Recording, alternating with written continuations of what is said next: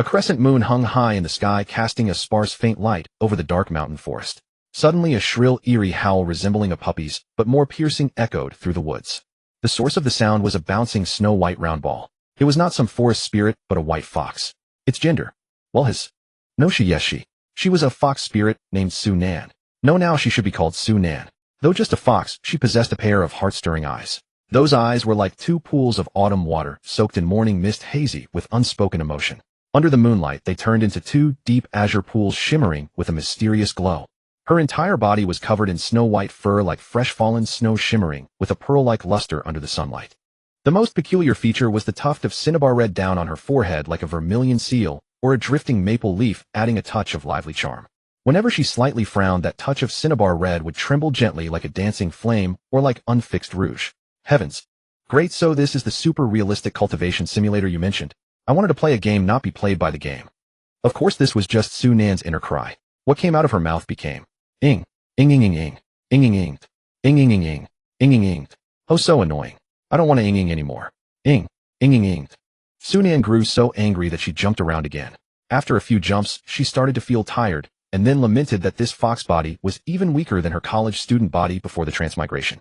Time could not flow backwards, so Su Nan had to accept the fact that she had become a fox. She shook her fluffy tail, and tiny water droplets fell from the tips of her fur. She walked on tiptoe across the damp moss, carefully avoiding every muddy puddle with each step. This place is too humid, she muttered to herself, her nose wrinkling slightly. I'll get my snow-white fur dirty soon. So Su Nan sneaked around. No, she foxed around in the forest looking for a place to shelter. Finally, Su Nan found a shelter under an old oak tree where there was a tree hollow. The thick trunk had a natural crack at the base lined with a layer of dry pine needles, emitting a faint resin fragrance. She extended her front paw to carefully poke around, and the dry leaves rustled, startling a few wood lice hiding deep inside. Su Nan didn't rush into the tree hollow, but instead found a dry spot outside to lie down. Her snow-white belly rose and fell gently with each breath, shimmering with a pearl-like luster under the dappled tree shadows. Her hind legs unconsciously kicked, and her fluffy tail swept over the aged bark, raising fine sawdust. Even the tuft of cinnabar down on her brow relaxed. She lay there sprawled out, letting the evening breeze brush over her soft belly like a boneless plush toy. They all say that transmigration turns you into a dragon-soaring hero with humiliation, face-slapping, acting cool, and marrying a stunning beauty, all in one go. If I hadn't transmigrated myself, I might have believed it. Su Nan, a second-rate liberal arts fresh graduate with all the disadvantages stacked perfectly, proving the phrase, graduation equals unemployment. The country didn't lack college students, but his family lacked one. Su Nan, as the first college student in his family, couldn't bear to tell his parents that he couldn't find a job even after becoming a college graduate. So he had to use the meager savings from before graduation to rent a place near the job market, waiting for the day he would be hired. Another day of unsuccessful job hunting. Su Nan slumped his shoulders, standing in front of the glass curtain wall of the subway station, seeing his blurred reflection. The once sunny college boy now seemed drained of all vitality. The cheap suit he bought online was wrinkled and wrapped around his thin frame, the shoulder pads sticking up ridiculously, and the cuffs were frayed. His tie hung crookedly around his neck like a faded ribbon. He remembered the time 4 years ago when he first entered university, sweating in a white t-shirt on the basketball court, when even his sweat glistened under the sun. But now, after 27 consecutive interview failures, dark circles had settled under his eyes, stubble sprouted unevenly on his chin, and even the simplest smile required all his strength. The draft at the subway entrance lifted his overly long bangs, revealing a new pimple on his forehead. In his suit trousers pocket was the last color-printed resume, which he had shamelessly asked back. The edges of the resume had been softened by sweat. Su Nan mechanically adjusted his collar, only to find a soy milk stain from the morning subway ride. Like his shattered job-seeking dream, no matter how he wiped it left ugly marks. On the subway, Su Nan murmured, "Alas, another day, nobody wants me. I'll try one more day tomorrow. Rent is due the day after. If it still doesn't work." He arrived at the door of his rental room, pushed open the creaking wooden door, and entered. Su Nan closed the door and stood in the entryway, staring blankly at his phone screen. The pitiful number in the bank app stung his eyes. The balance showed 217.63 yuan. He mentally calculated a hard-seat green train ticket to Guangdong cost 198 yuan, leaving 19.63 yuan, which would barely cover a cup of instant noodles, and he would have to budget carefully. Growl. His empty stomach emitted a protesting sound clear in the silent room. Su Nan subconsciously rubbed his belly, his fingers touching the slightly sunken abdomen beneath the cheap suit. He tossed the color-printed resume onto the bed. It slid half a meter across the yellowed sheet and stopped pitifully at the edge of the pillow. Dragging heavy steps, Su Nan walked toward the corner called kitchen. It was just 3 steps away, from the edge of the bed to the mottled induction cooker under the window. The entire rental room was in full view, a single bed with exposed springs, a paint-chipped folding table, and a bathroom less than 2 square meters separated by frosted glass. Oh, and also a useless piece of junk. A 20 square meter rental room. You want an independent kitchen. It's good enough to have a combined bathroom and shower. Why ask for a bicycle? Clatter clatter. Uffed. After toiling in the kitchen for a while, Chef Sue finally ordered a 12 yuan extravagant takeout. What terrible luck. If I had known I'd mistake the salt and sugar boxes that look the same, I wouldn't have. It's so salty, and I wasted 12 yuan on a takeout meal. Sunan distinctly remembered that the left box was salt and the right box was sugar. He didn't know why, but when he added sugar this time, the sugar box had become the salt box. This caused the lettuce he had picked up from the market, claiming it was for a fox, to become unbearably salty, and Su Nan immediately turned red. With a clang, he threw the spatula into the wok.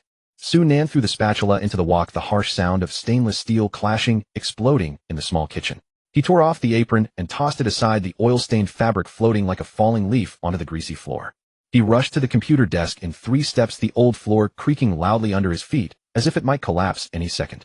He slammed into the gaming chair, and the synthetic leather groaned under the weight. He roughly flipped open the Marsman laptop, and the RGB backlight glowed garishly in the dim rental room. His fingers swiped furiously on the phone screen, ordering takeout with a vengeful energy. After completing the order, Su Nan suddenly seemed to have his bones removed, falling straight back like a discarded doll. The expensive gaming laptop glowed coldly on the paint-chipped old wooden table, and the hydraulic rod of the gaming chair occasionally let out a hiss of air leakage. These 2 shiny pieces of equipment huddled in the moldy corner, forming an absurd contrast with the mottled walls and cracked floor, like 2 aristocrats who had wandered into a slum, out of place and helpless. What is the meaning of life? Play a few games. I think it's still meaningless. Play a few games. These were the wise words of ancient sages, and Su Nan cried when he understood them. So Su Nan aspired to become a high-level player. Without hesitation, he moved the mouse on the sister Yu's big sweaty feet, mouse pad, and clicked several times to log into a game called Ascend to Immortality. While this production team called Heavenly Dao is so arrogant, they dare claim this is the most realistic cultivation simulator. Let me, your Lord Su, see how real it is. Game loading. Suddenly a flash of white light. Wait, wrong scene. Ascend to Immortality. Launch. Wow, so bright. I thought it was Ascend to Immortality. Yo, this character creation interface is pretty realistic. While the trees in the background are really tree-like, the grass is really grass-like, and the sky, well, really sky-like. Calling himself a cultured man, Su Nan, after no longer using WOC, for everything, squeezed out these few words of praise. This male character is so handsome. As a hot-blooded old lecher-good man, I definitely want to play.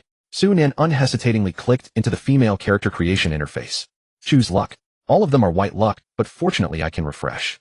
On the luck selection interface, there were 9 types of luck from which you could choose 3 as starting luck. Refresh, refresh, refresh. Because the luck could not be locked after 20 minutes of refreshing, Su Nan finally got 2 red luck appearing at the same time. One was Supreme Talent, and the other was City Toppling Beauty. Su Nan's hand, almost cramping, twitched at the corner of his mouth. Supreme Talent is good, cultivation and comprehension are invincible.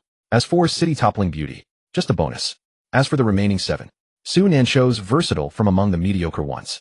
He definitely wouldn't choose singing and dancing to become a geisha, right?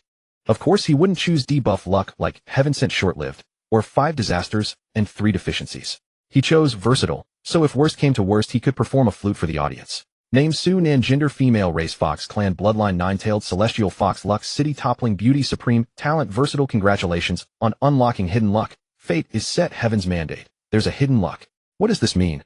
Su Nan thought for a moment, couldn't figure it out, and decided it was something like the Son of Destiny. He rubbed his hands together like a fly. Now comes the exciting moment of character customization. Definitely choose a white fox. I love white foxes, Wow, those big white ears, those 9 big white tails, those big white. Ahem, I'm a gentleman. Hey, why is there underwear? You're not realistic at all. You don't deserve to be a streamer. Su Nan looked at the created character and fell into contemplation, rubbing his chin with his right hand. It was a bit prickly. Something's missing. So a black mole was added to the character's ample chest. How to describe it? This mole him just right. Su Nan put down the mouse and stared blankly at the character on the screen. The Su Nan in the screen stood under the moonlight, 172 centimeters tall, with a slender waist and graceful curves. Above her head a pair of snow-white fox ears twitched gently, sometimes alertly perked up, sometimes lazily drooping, revealing a wild and nimble charm. Behind her 9 fluffy fox tails, like clouds unfurled, swaying leisurely in the night breeze, every strand seemingly imbued with silver light, soft enough to make one want to reach out and touch. Her skin was fairer than snow, and between her brows was a cinnabar red flower-shaped mark, bright as vermilion, setting off her captivating, soul-stirring eyes. Below the collarbone, her full chest rose and fell gently with each breath, the curve of a sea cup, just right, neither too voluptuous nor lacking in soft charm. And on the snow-white skin, a small black mole adorned the left chest near the heart, like an accidental ink drop, adding a touch of hidden allure. She was barefoot with slender arches and 10 toes as white as jade, nails of faint pink. When she stepped on the bluestone, her toes touched lightly, as if walking on clouds unstained by dust. Occasionally her toes curled slightly, revealing a hint of playfulness and shyness, making one want to hold them in the palm of their hand and carefully examine them.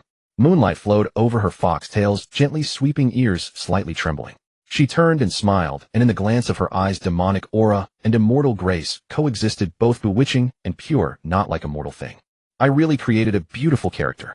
Sunan looked at the screen like a love-struck fool. Actually, he could drop the like. Also, does anyone have a Ascend to Immortality adult mod? Online urgent. After admiring his own, or rather the game's beauty, Sunan clicked the Enter Game button in the lower right corner.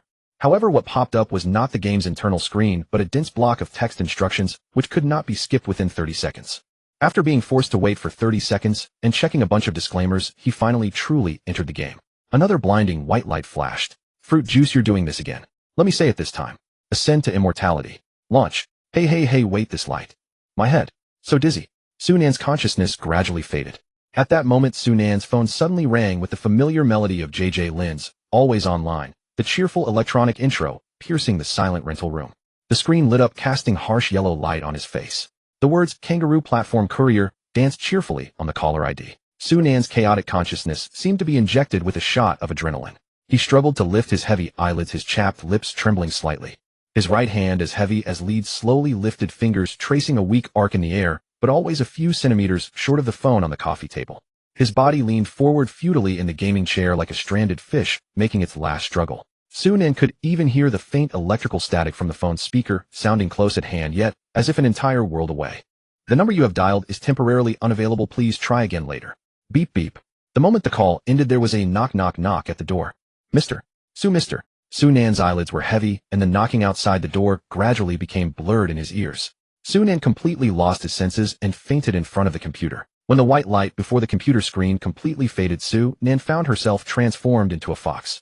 Oh no, now she should be called Sunan. Thus, after Sunan woke up the scene before the previous text occurred. Sunan pulled herself away from the long memory, those chaotic images receding like a tide. She slowly opened her eyes, first moving her front paws, the pink pads gently rubbing against the ground. Then she propped herself up with a lazy and elegant posture. Sunan lowered her head and licked the fluff of her front paws, her tongue skillfully grooming each strand of hair. Her iconic fox ears twitched slightly. She raised her hind legs, starting from the base of the ear, carefully grooming the fluff on the ear, her movements skillful, as if born instinctively.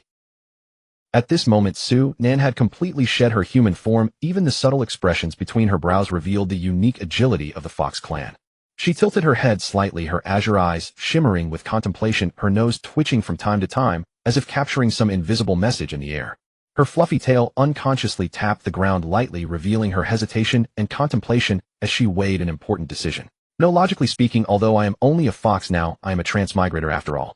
Shouldn't I also have the golden finger that every transmigrator has? Then Sunan, based on her experience of reading novels in her previous life, began to search for the golden finger. Sunan called out in her mind things like willow tree, little green bottle, a certain cicada, etc. No reaction. It seems my golden finger is not the sea of consciousness type. Sunan unwillingly shook her fluffy tail, a stubborn glint flashing in her azure eyes. She began to anxiously search through her own body, clumsily fumbling with her front paws through the fur on her neck, then turning her head to bite the fur on her hind legs, looking like a silly fox troubled by fleas. Suddenly, as if a thought struck her, she spun around in place, trying to chase her own swaying tail tip, but stumbled and nearly fell. She steadied herself, her ears flattened back in embarrassment, clearly annoyed by her own ridiculous antics. Finally, her gaze fell on the tuft of fur between her eyebrows. There was a small cluster of cinnabar red fur strikingly conspicuous against the pure white coat. Sunan raised a front paw, carefully poked at it a few times, then gritted her teeth and abruptly pulled out a few strands. Woo! She trembled in pain, her eyes instantly moistening, crystal teardrops hanging on her lashes about to fall. But besides a few drifting cinnabar red fluffs, nothing happened. Sunan licked her paw pitifully, because even if it hurt on her forehead, she couldn't lick it, and her tail drooped dejectedly. It seems my golden finger is not the old man in my head type either. Then there is only one last possibility. Sunan took a deep breath and shouted, "System." Ing. No response. Tongzi G. Ing. Still no response. System daddy. Ing. As soon as Sunan said this, a deep male voice with a slightly bubbly tone sounded in her mind. Ding keyword detected unlocking system. 15099 unlocking failed. A huge question mark appeared above Su Nan's head, then the question mark turned red. Go to hell. Ing ing ing ing. Haha, the host is so easy to tease. Congratulations, host unlocked the Devouring Evolution System. You can call me Night Fox. I will help you become the strongest nine-tailed celestial fox. Night Pot. Good name. Night Fox. Okay, Night Pot, I got it, Night Pot. It's Night Fox. Alright, Night Fox, Night Pot, it's all the same, don't be so picky. Also, little Night Pot, can you change your voice to a charming, seductive, mature female voice? Your current voice sounds like a slipper stuck in the door. Seeing the system silent again, Su Nan felt a sense of sweet revenge. At the host's strong request, the system has switched the voice to a charming, mature female voice. The system's voice sounded in Su Nan's mind. How to describe it? That voice contained just the right amount of breath, like the faint sound made by fingertips rubbing silk. When speaking with emotion, it would suddenly lighten, becoming a whisper, like a feather brushing past, making one involuntarily want to lean in and listen. Occasionally a light laugh escaped from her throat, carrying 3 parts laziness and 7 parts playfulness, like pearls rolling on deep red velvet, both noble and alluring. Su Nan's fox face instantly flushed red. System products are always top-notch. Nightpot, you really understand me. After teasing, Su Nan got down to business. Nightpot, what functions do you have? For the host to get up at night. Due to insufficient host permissions, only the attribute panel is currently open. The shop and minimap will be unlocked after the host enters the chi refining stage. As soon as the words finished, a blue electronic panel flashed before Su Nan's eyes, detailing her attributes. Of course, only Su Nan could see it. From an outsider's perspective, everything in front of Su Nan was still pitch black. Name: Su Nan. Gender: female. Lux: stunning beauty. Supreme talent: versatile collapsible. Info: lifespan 12. Bloodline: mortal. Wild fox. 100 realm. None. Currently unable to break. Through technique. None. Equipment. None. Evolution points 0. Host can choose to collapse information. Collapsed info will be folded when opening the panel next time. Su Nan's mouth twitched. Am I a 3-0 fox now? Nothing at all. And this luck? A fox with supreme talent, stunning beauty, and versatility. I'm not a furry. Su Nan, out of sight, out of mind, decisively folded the luck information. You're such a useless little night pot. Detecting host insulting the system, now administering electric shock punishment. Don't come near me. Su Nan let out a loud scream like a marmot. After the electric shock, Su Nan lay helplessly on the ground. Nightpot, can you explain the realms? Since you asked sincerely, I will tell you mercifully. The realms are Chi, Refining, Foundation, Establishment, Golden Core, Nascent, Soul, Spirit, Transformation, Void, Refining, Body, Integration, Tribulation, Transcendence, Great Ascension. Chi Refining stage has levels 1 to 9, with a very few reaching the 10th level. The remaining realms all have 4 layers: early, middle, late, and perfection. Foundation Establishment is divided into Human Tao Foundation, Earth Tao Foundation, Heavenly Tao Foundation. Golden Core is divided into 5th to 1st grade, 5th grade, worst, 1st grade, best. Nascent Soul is divided into Human Tao, Nascent Soul, Earth Tao, Nascent Soul, Heavenly Tao, Nascent Soul. Chi Refining to Nascent Soul are all laying the foundation. Only when breaking through to Spirit Transformation does one truly touch the path of longevity. Of course, the better the foundation laid in the early stages of a cultivator, the smoother the path ahead, and the stronger the combat power. For example, among 2 Golden Core early stage cultivators with Human Tao Foundation, a 5th grade Golden Core can hardly defeat a 4th grade Golden Core. If one simultaneously breaks through with Chi Refining 10th level Heavenly Tao Foundation, 1st grade Golden Core, and Heavenly Tao Nascent Soul, then this will be a monstrous talent that can suppress an entire era. Because these can only be achieved by those with great fortune, not just by reaching the required strength. Oh, what about techniques? Technique levels are tied to cultivation levels. For example, a Chi Refining cultivator can practice Chi Refining techniques, but cannot practice Foundation Establishment techniques. A Foundation Establishment cultivator can practice Chi Refining techniques, but there is no need. Generally, as cultivation advances, one seeks the next level continuation of the initial technique or cultivates a technique of the same type at the current realm. Technique proficiency levels from high to low are perfect, great completion, small completion entry. What about bloodlines? Taking the host race, Fox Clan, as an example, the number of tails represents the level of bloodline. The more tails, the higher the bloodline level. At the same time, the level of bloodline determines the upper limit of this fox demon. For example, a single-tailed fox demon can at most cultivate to Foundation Establishment perfection and cannot break through, but a 3-tailed fox demon is very likely to achieve Earth Tao Foundation, and reaching Golden Core stage is just a matter of time. Moreover, there is definitely suppression between the same race bloodlines, and if the bloodline level of one side is too high, even between different races, suppression will occur. For example, a 4-tailed fox demon at early Foundation Establishment can make a single-tailed fox demon at Foundation Establishment perfection surrender without a fight. A 9-tailed celestial fox, even without any cultivation, can make an ordinary spirit beast with nascent soul cultivation kneel and submit. This is the bloodline suppression among demon beasts. Stop, master, stop chanting, my brain is about to explode. After listening to a long explanation about realms techniques and bloodlines, Su Nan had a headache. After thinking for a long time, Su Nan chose not to think anymore. I'll cross that bridge when I come to it. I'll delve deeper when I encounter it. Also, Nightpot, did you get it wrong? Before I transmigrated, didn't I choose nine-tailed celestial fox bloodline? How come it's now a mortal wild fox? Isn't this fraud? Su Nan asked the question in her mind. Please review the subject host. I am a devouring evolution system meant to let the host become a nine-tailed celestial fox step by step. If the host were already a nine-tailed celestial fox from the start, then you would be your own golden finger, and what would you need me for? Oh, stingy. Su Nan's face showed disdain. Nightpot, what cultivation level do I need to reach to transform? Su Nan's expression turned to disgust as she looked at the fur on her body. When the host's cultivation reaches the foundation establishment stage, you can transform. Before that, at the chi refining stage, you can use spiritual energy to temporarily achieve the effect of transformation. Then system, what exactly can I devour? Of course you can devour anything. Before the system could finish, the impatient Su Nan had already opened her sharp fox mouth and bit into the damp soil at the edge of a tree hollow. Sharp canine teeth sank deep into the mud layer, the fibers of withered grass mixed with the rotten soil instantly exploding in her mouth. The musty smell of decaying leaves, the damp, earthy smell rushing straight to her head, along with the sticky touch of unknown insect eggs, all churning together on her tongue. Ugh! Nightpot is better than this. Ugh! All of Su Nan's fur bristled, her front paws gripping the ground, her pink throat contracting violently. She shook her head violently, clumps of mud stuck with saliva flying out in parabolic arcs, drawing several messy curves in the sunlight. Residual dirt stuck between her teeth, the bitter taste made her keep scraping her tongue with her paws, even her ear tips trembling from the nausea. Her fluffy tail bristled like a feather duster, every dry heave making a slap sound as it hit the ground. Not. Haha, the host can devour flesh and blood and any items containing spiritual energy. But devouring overly powerful spiritual objects will not only fail to gain evolution points, but will instead be backlashed and explode. Nightpot, I curse you, XXX. Su Nan felt that the system was sneering at her, and she turned red again and started cursing at the air. As soon as the words fell, another electric shock came. Su Nan refused to accept the system's electric shock, but the principle was in the system's hands. Can I directly devour the spiritual energy in the air? No, because that would be a bug. Su Nan was speechless. What is equipment? Is it the equipment I understand from playing games? The host's guess is about right. Equipment is a general term for weapons and defensive items. The levels from low to high are Dharma artifact, treasure artifact, spirit artifact, immortal artifact. Each level can be divided into supreme, superior, medium, inferior. Does the host have any other questions? Nightpot, don't you have a newbie gift pack? Of course. No. Su Nan was about to speak again when a lightning-like warning appeared on the system panel. Su Nan couldn't help but shiver and chose to shut up. Su Nan's ear tips suddenly trembled, her fluffy tail instantly tensed. Rustle, rustle. The sound of dry leaves rubbing came from the depths of the bushes like someone gently scraping tree bark with sandpaper. Hiss, hiss.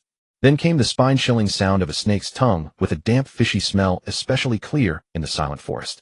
All her fur bristled involuntarily, her front paws pressing down, slightly claws silently sinking into the soft soil. Her azure pupils contracted into thin lines, staring fixedly at the swaying bushes ahead, where a few leaves were trembling unnaturally, as if something smooth was slithering past. She could feel behind the trembling leaves a pair of cold vertical pupils locking onto her. Without a doubt it was a snake. As for why a snake came here, Su Nan thought it might be because of her earlier screaming that attracted a predator. Su Nan's breath instantly froze. In the shadow of the bushes, first a crimson forked tongue slowly extended, the tip trembling in the air. Then a pair of cold dark green vertical pupils appeared in the dimness. That triangular head slowly rose, scales gleaming with a metallic cold light under the sunlight. As it slithered, brown diamond-shaped patterns on its back appeared and disappeared like a string of eerie runes branded on the snake's body. The moment it became still, the entire snake seemed to merge with the withered branches and leaves, only those eyes, without warmth, always locked on Su Nan's every move. This was a 2-foot-long female 5-step snake. Su Nan looked at the highly venomous snake similar in size to herself and fell into contemplation. In this silent atmosphere, Su Nan caught the scent of the 5-step snake, which seemed similar to the disgusting soil smell from earlier. That is to say, ugh. So this tree hollow is the snake's nest. How could I forget that you can't just approach any hole in the jungle? What should I do now? Online urgent waiting. Su Nan's mind went into a brainstorming session, weighing the outcomes of running or fighting. Since I can't escape, I'll fight.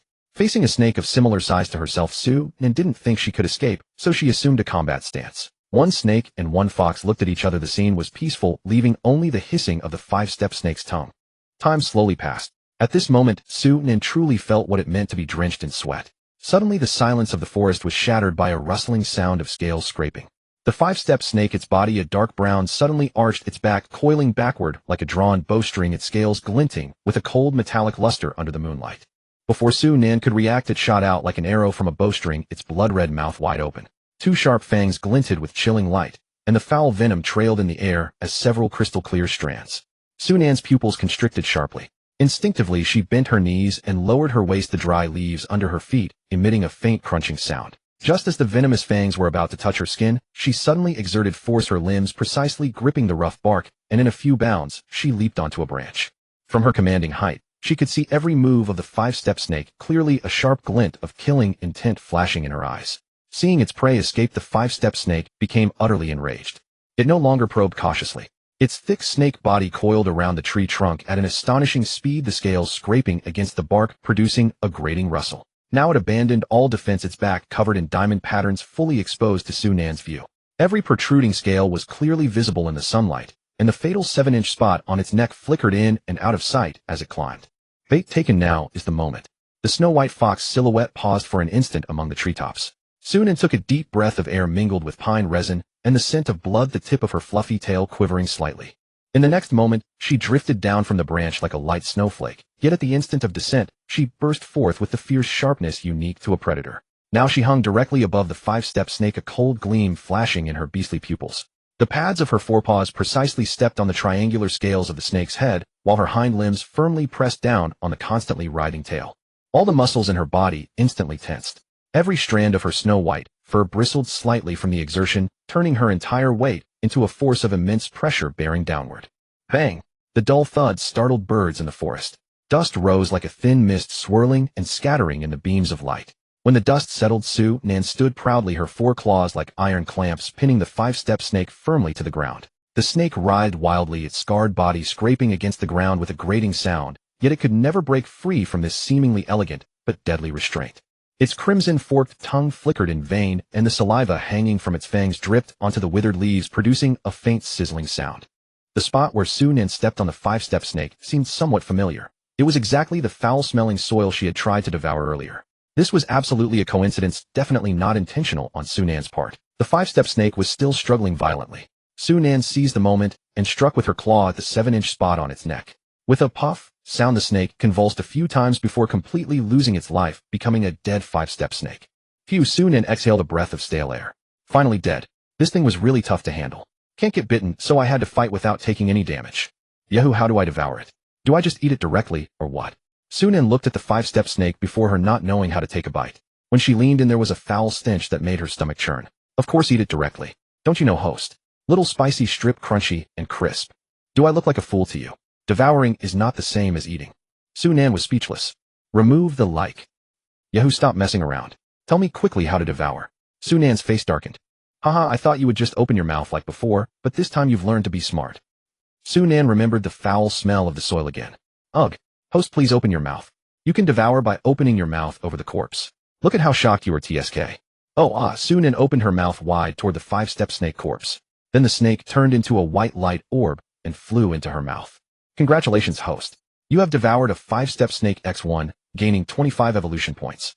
The current creature contains no spiritual energy and has no cultivation, so its bestiary cannot be unlocked. Congratulations, host. You have completed the achievement, First Devour, receiving 10 evolution points. Total evolution points gained, 35. Current remaining evolution points, 35. Su Nan looked disdainful. How can it be so few? I thought devouring once would be enough to evolve my bloodline. Host, you are beautiful. Su Nan was a bit unaccustomed to such praise. Dream on. Su Nan opened her small mouth, but before she could say those 3 words. Host, I know what you're going to say, but I advise you not to say it. Then a lightning warning icon appeared on the system panel. Su Nan succumbed to the system's tyranny. Definitely not, because she was afraid of being electrocuted. Forget it. Everyone has it hard. 35 is fine. Su Nan thought to herself. It's not too bad. I don't have to eat that foul-smelling beast meat. I get evolution points and feel full at the same time. I still need 65 points to evolve. I'll go hunt some animals in the next few days. And one more thing, Yahoo. Host, please speak. What is the use of this bestiary? After you officially embark on the path of cultivation, the creatures or spiritual beings you devour will be recorded in the bestiary. You can temporarily transform into the recorded creature or spiritual being at your current cultivation level, inheriting all its spells and attacking with your current cultivation. The higher your cultivation, the more significant the effect. I see, but that has nothing to do with me right now. With that, Sun carefully crawled into the tree hollow. The damp bark scraped against her shoulder, leaving a shallow trail of mud. Surprisingly, the inside of the tree hollow was remarkably clean, as if someone had meticulously tidied it. The air was thick with the scent of pine resin mingled with the fragrance of soil, which slightly relaxed her tense nerves. Wait, what is this? Sun suddenly stopped, her pupils slowly dilating in the darkness. By the faint light filtering through the entrance, she saw a nest of creamy white snake eggs neatly arranged on a pile of dead leaves deep inside the hollow.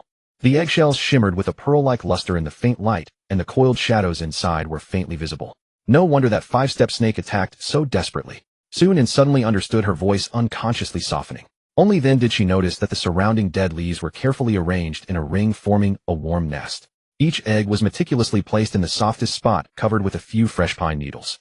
Sun walked toward the nest of snake eggs with a lecherous grin. Hee, extra meal, little snake eggs. Your Lord Su will send you to reunite with your mother right now, hee. Congratulations, host. You have devoured 5-step snake eggs X12, gaining 6 evolution points. Current remaining evolution points, 41. Yes, I'm one step closer to entering the cultivation world. Sun looked proud and smug. I am a woman who will become a fairy king. She fantasized in her mind, occasionally letting out a strange hee laugh. Before long, Sun fell into a deep sleep.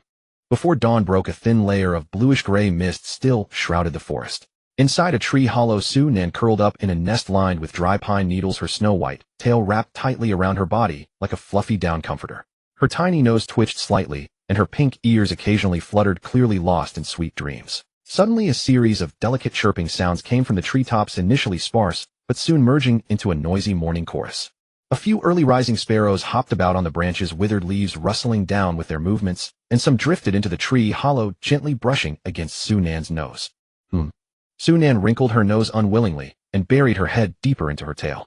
However, the sparrows grew increasingly lively, with one even boldly hopping to the edge of the tree hollow, tilting its little head to curiously examine the snowy fluff ball inside. Her long eyelashes trembled slightly before Sunan finally opened her sleepy eyes, which shimmered with a hazy mist. She gave a small yawn, revealing her pink tongue tip and sharp canine teeth. Seeing this, the bird quickly fluttered away. How annoying, you silly birds. Your master Su will swallow you all someday. Sunan stepped out with her head tilted back, her eyes reflecting the sparrows hopping on the treetops.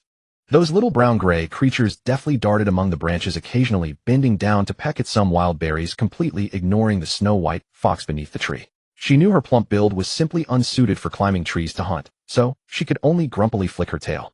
Ing! Sunan scratched at the rough tree trunk with her front paws, as if venting frustration, her sharp claws leaving several faint white marks on the bark. Her fluffy big tail impatiently slapped against the ground, kicking up a few withered leaves. Actually, according to a fox's natural habits, such prolonged sleep wasn't necessary. But within Sunan's body still lingered a human biological clock, that lazy habit of oversleeping until the sun was high in the sky before transmigrating. At this moment, Sunan was experiencing typical morning irritability, her ears drooping listlessly. The pine needles in the tree hollow still carried the residual warmth of her body.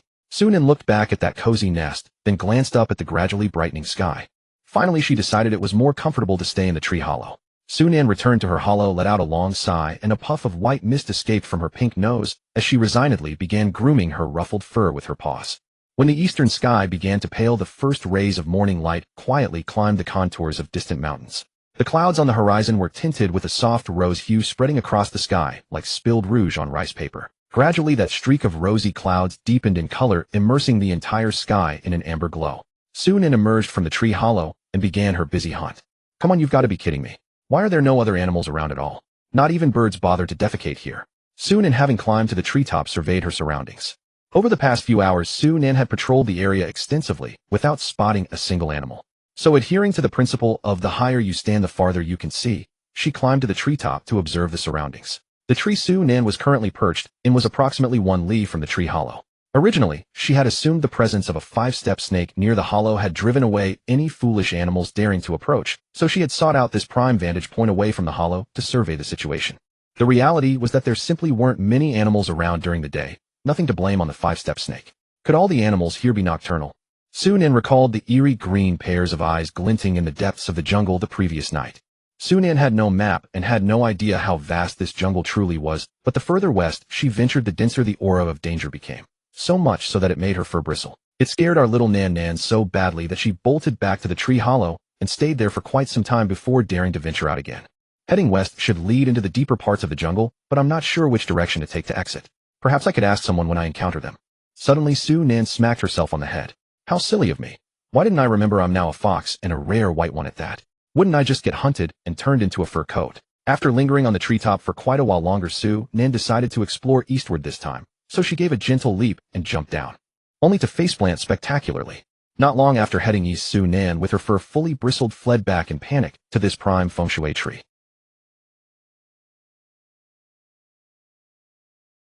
Su Nan decided not to run around aimlessly anymore today, since she was too exhausted and it was too dangerous. She resolved to conduct deeper exploration of the surroundings only after unlocking a mini-map. Lost in thought, the weary Su Nan fell asleep in the tree. When dusk settled, something she had been busy with throughout the day remained unknown, but Master Su certainly had another full day of toil behind her as she trudged toward the tree hollow. Since this place was truly barren, Su Nan even briefly considered whether she could consume maggots. Su Nan fought back nausea as she opened her mouth toward the wriggling mass of maggots, only to discover with surprise that the protein transformed into a white orb, indicating she could indeed consume it. However, the system's cold voice in her mind felt like a bucket of ice water dumped over Su Nan's head. Detected that the consumed organism is too minuscule and no skill points can be provided. Undeterred, Su Nan found a particularly pungent dung beetle and opened her mouth once more. Godnight Pod, is this big enough now? Detected that the consumed organism is too minuscule and no skill points can be provided. What the hell isn't protein meat? In this desolate wasteland, where am I supposed to find animals? Su Nan felt a sudden headache. There might be animals to the east and west, but my instincts are telling me that going there now would be throwing my life away. We're all trying our best to survive, Su Nan muttered, having hit dead ends everywhere. She was finally nearing the tree hollow. Something's off. 9 out of 10 times something's wrong. Su Nan's fur bristled once more. A fishy stench permeated the surroundings, growing stronger the closer she got to the tree hollow. I don't recall the smell being this intense yesterday. Su Nan cautiously observed her surroundings. Suddenly, she sensed something amiss. Her ears perked up alertly, and the fluffy fur on her neck bristled slightly. In the shadows above the tree hollow, 2 faint, chilling glimmers briefly flashed. Su Nan held her breath and slowly shifted her position to adjust her viewpoint. Just then, sunlight pierced through the forest mist, illuminating that concealed corner. A pair of elongated dark green pupils locked onto her intently, like 2 upright emeralds radiating an eerie luminescence in the darkness. As the light shifted, those eyes would contract into narrow slits one moment and expand into ovals the next, exuding the distinctive, dangerous aura of a predator. Su Nan's claws unconsciously sank into the soft soil. She could clearly see that the area surrounding those eyes was covered in fine scales. What chilled her to the bone even more was that those pupils constantly adjusted subtly in response to her movements, as if they had already locked her into their focal point. No way, it's another snake. Did I stumble onto a snake den? Su Nan felt both nervous and excited. If it's a 5-step snake similar to yesterday's, that would be a gift from heaven. However, Su Nan's instincts warned her this was far more complicated than she thought for. As she met those serpent eyes, every hair on her body stood on end. Warning. Warning. Detected a Chi refining layer 1 demon beast. 5-step snake king. Please host evacuate the area immediately. Current host survival rate 0.01 WTF. Are you kidding me? How could such a cliched plot of hurting the young and the old retaliating happen to me? Su Nan immediately turned and ran without hesitation. Host, if you think about it this way, when you step out, your husband and children are all killed in tragedy, and the culprit leaves a mark like "been here" at your home. You'd also be furious like this snake right now. That does make sense. Su Nan's doubts were cleared, yet she still felt something was off. Wait, I'm male. Where would I get a husband and children from? Ah, yes. You're male, a male of female gender. Knowing she couldn't argue with the system, Su Nan simply chose to automatically block out its words. Seeing the white fox in the distance, lock eyes with it before instantly fleeing, the 5-step snake king atop the tree leaped directly from the crown and began pursuing Su Nan. Su Nan glanced back and saw a massive snake coiling through the air. I'm done for. Sensing the threat of death, Su Nan panicked. What should I do? Originally, there was nearly a 200-meter gap between the snake and the fox, but under the 5-step snake king's full-speed pursuit within less than 20 seconds, that distance shrank to under 10 meters. Su Nan's chest heaved violently. Each breath felt like swallowing a ball of fire that scorched her throat. Her snow-white fur was already soaked with sweat, clinging damply to her body, and her limbs felt as heavy as lead. The muscles in her hind legs trembled uncontrollably from overexertion, and her paw pads ached from being ground against sharp gravel and stones. Can't anymore. Su Nan panted intermittently, her pink tongue lolling limply from her mouth. The white vapor from her breath condensed into frost in the frigid air. The sound of scales scraping behind her grew increasingly closer, like the whispers of death itself. Even though she had pushed herself to the absolute limit, her limbs nearly moving fast enough to leave afterimages, the 5-step snake king was still closing in at an astonishing pace. The sound of that colossal serpent body crushing through withered branches and rotting leaves was like drumbeats summoning death. Soon and could even smell the fishy stench emanating from behind mingled with the scent of mortality. In despair, she realized the distance between herself and death was shrinking at a visibly rapid pace. Each time she glanced back, those cold vertical pupils seemed to draw a fraction closer, as if they would devour her completely in the next instant. Nightpot, do you think I'll die? I don't know. If I die, will you disappear too? I don't know. Why don't you know anything? At this point, Su-Nin was too tired to banter with the system. What a pity. You, a lousy system, have encountered me, a lousy host. I may be lousy, but please don't speak ill of yourself, host. My host is definitely not lousy. Su-Nin suddenly found the usually unreliable system to be rather heartwarming at this moment. Suddenly an idea struck Su-Nin. Nightpot, can you actively electrocute organisms other than me? No. Then when you shock me, can the electricity be conducted outward? Yes. Wait, host, what are you planning? Hee, I have a plan. Su-Nin stopped in her tracks and began to sneer. Su-Nin, what exactly are you doing? Without cultivation base, how can we possibly counter the 5-step Snake King? Hearing the system's anxious voice in her mind, Su-Nin replied calmly and slowly. It's simple. I just get shocked. The 5-step Snake King reared its hideous head, its scarlet tongue flickering as it caught the sudden hesitation of the white figure ahead. Its cold vertical pupils contracted slightly, flashing with a hint of doubt. Why had this little fox suddenly given up on fleeing? Yet quickly this hesitation was supplanted by the predator's arrogance. It was certain that this was merely the despair of an exhausted prey. The snake's body tensed briefly like a fully drawn bowstring before suddenly launching forward. Its bloody maw gaped to an astonishing angle, two venomous fangs gleaming with a faint cold blue light aimed directly at Su-Nin's snowy white neck. Foul, stenchy saliva trailed thin threads through the air as the breath of death rushed toward her. Surprisingly, Su-Nin stood frozen in place, completely motionless. Her fluffy tail drooped powerlessly as though she had utterly abandoned all resistance. But upon closer inspection, an unusual light flickered within her eyes. At the very instant the fangs were about to pierce her fur, a sudden mutation occurred. Su-Nin's snowy white fur suddenly stood on end as blinding blue-white electricity erupted from her entire body. The current, like countless tiny silver serpents, surged along the 5-step Snake King's fangs and instantly coursed through its entire body. Hiss! The 5-step Snake King let out a painful shriek, its thick muscular body convulsing uncontrollably. Every single scale trembled amidst the electric current, and its once fluid muscular lines twisted into bizarre, grotesque contortions. However, the mucus secreted from its skin quickly began to take effect, and the intensity of the electricity diminished at a speed visible to the naked eye. The terror in those vertical pupils was gradually replaced by violent rage, and its tail began to twitch restlessly. It seems this bit of electricity is far from enough. A flash of resolve crossed Su-Nin's eyes, her pupils instantly contracting into thin slits. She suddenly snapped her mouth open, revealing her sharp canine teeth, and bit down, without hesitation, on the most vulnerable scales on the neck of the 5-step Snake King. With a sharp crack, her razor-like teeth pierced through the hard scales, sinking deep into its flesh. Warm snake blood instantly flooded her mouth, the metallic, sickeningly sweet taste causing Su-Nin's stomach to churn. Suppressing her nausea, she clamped her limbs tightly onto the serpent's body, anchoring herself firmly to the thrashing frame of the 5-step Snake King. Subsequently, Su-Nin cursed even more violently in her mind. You stinking chamber pot, screw you. It's Night Fox. Shitty chamber pot, you're just a giant piece of shit. It's Night Fox. You damn chamber pot. It's chamber pot. No, it's Night Fox.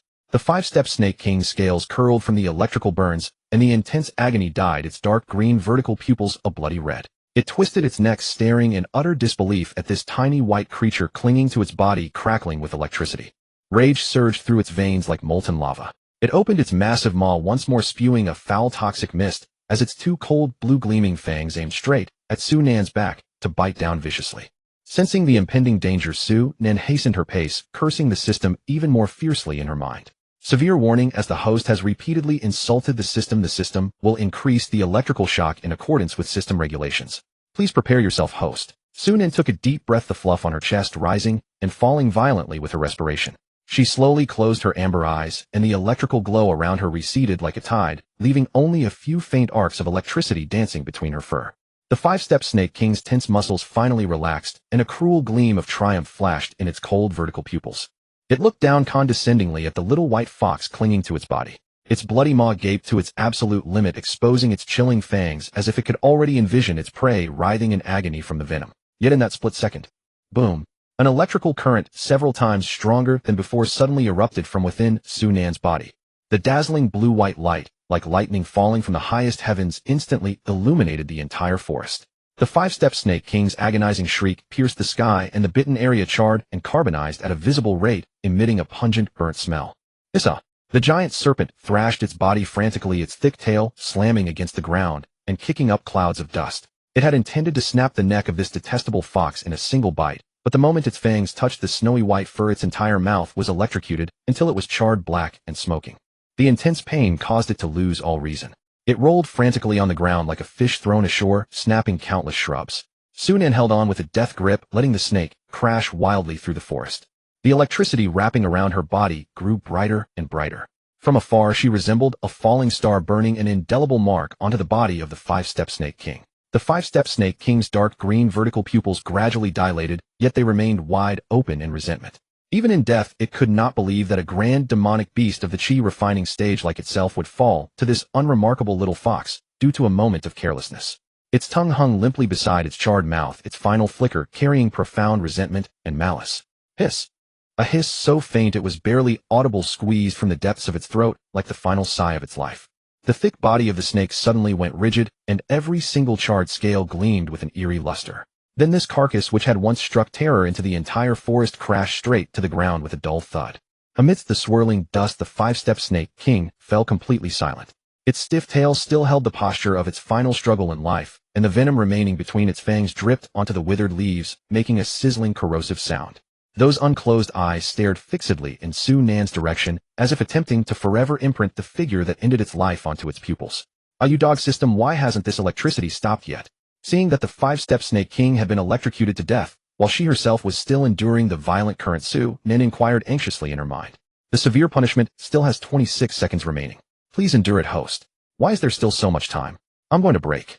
Su Nan wanted to cry, but had no tears. Are you taking personal revenge? Hee. Knowing the dog system's petty nature, Su Nan had no choice but to continue enduring the electrocution.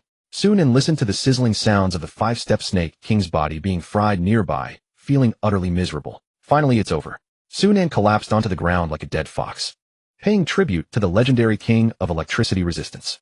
Su Nan, unwilling to speak further, manually muted the system in her mind, then wriggled like a maggot toward the head of the five-step snake king, opening her mouth wide to begin devouring it. The five-step snake king transformed into a massive milky white orb of light and flew into Su Nan's mouth. MMH so big. Fortunately, it's not a physical entity. Feeling the orb of light enter her mouth, Su Nan remarked with emotion. Congratulations to the host for devouring the first-level Chi refining five-step snake king. Reward 200 evolution points. Congratulations to the host for unlocking the five-step snake king illustration. Reward 50 evolution points. Congratulations to the host for achieving the achievement, fighting above one's realm. Reward 100 evolution points. Congratulations to the host for achieving the achievement, an ordinary man's wrath, blood spilled within 5 steps. Reward 100 evolution points. Total evolution points obtained 450. Remaining evolution points 491. Jia. I, the heaven-devouring demon venerable, want to see just how vast this sky really is. Seeing her savings of evolution points swell, Su Nan fantasized endlessly. In ancient times there was the heavenly dog devouring the sun. Today, I, the heavenly fox, shall swallow the heavens. Then you must be very good at swallowing. Su Nan felt that something was off about the system's words, but there were more important matters at hand than bickering with it. That I, Su Nan, possess today's strength is entirely due to my hard cultivation and has absolutely nothing to do with talent or luck. Chamber pot. Allocate points for me. Bloodline evolved. Current remaining evolution points 391. Please select the single-tail bloodline attribute host. With the successful point allocation, Su Nan instantly felt refreshed. 5 options for the single-tail bloodline attributes appeared on the system panel, which were the 5 elements metal, wood, water, fire, and earth. Looking at these 5 attributes, Su Nan fell into deep thought. Metal attribute. High EQ both offense and defense, or low EQ master of none. Wood attribute. You're either a healer or playing with binding vines all day, plus it's countered by metal and fire. Water attribute. I'm certainly not becoming a water-spouting fox. Earth attribute. How could a sweet, soft little fox like me become a meat shield? I choose you. Fire attribute. Fire attribute. Blazing flames incinerate the heavens, a temperament like the wild sun. The Tao heart burns. All methods and seas of fire sweep the 8 wildernesses. All things can be melted, and a single flame refines the 9 underworlds. Peerless in offense, incinerating evil, and purging demons, treading upon fire with courage forged in flames, never tolerating a shred of coldness. As Su Nan finalized her choice, streams of crimson air currents began to gather around her. A sensation far more agonizing than the severe punishment of electrocution surged from within her body. Sunan curled up on the ground as fire spiritual energy poured into her meridians like boiling lava rushing wildly between her bones. Her once snowy white fur was scorched red, as if tens of thousands of red-hot steel needles were piercing into her body, through her pores crushing and reconstructing her bloodline inch by inch. The crimson mark on her forehead glowed intensely, searing into her skull like a branding iron. Her long white tail tensed uncontrollably, the crimson fluff at the tip sparking like embers, turning one by one into a vivid, blazing red amidst her agony. A hoarse whimper escaped Sunan's throat, only to be swallowed by the churning flames around her. Every breath felt like swallowing scalding blades. Her internal organs were melted and reconstituted into spiritual fire, and even the breath she exhaled carried sparks. The most excruciating pain was in her spine, as if someone had drained her original marrow and poured in molten iron instead. Segment after segment of her vertebrae twisted and deformed under the high temperature, making a tooth-gritting creaking sound. Sunan bit down hard on her forepaw, her sharp teeth piercing the flesh, but the blood was vaporized into a bloody mist before it could even drip. In her daze, she seemed to hear ancient cries from the depths of her bloodline. Those sleeping fire spirits were awakening within her. Congratulations to the host for evolving your bloodline into this single-tailed crimson flame fox. As the evolution concluded, the crimson fluff on Sunan's forehead grew as brilliantly red as if soaked in blood. Upon closer look, crimson light actually flowed between the fur, resembling ice crystals illuminated by the morning glow, exuding a demonic, exquisite beauty. Behind her, Sunan's fluffy tail feathers swayed without wind. As her tail unfurled, threads of crimson gradually seeped through her fur, which had once been as bright and clean as the moon. The red was not evenly blended but crept upward along the tips of the fur like a winding trail of blood in the snow, or like crimson liqueurs radiata embroidered on white silk. The interwoven red and white fur shone with a glow like flowing clouds sparkling brightly under the moonlight. Oh yeah. Sensing the earth-shattering changes within herself, Sunan was thrilled. She rubbed her paws together. Next up is my cultivation. Night Fox, keep allocating points for me. Host cultivation has been elevated to Chi refining first layer. 100 evolution points deducted. Remaining evolution points 291. Minimap has been unlocked. Shop has been unlocked. As evolution points were invested, a crimson spiritual energy vortex once again emerged around Sunan. This phenomenon was much gentler than before. Those silken smooth currents lightly brushed against her snow-white fur, bringing a tingling sensation that felt like the mildest spring breeze. Spiritual energy gradually gathered at Sunan's dantian, forming a demonic core with a single crimson stripe on its surface. Congratulations, host, for achieving the Entering the Path of Cultivation achievement. A Chi Refining Stage Cultivation Support Gift Pack has been awarded. Sunan did not rush to open the cultivation pack, but instead continued to invest evolution points into realm advancement. 200 evolution points deducted. Host cultivation has been elevated to Chi Refining second layer. Remaining evolution points, 91. With insufficient points to continue improving her realm, Sunan chose to claim the gift pack. Congratulations, host, you have obtained the Chi Refining Stage Breathing Technique, Bright Moon Cultivation Art. Bright Moon Cultivation Art is a mysterious technique specially designed for cultivation under the moonlight. When silver moonlight falls, the cultivator can draw upon the moon's radiance as a guide, transforming lunar essence into power. As the technique circulates, a faint moon-white glow envelopes the body like a veil of moonlight. The most exquisite aspect of this technique lies in its close connection with the lunar phases. During the new moon, it flows like a gentle trickle, during the half moon like a babbling brook, and on the night of the full moon it surges like a mighty river. Especially on the 15th of each month, when the full moon hangs high, the cultivation effect can be several times greater than on ordinary days. Friendly reminder: when practicing this technique, seek an open area with abundant moonlight, preferably a spiritually charged mountain peak or lakeside. Congratulations, host, you have obtained the Chi Refining Stage Combat Art, Fire Spirit Art. Fire Spirit Art is a mysterious technique that manipulates the spiritual energy of fire between heaven and earth. Practitioners can absorb the scorching spiritual energy that drifts between heaven and earth, using it at will. When the technique circulates, an orange-red ripple of spiritual energy spreads around the body, flickering like dancing flames. The most exquisite aspect of this art is its flexible and varied application. It can be gathered at the mouth to spew scorching flames, attached to claws and fangs to enhance their sharpness, or wrapped around the body to form a protective armor of fire. At deeper levels, it can even condense fire into weapons and transform flames into wings. Both arts have been automatically learned. The host can view them by opening the system panel. 2 arts, one for cultivation, one for attack, both perfectly suited to Sunan. What a coincidence, almost as if they were tailor-made for her. Congratulations, host, you have obtained a low-grade artifact weapon self-selection gift pack. Please select an artifact. When Sunan's consciousness probed into the gift pack, she was stunned speechless by the sight before her. Countless faintly glowing weapon silhouettes swirled in her mind, spreading out before her like a river of stars. To the left floated a pure white jade flute with cyan wind patterns coiling around its body. A gentle shake seemed to produce a clear melodious sound.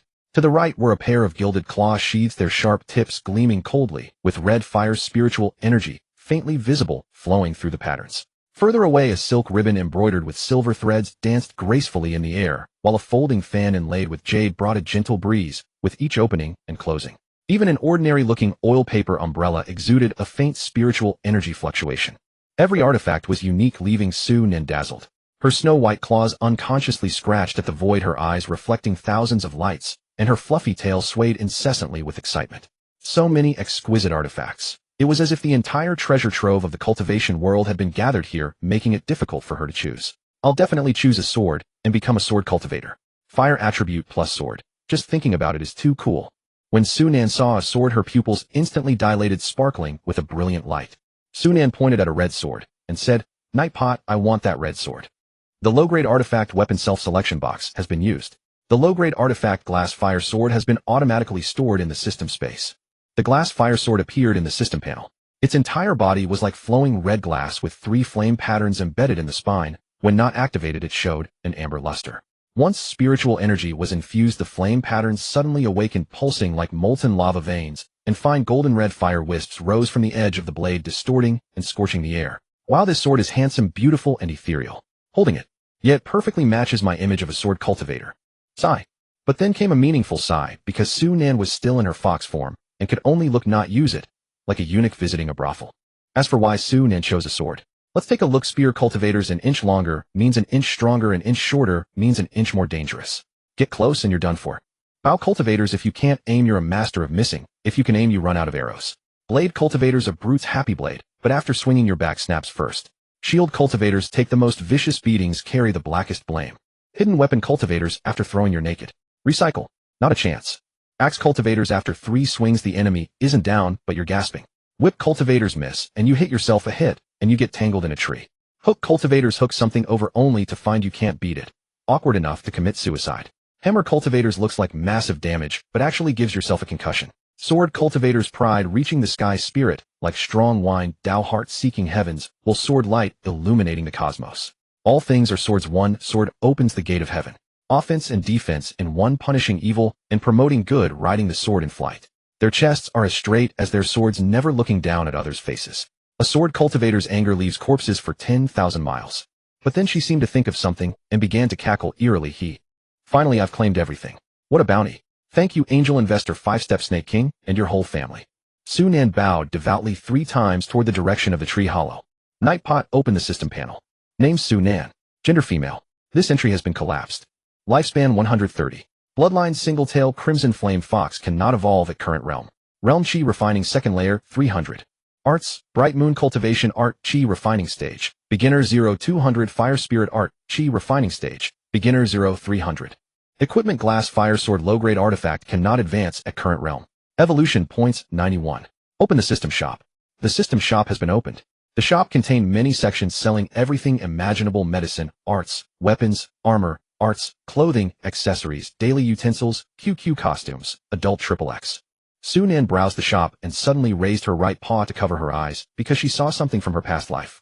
Host, would you like to give it a try? Although you're a fox now, you can keep it for after foundation establishment when you transform. Of course, if you want to try it now, that's not impossible either. Try your grandmother. Su-Nen's face flushed red and she snapped angrily. No way, this is too weird. Besides, most of us systems don't have physical forms. Su-Nen's pupils abruptly contracted into 2 dangerous slits, and icy killing intent surged in her eyes. Her snow-white fur bristled, her sharp claws extended involuntarily, the corners of her mouth twitched, revealing a row of gleaming sharp fangs, and a low growl rumbled from deep in her throat. Seeing Su-Nen so angry, the system felt a bit flustered. An awkward silence ensued. After a moment, the system's voice sounded again. This is the #1 assassin of the Qing dynasty. Dare you lock eyes with her for 10 seconds? Ta-ha. Su-Nen was amused by the system. Fine, this demon lord won't stoop to the level of a little nightpot like you. Yes, demon lord. Your little brother bows to you. In truth, Su-Nen had only pretended to be angry. Who knew this dog of a system could actually make her laugh? Reconciled with the system, Su-Nen thought back to the shop items, and then recalled her own reflection in the character creation screen before her transmigration. Well, maybe it's not impossible. Sunan's face flushed again, but this time it wasn't from anger. Sigh, a woman's heart is like a needle at the bottom of the sea. What did you say? Sunan didn't catch the system's faint mutter and asked in confusion. Nothing. After familiarizing herself with the shop, Sunan opened the mini-map she had been looking forward to. Centered on Sunan's current location within a radius of 10 li, red, yellow, and green dots of various sizes along with some markers gradually lit up. She herself was a pink ball of light. Nightpot, what do these mean? Sunan stared at the dense display icons, feeling a headache coming on. Red dots represent hostile creatures, yellow dots neutral creatures, and green dots friendly creatures. The larger and brighter the dot, the stronger the entity. Names have been automatically labeled below markers other than creature dots. Once the host's cultivation reaches Chi refining 4th layer, the minimap will display the cultivation level of creature dots. If the creature's cultivation is a full major realm higher than the host's, it will show, with more question marks indicating greater strength. How thoughtful. Sunan nodded with satisfaction. Then she looked at the east and west areas she had previously visited. To the east was a red dot twice the size of her current one. Sunan estimated its cultivation to be around Chi refining 4th layer or above. To the west there were many dots, about 20, but the largest one was only the same size as Sunan's current. She figured the strongest beast in the west was only at Chi refining 2nd layer. Suddenly a saying came to mind: the sun is big in the east, and there are many suns in the west. Haha, just kidding. Good thing I didn't venture deeper back then, or I'd probably be digested by now. And lucky that I encountered the weakest and dumbest of those creatures, the 5-step snake king. Sunan bowed devoutly 3 times again toward the direction of the tree hollow. But this forest seems to run east-west. Because to the north of the forest was a huge cliff, and beyond that was a fog that Sunan couldn't yet observe. To the south there was a small village called Kaisu Village. Sunan guessed that further south there would be larger human towns, but she didn't want to provoke those 2-legged creatures right now, because sometimes the human heart can be more terrifying than demonic beasts. If Sunan encountered a cultivator to the south, wouldn't she be cooked? I'll explore those areas later. Sunan planned in her mind. First devour those weaker than me. Choose selectively those of equal strength. Wait until I'm stronger to take on the powerful ones. Yes, step by step I'll become the devouring demon lord he. Suddenly Sunan thought of something. System, now that I'm in the Chi refining stage, can I speak human language and briefly transform into human form? That's right, host. That's wonderful. A long-lost Mandarin came out of Sunan's fox mouth. Finally, no more talking in my mind. Thinking back, every time I opened my mouth it was just squeaking. I was driving myself crazy. Sunan's voice was no longer the youthful male voice of her past life, but a very pleasant female voice. As for how pleasant, let me briefly describe it. Now Sunan's voice was like the clearest stream in spring, with a crystalline quality like morning dew. Every syllable sounded like a wind chime, lightly colliding, crisp with a hint of naive sweetness. When she spoke, her tone always rose slightly at the end, like a feather lightly brushing past the ear, reminiscent of a just ripened peach, green yet with just the right amount of sweetness. But when Sunan lowered her voice, it was like holding a piece of rock sugar with a soft nasal tone that made one want to lean in and listen closely. The most special was the she uttered when surprised, like a kitten suddenly stepping on its tail, full of lively innocence that made one's heart skip a beat. When Sunan heard the female voice, so different from her past life, she actually felt a little lucky. Although my voice has become a female voice now, it's still quite pleasant. Sunan was satisfied with her current voice, because she seemed to have gradually accepted her changes, becoming a fox, becoming female, even becoming. However, the subconscious of her original male identity still made her think irritably, this demon lord is now a fox, though voice-wise male or female, it's all the same. As for the gender issue, I can't possibly like men. At worst, I'll find a way to change back to a male form after transformation. For now, thinking about it is useless, just adding to my worries. Sunan pushed the worry aside. Next up is transforming into a human form. I'm so excited. Sunan started rubbing her paws together like a fly, her face displaying a complex expression of both shyness and excitement. Sunan took a deep breath, straightened her back, and raised her snow-white tail high, striking a pose she thought was dashing and unrestrained. She swung her right paw forward, placed her left paw on her hip, and tilted her head up at a 45-degree angle, letting the moonlight just fall upon her delicate fox face. Give me transform. She enunciated each word, her voice echoing through the forest, startling a few roosting birds. However, after the words fell, all was silent, only the rustle of night whined through the leaves. The spectacular transformation scene she anticipated did not appear, not even a single fox fur floated up. Sunan remained frozen in that Chinibu pose, her ears drooping involuntarily. She felt her face burning hot, if fortunately the thick fur covered it, otherwise one would surely see her flushed cheeks. Ahem. She cleared her throat, feigning composure, her tail sweeping the ground awkwardly. Yo, what's going on? Her tone carried a mix of indignation and feigned righteousness. What are you calling for in the middle of the night? Is it possible that transformation is not done by shouting to the system through your throat? Sunan could tell that the system's voice carried a hint of helplessness. Host, you can try to guide spiritual energy like a stream into your dantian, then use your mind as a brush to outline the form you wish to become. Su Nan's snow-white ear tips instantly turned crimson, and her paw pads unconsciously rubbed the ground. Hee, I just didn't know. She stuck out her pink little tongue, and her tail curled around her front paws in embarrassment like a child who had done something wrong. After adjusting her breathing, Su Nan closed her eyes and earnestly felt the flow of spiritual energy within her body. As her mind turned, those thread-like energies began to converge toward her dantian, gradually forming a small vortex of spiritual energy. Su Nan suddenly let out a soft moan, her ear tips twitching. It feels a bit warm. The warmth from her dantian made her both expectant and nervous, and she quickly outlined a humanoid form in her mind, long limbs, soft fingertips, and suddenly the spiritual energy in her dantian surged violently, like a pot of water about to boil. Su Nan could clearly feel something being reshaped within her body, though every hair trembled slightly from the washing of spiritual energy. She was so tense that her tail stiffened and her claws sank deeply into the soft soil.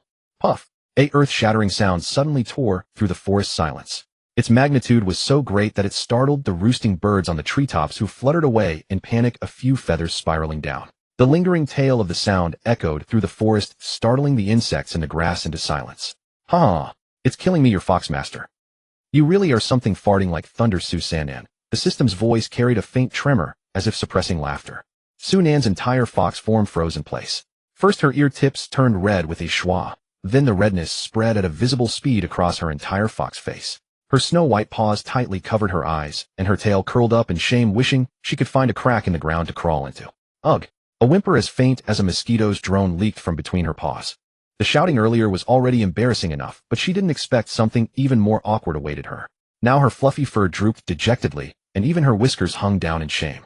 The system's prompt tone flowed like a clear spring into Su Nan's mind. Actually, the host's steps were not wrong, it's just... The system's voice suddenly took on a hint of mischief, like bamboo shadows swaying under the moonlight. If spiritual energy is forced downward, it can easily be expelled as turbid chi. Su Nan's fox ears shot up with a schwa, each white hair standing distinct. Her small head nodded as fast as a sudden rainstorm, and even the fluffy fur around her neck trembled along. Her pink nose tip beaded with tiny sweat drops, and her whiskers quivered with each nod, tracing silver arcs under the moonlight. When spiritual energy flowed again, it seemed as if a silent symphony played between heaven and earth. Moonlight condensed into a tangible ribbon of light, gently wrapping around her body. Every snow-white hair turned into crystalline stars, dancing gracefully in the night breeze. That petite fox form gradually stretched out like a tender willow branch sprouting in early spring. In the white light screen, a stunning beauty stepped out from the depths of moonlight. Her skin was like fresh snow after a clear sky, glowing with a porcelain-like luster. Her silver-white hair cascaded like a Milky Way with lingering spiritual light at the tips, as if adorned with myriad stars. Those pointed fox ears twitched nimbly with a spot of ink at the tips, like a drop of ink accidentally spilled by a master calligrapher. The most captivating were her affectionate eyes, with naturally upturned corners carrying the innate seduction of the fox clan, yet the clear coldness at the bottom was like the eternal snow on the peak of Kunlun Mountain. When she unconsciously bit her lower lip, that blood-red tear mole trembled slightly, like a vermilion plum blossom suddenly blooming in the snow. This light exclamation carried the sweet clarity unique to a girl rippling through the snowy night. As if suddenly realizing something, Su Nan's slender fingers nervously crossed in front of her chest. That fluffy foxtail exploded with a pung, each white hair distinct, much like the startled feathers of a bird. Moonlight greedily traced her graceful curves, outlining a breathtaking silhouette on the white snow. System, why don't I have clothes? Su Nan tightly wrapped her arms around her chest, her fingertips turning white from the pressure. Her snow-white skin flushed with a seductive pink spreading from her cheeks to her delicate collarbone, and even her fox ear tips were so red they seemed ready to bleed. Her fluffy foxtail hastily wrapped around her waist, yet still couldn't conceal the alluring curves. Are you an idiot? Of course it's because you only imagined your body and not your clothes. Watching Su Nan's outrageous operations time and again, even Yahoo, though just a system, felt a bit overwhelmed. Su Nan suddenly understood and hurriedly closed her eyes to concentrate. As her mind turned, a plain white flowing fairy dress gradually took shape on her. The hem was like clouds and mist, with layered gauze embroidered with hidden silver threads, so that when she walked, moonlight seemed to flow between the skirts. The wide sleeves fluttered with tiny ice crystals at the cuffs that chimed like wind chimes with each movement. Around her waist was a sky blue silk ribbon tied into an exquisite bow with tassels swaying gently with her breath. Dressed in the immortal dress, Su Nan looked like a banished immortal stepping out of an ancient painting. Her silver hair was loosely pinned up with a white jade hairpin, with a few strands falling by her cheek, adding a touch of lazy charm. The fox ears peeked through her hair, the ink-colored tips contrasting playfully with the jade hairpin. The fox tail that occasionally peeked from under the hem was like a soft cloud, adding a touch of liveliness to her cool demeanor. When she moved with delicate steps, the hidden silver threads on the skirt shimmered like a galaxy, making her look like a fairy stepping on the moon. Only the slightly flushed ear tips and the occasional nervous tugging at the hem revealed a hint of girlish charm. I am truly too beautiful. Sunan put her hands on her hips, lifted her chin high, and her silver hair bounced happily behind her. The pair of snow-white fox ears twitched proudly, and even her tail arched into a boastful curve. Idiot. The system's voice carried obvious disdain. Sunan ignored it, enthusiastically summoning the Lihua sword. She clumsily gripped the sword hilt, waving it about like a poker stick. This so-called cowardly sword had no technique at all. Sometimes it flailed like swatting flies, other times it chopped down cautiously like cutting vegetables. But strangely, no matter how ridiculous the moves, her white-robed dancing posture somehow managed to imbue the swordplay with a touch of immortal grace. Hey, She called out the move names with pretense and almost tripped over her own skirt while turning. After hastily steadying herself, she still remembered to smooth the stray hairs by her ear, afraid of messing up her look. After enough play, Sunan finally became serious. Her slender jade fingers lightly stroked the sword blade, slowly infusing her spiritual energy into the Lihua sword. Instantly, the sword glowed crimson, the patterns on its surface like flowing magma. Then Sunan activated the blazing spirit art, and the blade burst into raging flames with a boom, the firelight reflecting a rosy glow on her cheeks. Take this. She let out a spirited shout and casually swung. The flames turned into a crescent-shaped sword chi that swept out, and with a few crack sounds, several ancient trees in the distance snapped at the trunk, the brakes still smoking. It seems I do have some power, but I might need a sword manual. Sunan stuck out her tongue, looking at the mess she had made. Otherwise, it's too ugly. She curled her lip in disdain and stored the Lihua sword back into the system space. Sunan felt the nearly depleted spiritual energy in her body. She estimated that with her chi refining stage second layer cultivation, this human form could last at most half an hour. If she used any other spells, the time would be even shorter. Thinking of this, Sunan couldn't help but regretfully touch her own little face. Sunan's body was enveloped in a flow of spiritual light. Her slender form gradually shrank, finally reverting to a snow-white fox. She shook her head wearily, her spiritual energy nearly exhausted, her limbs heavy as if filled with lead. Her fluffy tail hung limply, and even her ears lay flat against her head. Sunan staggered back to the tree hollow, about to curl up for a good sleep, when she suddenly caught sight of the bright moonlight outside. Silver light poured down like water, illuminating the whole canopy.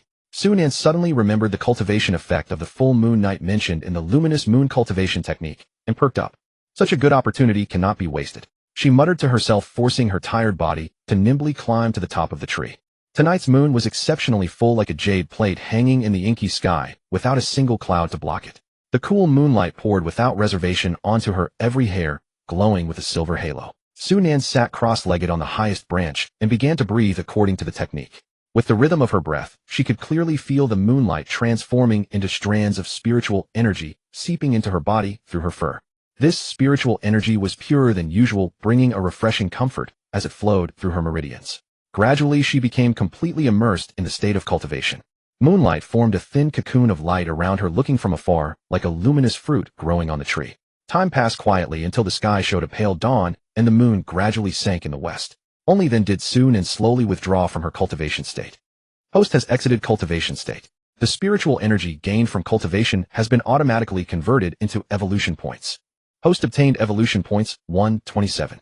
Current remaining evolution points 218. Proficiency of Luminous Moon Cultivation Technique Chi Refining Stage increased by 41. Luminous Moon Cultivation Technique Chi Refining Stage Beginner 41,200. Sunan opened her eyes and found several sparrows hopping around her without restraint, and even a bold one pecking at her tail. Sunan squinted her eyes, remembering that these stupid birds had been disturbing her cultivation all night, and immediately became furious. Have you fallen into my trap? Then with a thought, Sunan condensed a ball of leaping flame at her claw tip. The fireball precisely hit the most arrogant sparrow, its feathers instantly charred, giving off a tantalizing roasted meat aroma. Sunan looked at her handiwork with satisfaction. The other sparrows had already fled in terror. It smells quite nice. I haven't eaten in a long time, let me have a little taste. Sunan's small nose twitched lightly. The aroma of roasted sparrow made her stomach growl loudly. Although she had gained a feeling of fullness from devouring the five-step snake king earlier as a former human, she could never shake off her desire for gastronomic pleasure. Even more ironic was that now as a fox, she felt an unprecedented appetite for this sparrow that was merely roasted without even a pinch of salt. Sunan carefully pressed the sparrow down with her front paws and tore off a small piece of breast meat with her sharp teeth. Unexpectedly, this simple wild game tasted so delicious in her mouth. The meat was tender and juicy with a faint smoky flavor. Each bite made her unable to resist squinting her eyes, and her tail unconsciously wagged left and right. Even the tiny bones became crunchy and delicious between her sharp fangs. Host devours Sparrow X1, gains evolution points 3.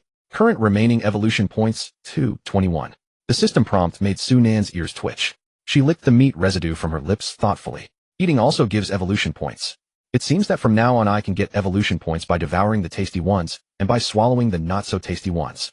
After saying this, she elegantly spat the last bone onto the ground, and her pink tongue swept over her sharp teeth, savoring the taste.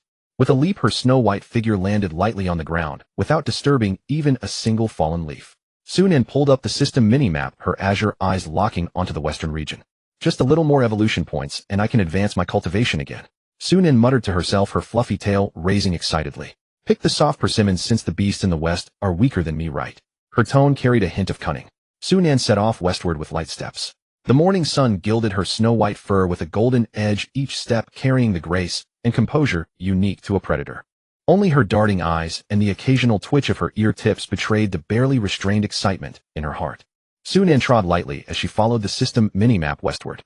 Her azure eyes glimmered faintly in the dimness, and the tuft of crimson fur at her brow quivered gently with each breath. The trees along the path grew ever taller and thicker, their gnarled roots coiling like pythons across the ground, while the dense canopy fractured sunlight into scattered patches of dappled light. When the light on the system minimap was almost within reach, the sight before her made her halt abruptly. A pitch-black cave gaped like a monstrous maw, its rock walls draped with countless strands of faintly glowing spider silk. These threads were not ordinary silver-white, but bore a sickly purple-black hue, swaying eerily in the breeze. From deep within the cave came a rustling sound, as if some many-legged creature was crawling over the rock face. The dense cobwebs glowing with an eerie purple light crisscrossed the entrance, swaying gently in the wind. Dimly visible were the desiccated corpses of prey wrapped in cocoons. Her snow-white paws instinctively retreated, and a disgusted whimper escaped her throat. How disgusting! Sunan's azure eyes flashed with revulsion. Why did it have to be spiders? Even snakes would be better. Thinking of the red dot on the eastern side of the system map that radiated terrifying pressure, Sunan had no choice but to suppress her aversion. She took a deep breath, and spiritual energy began to circulate within her. Fine spiders it is. That thing in the east. I can't afford to provoke it right now. With a flash of spiritual light, Sunan's form began to elongate. In an instant, a silver-haired celestial beauty appeared before the cave, her pristine white, flowing fairy dress, spotless, a stark contrast to the filthy surroundings. A vermilion dot at the center of Sunan's brow was particularly striking, glowing faintly red in the dim light. With a soft cry burn, the lihua sword flew forth. The dancing flames on the blade cast flickering shadows across her profile. As she activated the blazing spirit art, a scorching wave of fire swept outward. Where the crimson sword energy passed, the cobwebs instantly turned to ash, filling the air with a pungent stench of burning. From deep within the cave came shrill shrieks, and pairs of scarlet compound eyes flickered faintly in the darkness. As the flames subsided slightly, Sunan charged into the cave like a white lightning bolt, lihua sword in hand. Her flowing fairy dress fluttered behind her, and the firelight on the blade cast a cold, sharp profile. I must finish this quickly. Sunan murmured to herself, feeling that a third of her spiritual energy was already depleted. She sighed softly, still too low in cultivation. Sunan's gaze swept over the restless shadows in the depths of the cave. A cold smile curled at the corner of her lips. After clearing out these spiders and devouring them, I should be able to reach the third layer of chi refining. Deep inside the cave, a massive web stretched across the center, shimmering with an eerie purple-black luster. Dozens of cocoons of varying sizes hung from it, some vaguely human-shaped, even with twisted faces discernible. Dried bloodstains clung to the silk, threads glaring under the firelight. Sunan's pupils contracted sharply, memories of her past life as a human made her stomach churn. What a bunch of beasts. She gritted her teeth, her fingers tightening around the lihua sword until they turned white. The entire web was crawling with spiders, some as small as fingernails, others as large as wash basins. Now flames had already engulfed the edges of the web. The ordinary spiders devoid of cultivation fled in panic, their rasping sha-sha sounds sending chills down one's spine. At the center of the web, a massive purple-black spider fixed its 8 compound eyes on Sunan. Its abdomen gleamed with a metallic luster, and its 8 legs covered in hooked spines gripped the web tightly. This was a cave spider king on the verge of breaking through to the second layer of chi refining. Beside it, 4 slightly smaller spiders also watched eagerly, each radiating a faint spiritual fluctuation at the first layer of chi refining. What are you looking at? Sunan sneered, and the lihua sword in her hand blazed with intense light again. With a flick of her wrist, a crescent-shaped flame, sword energy roared outward. where the sword energy past the tough cobwebs tore like paper. The ordinary spiders that couldn't escape were instantly incinerated, filling the air with the acrid smell of burning protein. The massive web began to collapse from the center, burning fragments raining down like fiery petals. Inside the cave, firelight flickered. The largest purple-black spider struck first, its 8 legs slicing through the air like blades lunging at Su-Nan. The other 4 first-layer chi refining spiders also encircled from different directions, their sharp legs scraping against the ground with a screeching sound. Su-Nan moved with agility, the Lihua sword drawing streaks of fire in the darkness. Wherever the blade passed, the spiders let out piercing shrieks. With the suppression of cultivation levels and the restraint of flames, after a few exchanges, the 5 spiders were covered in wounds, retreating step by step. A look of desperation flashed in the Spider King's 8 compound eyes. Suddenly it opened its gaping maw and bit down on the nearest fellow spider. The victim didn't even have time to struggle before being swallowed whole. Then the second, the third. In the blink of an eye, all 4 first-layer chi refining spiders were devoured. The Spider King's body began to swell, eerie blood-red lines appearing on its carapace, and its aura instantly broke through to the second layer of chi refining. "You beast!" Su-Nan trembled with rage. Not because of the Spider King's cruelty, but because those 4 devoured spiders meant a significant reduction in the evolution points she could obtain. "My evolution points. Give them back." In her fury, Su-Nan pushed the blazing spirit art to its limit, the flames on the Lihua sword swelling several times over. The cave turned into a sea of fire. The Spider King writhed in agony in the flames, eventually becoming a charred husk. When the fire died down, Su-Nan began to clean up the battlefield. Su-Nan parted her cherry lips and activated the devouring ability. The scattered spider corpses gradually turned into milky white orbs of light, flying into her mouth like fireflies. Something about the scene felt a bit off. What a pity about those 4. Su-Nan licked her lips, gazing reluctantly at the Spider King's charred remains. Although this spider that had broken through to the second layer of chi refining could provide more evolution points, it still fell far short of the total from 5. Su-Nan sighed and continued to devour, turning the Spider King's corpse into orbs of light and absorbing them. Battle concluded. Commencing settlement. Blazing spirit art chi refining gained proficiency X 59. Current blazing spirit art chi refining beginner 59,300. Congratulations, host has devoured 156 cave spiders, gaining 78 evolution points. Congratulations, host has devoured 1 second layer chi refining cave spider king, gaining 600 evolution points. Total evolution points gained 678. Current evolution points remaining 899. Yes. Another bountiful day. Su-Nan stared at the 799 evolution points displayed on the system panel, and her originally frosty, elegant face suddenly bloomed into a radiant smile. Her eyes curved into crescents and the corners of her mouth stretched almost to her ears, making her look like a fox that had stolen a chicken. A stark contrast to the ice-cold demeanor she had during the battle. Feeling the nearly depleted spiritual energy within her, Su-Nan shrank her neck in fear. Next time I shouldn't be so reckless. Her voice grew softer, tinged with a hint of guilt. Good thing I won. If I hadn't, I wouldn't even have the strength to escape. As she spoke, a soft white light enveloped her, and her form began to shrink. In the blink of an eye, the celestial beauty transformed back into that fluffy little white fox. Su-Nan shook her ears, clearly relieved to return to her original form. She never wanted to experience that weakness after spiritual energy depletion again. Now for the exciting moment of adding points. Su-Nan performed her signature gesture again, rubbing her paws together like a fly. I, Su-Nan, have achieved my current strength solely through diligent cultivation with no connection to talent or luck. Yahoo! Add points. Su-Nan sat cross-legged in the center of a ruined cave, a crimson vortex of spiritual energy swirling around her. Those flame-like strands of spiritual energy surged into her body, gilding her snow-white fur with a delicate golden. As the last trace of spiritual energy was absorbed, she abruptly opened her eyes, a spark of fire flashing in her blue gaze. Her inner spiritual power had grown noticeably thicker. Her cultivation had indeed broken through to the 3rd level of Lianqi. But immediately afterwards, she felt an invisible constraint, as if there were a transparent barrier binding her cultivation to this realm, preventing any further advancement. System, why can't I allocate points anymore? Su-Nan tilted her head, her fox ears fluttering confusedly, the red markings on the tip of her tail flickering. The system chimed, reminding that the host must advance the bloodline before further cultivation point allocation. Current bloodline Danwei Chi Yin, whose single-tailed red flame, fox upgradable. So that's the case. Su-Nan realized, tapping the ground with her paw. Only then did she notice that as her cultivation rose, the power of her bloodline had indeed reached saturation, like a vessel full of water. Without a larger vessel, there would be no room for more. Su-Nan fixed her gaze on the 599 evolution points remaining on the system panel. Her snowy paws instinctively scratched the ground, the red markings on the tip of her tail curling in distress. Sigh, back to square one in a single night. She muttered softly, a hint of worry in her eyes. After evolving, whether I can beat that eastern foe remains to be seen, if only he were also thwarted by my fire attribute. With a chime, the system announced that her current bloodline had evolved into Danwei Demai Yin, whose single-tailed Earth Vein Ember Fox current realm cannot progress. A surge of scorching energy swept through her body. Su-Nin curled into a tight, pained ball, as if tossing herself into boiling lava. Every strand of fur, burned bones creaking under the strain. She gritted her teeth, a muffled sob escaping her throat. When the pain finally subsided, Su-Nin rose slowly to her feet.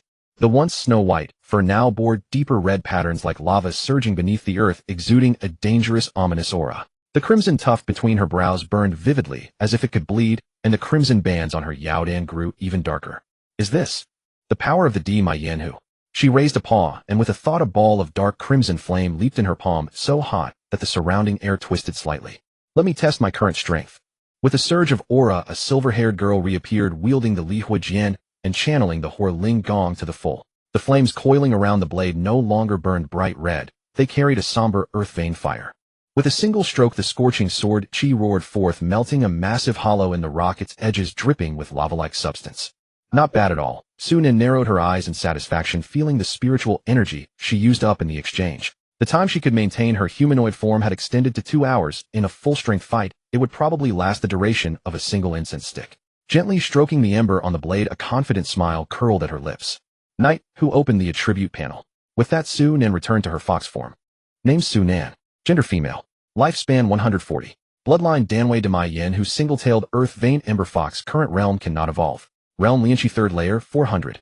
Techniques Jiao Yu Xiu Xing, Ju Lianqi Beginner 41,200, Hor Ling Gong Lianqi Beginner 59,300.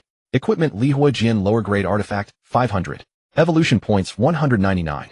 Su-Nin fixed her gaze on the remaining 199 evolution points on the system panel. Her delicate claws lightly stroked her chin, a sharp gleam flashing in her eyes. Only 199 points left.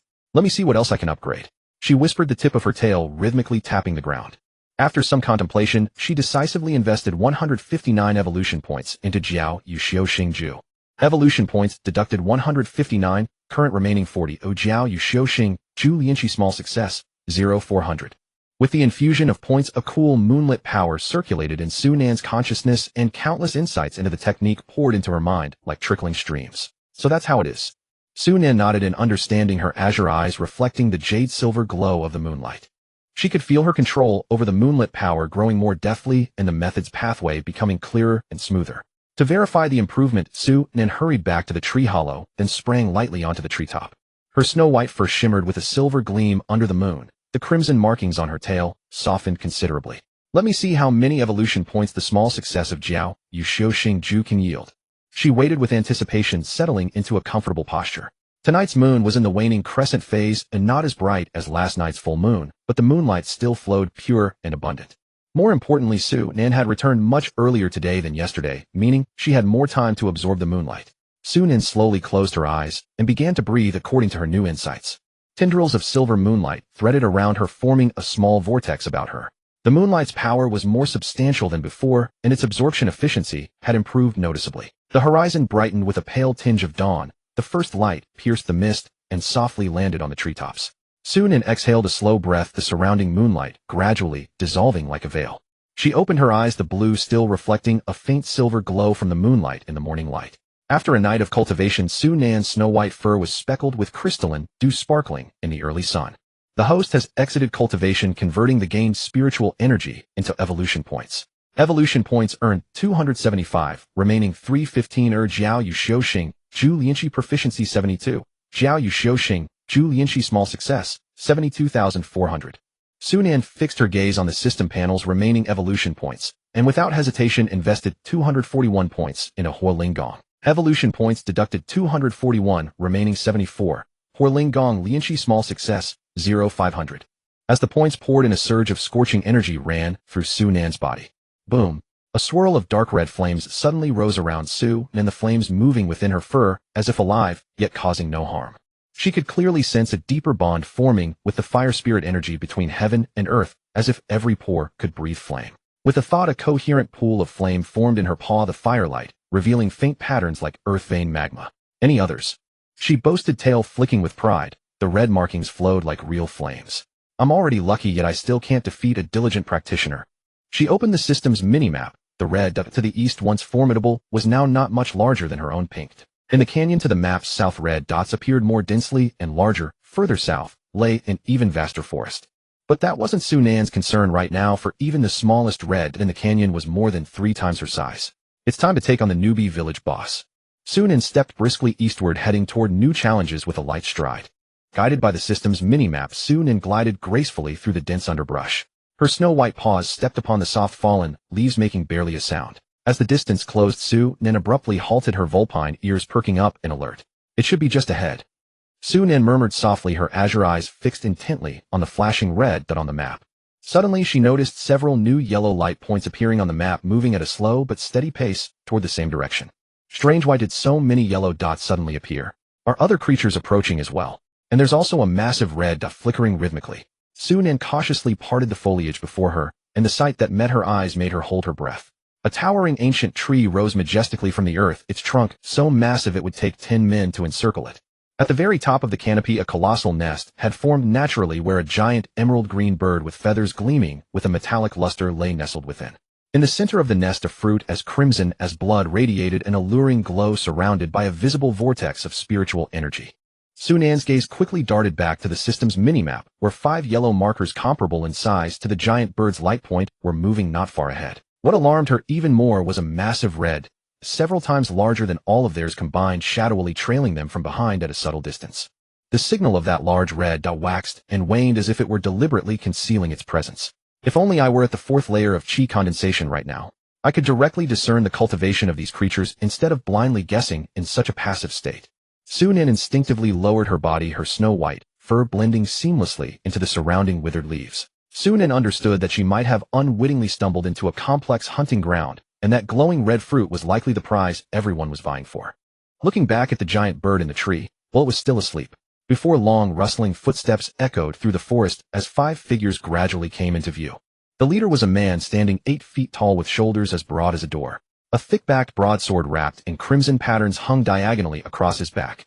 Standing to his left were 3 male cultivators, a lean youth holding a black gold staff, a short man carrying a quiver of arrows, and a square-faced cultivator with a green peak sword hanging from his waist. At the rear of the group was a young girl carrying a woven rattan medicine chest.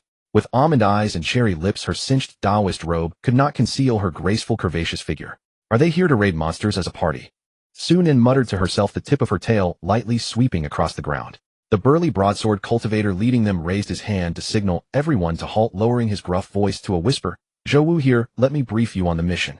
This green-feathered spiritual owl was originally a demonic beast of the 7th layer of chi condensation, but half a month ago, it was wounded by Senior Brother Zhang of the Inner Sect with his cold iron spear.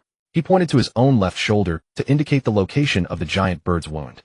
When the beast fled with the fire-veined crystal fruit in its beak, its wing was struck by Senior Brother Zhang's profound ice true chi. Su Wanru, the girl carrying the medicine chest, chimed in. "The senior brother who assigned the mission told me before he left that due to its severe injuries, the green-feathered spiritual owl's realm has dropped to the 4th layer of chi condensation." Her voice was sweet and clear, causing Sunan's ears to perk up involuntarily. Zhao Tieshan, the square-faced cultivator holding the sword, nodded. The fire-veined crystal fruit is a crucial material for Earth-grade foundation establishment. Even if consumed raw, it can help a chi condensation cultivator break through a minor realm. Qian Xiao, the short archer, looked toward Zhou Wu and chimed in. "Senior Brother Zhou, why don't we just?" He rubbed his fingers together, a greedy glint flashing in his eyes. The other 4 whipped their heads around to glare at him, and Li Dazhuang, holding the staff, directly smacked him on the head. "Qian Xiao, have you lost your mind from shooting too many arrows? Senior Brother Zhang is a prime candidate for Earth-grade foundation establishment, and I heard an elder even plans to accept him as a legacy disciple." The tip of the staff whistled through the air. "We are just marginal outer sect disciples who have been stuck at the 4th layer of chi condensation for years. How could we possibly compete with Senior Brother Zhang?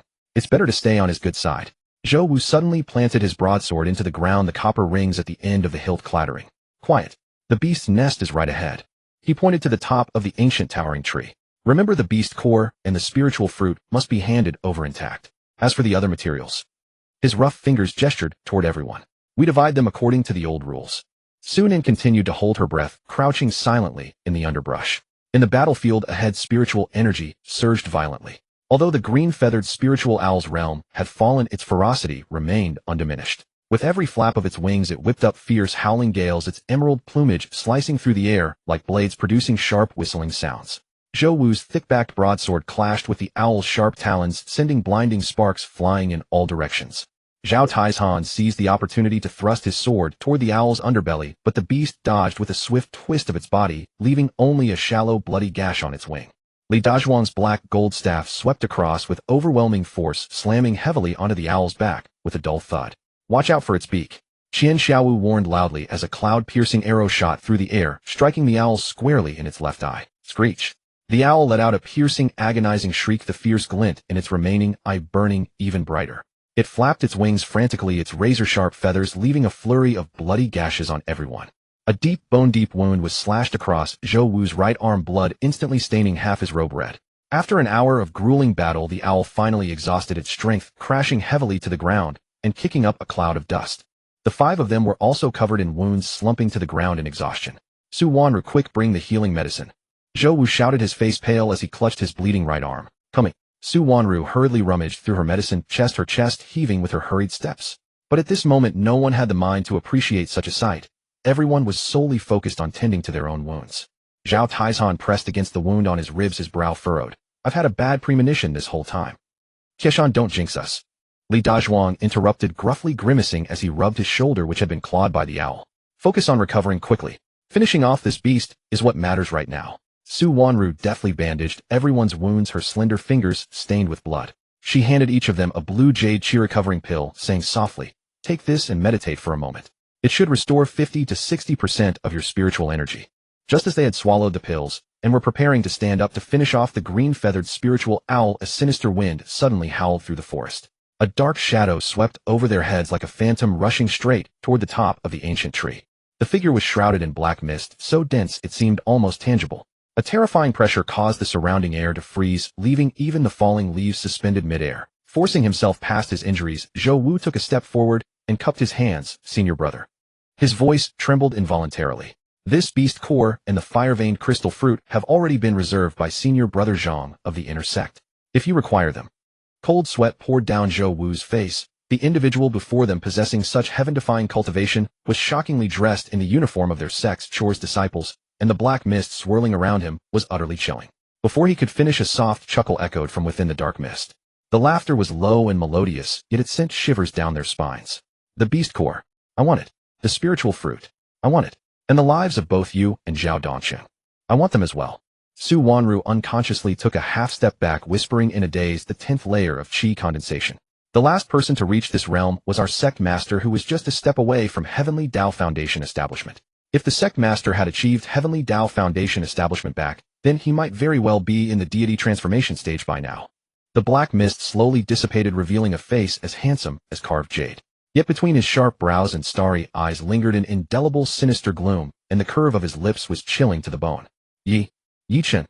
Qian Xiaowu suddenly cried out in shock, his bow and arrow clattering to the ground. Aren't you the shame of the outer sect? The one who broke through to the 9th layer of qi condensation within half a year of joining, only to have your cultivation suddenly plummet to the 1st layer, where you remained stuck for a full 3 years without a breakthrough before being demoted to a chore disciple for offending senior brother Zhang. How could you? Li Dazhuang gripped his black gold staff so tightly his knuckles turned white. Your spiritual energy. This is demonic energy. His voice was distorted with sheer terror. Yi Chen looked down upon them with sheer disdain, a frenzied light gleaming in his eyes. Are you surprised? He slowly raised his hand, black mist condensing in his palm.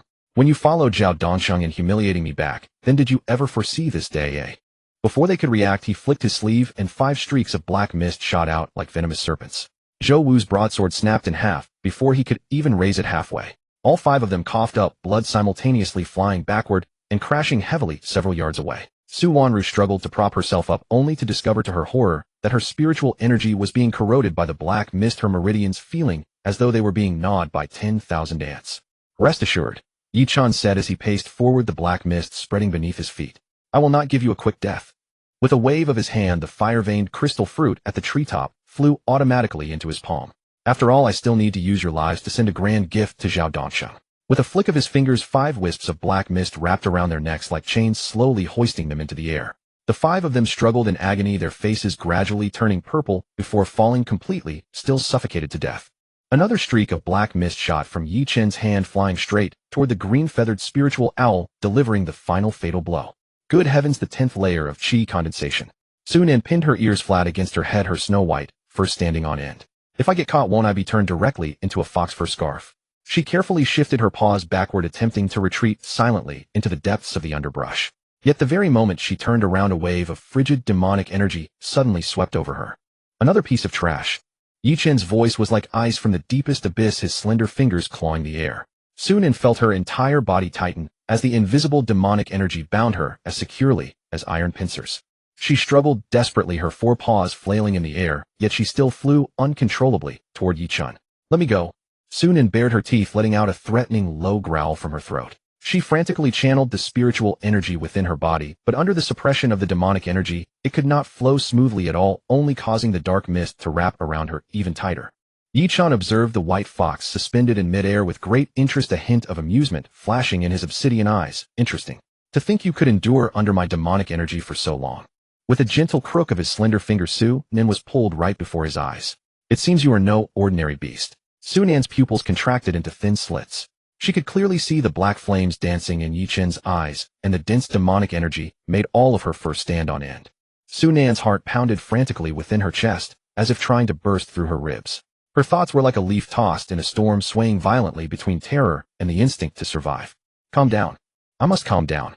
She repeatedly chanted in her mind, her sharp claws instinctively extending and retracting, scratching faint marks in the empty air. She could clearly feel the icy touch of Yi Chen's demonic energy.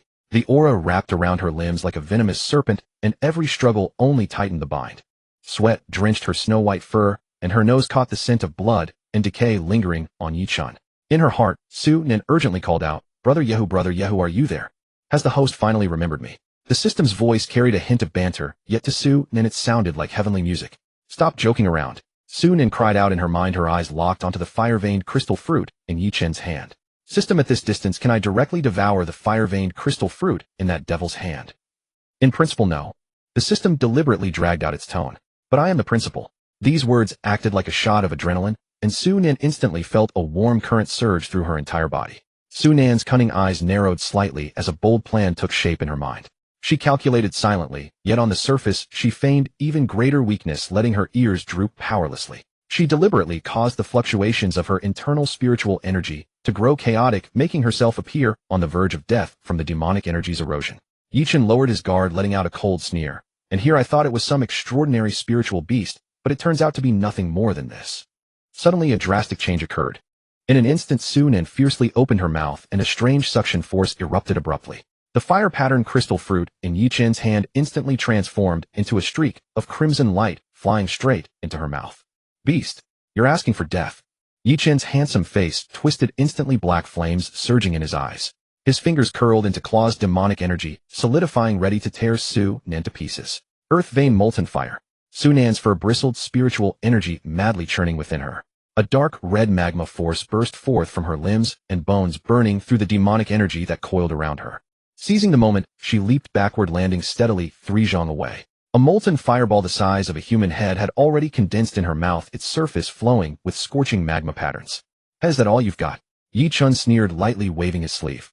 A black barrier easily blocked the fireball, but the explosive impact stirred up a cloud of dust, shrouding the area in thick smoke. Yi Chen strode forward, demonic energy parting the dust like tentacles, only to find a cooling magma pit where Su-Nin's figure had vanished. Little wretch, don't bother hiding. You can't escape anyway. Better to surrender obediently. Yi Chen's icy voice rang out. Within the dust, the system's voice echoed in Su-Nin's mind. Congratulations, host, for devouring the fire-patterned crystal fruit. Gain 1,500 evolution points. Deduct 500 points. Current host cultivation Qi refining layer 4. Deduct 700 points. Current host cultivation Qi refining layer 5. Remaining evolution points 374. And now, a clear, cold voice like a spring striking jade drifted softly from behind Yi Chen. Yi Chen spun around abruptly. In the mist, a white shadow moved like a startled swan. A fairy of almost ethereal beauty, except for the snowy fox ears atop her head and the swaying fox tail behind her, revealing her non-human identity. Before Yi Chen could think, the Lihua sword in Su-Nin's hand suddenly blazed with blinding crimson light. With the blazing fire art in full operation, the earth vein flame coiled around the sword blade, solidifying into substance.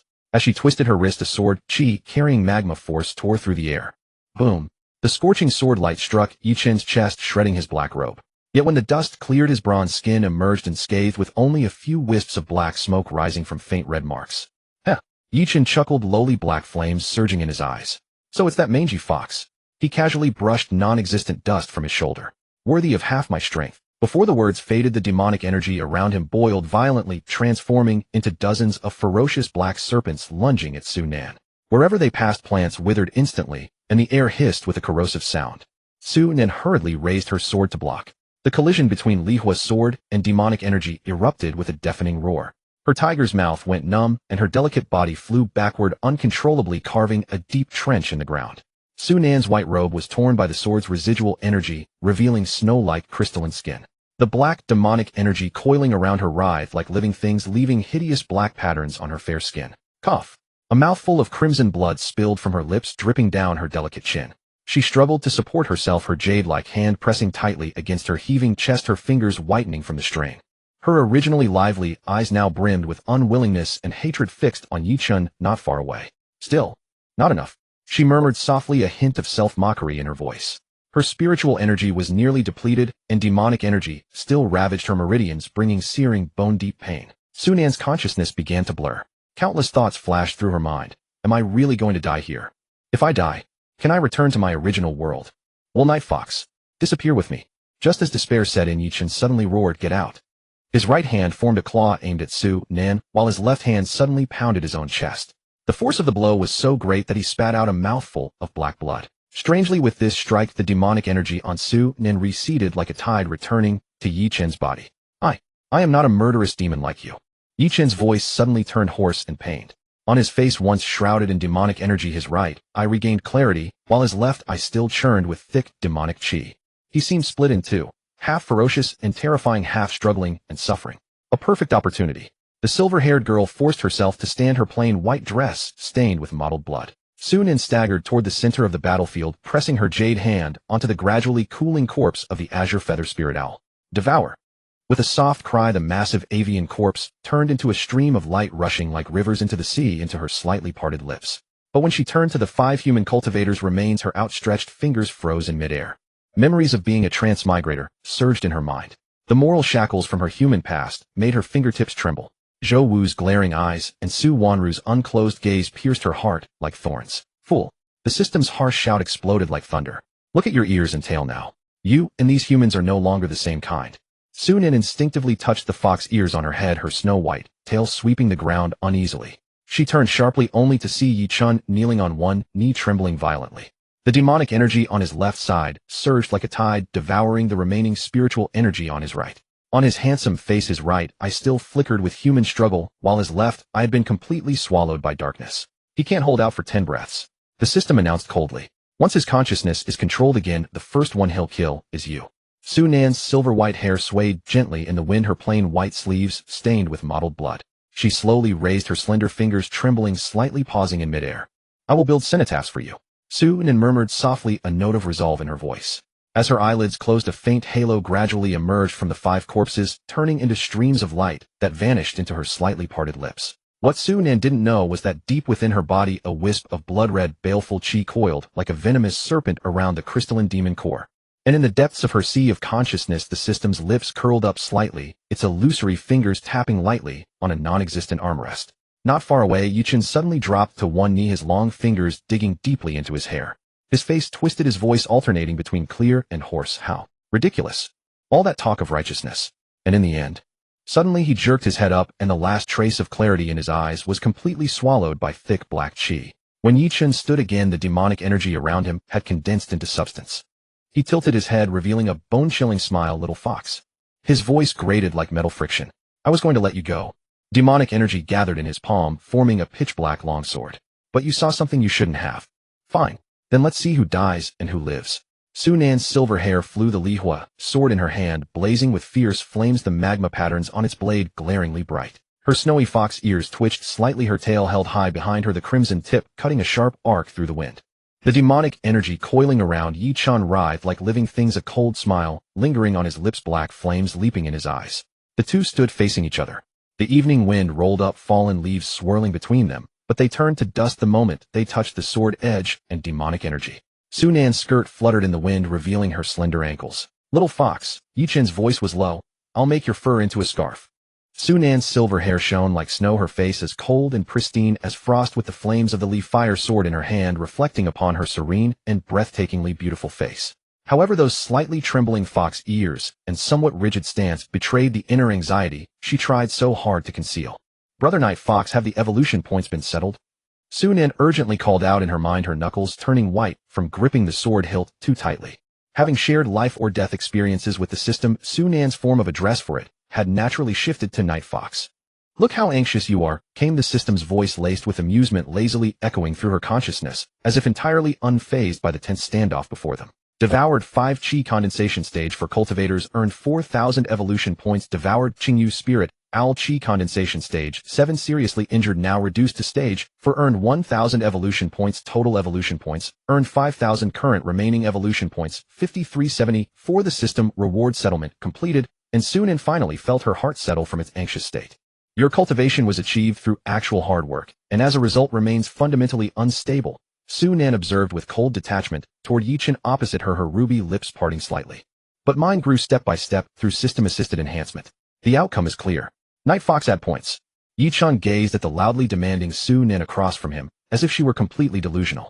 Deducted 900 evolution points. Current host cultivation Chi condensation stage 6. Deducted 1,200 evolution points. Current host bloodline single-tailed heaven-burning karmic fox. Deducted 1,200 evolution points. Current host cultivation Chi condensation stage 7. Deducted 1,500 evolution points. Current host cultivation Chi condensation stage 8. Deducted 500 evolution points. Low-grade magical artifact Lee fire sword upgraded to mid-grade magical artifact Lee fire sword. Current remaining evolution points 70. For the moment Sunan finished speaking, an overwhelming pressure erupted from her entire being. Her silver hair stirred without wind, even the tips igniting with tiny sparks, while the flames on the Lee fire sword surged several zhong in an instant. Yichen's pupils contracted sharply, and he hastily wielded his demonic chi sword, sending a pitch-black sword aura tearing through the air. Yet the moment the sword aura touched the crimson flames surrounding Sunan, it dissolved like snow falling into boiling oil. This fire was no ordinary flame, for ancient runes danced within each flickering tongue of fire, radiating a purifying power that made demonic chi tremble. Heaven-burning karma fire. Yichen's voice suddenly turned shrill, his face corroded by demonic energy, revealing panic for the first time. This is impossible. He staggered backward, instinctively guarding his heart, where the essence of his remaining soul seemed to reside. Seeing Sunan's cultivation surge to Chi condensation stage 8, a hint of ruthlessness flashed in Yichen's eyes. He violently spat a mouthful of essence blood, and the demonic chi instantly transformed into thousands of ghostly shadows charging towards Su. And while he himself used the momentum to retreat furiously, his black robe tearing through the air with a piercing sound. "You think you can escape?" Sunan called out sharply, and the karmic fire poured along the sword's edge, burning all the ghostly shadows in the sky to nothing. But she was ultimately half a step too slow. Yichen's figure had already vanished into the depths of the dense forest, leaving only a wisp of dissipating demonic chi screaming in the flames. "Huh? You stinking fox, just wait." Yichen's manic laughter echoed through the dense forest as he swiftly moved through the trees, his entire body wrapped in thick ink-like demonic chi. "Once I fully possess this innate sword body, I will definitely come for your life in a year's time." Within the black mist, his face became hideous and distorted, his eyes flashing with mad light. Demonic chi gathered beneath his feet, and with every step plants and trees withered, as if the shadow of death were spreading through the forest. "If it were anyone else, you might have truly escaped," Sunan's cold voice suddenly rang out ahead of him. "But unfortunately I have the system, and I have a cheat." A talisman glowing with cyan light appeared out of thin air between her slender fingers. The cinnabar patterns on the talisman paper exuded a mystical aura. Deducted 50 evolution points. Current remaining evolution points 24. Speed talisman temporarily triples the speed of a chi condensation stage cultivator. The talisman lightly fell onto Sunan's long, beautiful legs, instantly transforming into specks of cyan light that merged with her skin. She felt a sudden lightness throughout her body, and the surrounding scenery immediately turned into blurred streaks of light. Whoosh! The silver-haired girl's figure flashed through the forest like a ghost, overtaking the fleeing demonic cultivator in just a few breaths. She gracefully turned, and the Lee fire sword traced a perfect arc in the air. The heaven-burning karma fire transformed into a crimson sword net, completely surrounding Yichen. No! Yichen, trapped within the fire net, let out a roar of unwillingness, his demonic chi emitting a sizzling sound as it burned in the karmic flames. "You? Who exactly are you?" Yichen struggled painfully in the karmic fire, his demonic chi churning and dissipating like boiling water. Able to devour and rapidly increase cultivation, plus this karma fire. "I never expected this demon lord would fall to you." Of course it's thanks to my persistence and hard work, Sunin murmured softly, sticking out her tongue. Of course Yichin couldn't see her doing this. Within the circle of karmic fire, Yichin's voice gradually grew weaker, yet he still stared intently at Sunan. Let me die knowing the truth. Sunan's silver hair danced in the heat waves, her icy eyes reflecting the flickering flames. You are not worthy to know. Yichin suddenly burst into laughter, his hideous face showing a hint of relief. Ha ha ha. Very well. This demon accepts his defeat. He spread his arms wide, allowing the karmic fire to consume his remaining demonic chi, the black flames in his eyes gradually extinguishing. How bothersome. Sunan flipped her wrist, and the karmic fire suddenly surged, completely engulfing that remaining soul. The last sound coming from the fierce flames was a sigh of liberation. Watching the flames gradually extinguish, Sunan gently stroked the edge of the leaf fire sword. I wonder how many evolution points I'll get for devouring a chi condensation stage 10 cultivator. She muttered to herself, a trace of greed flickering in her eyes.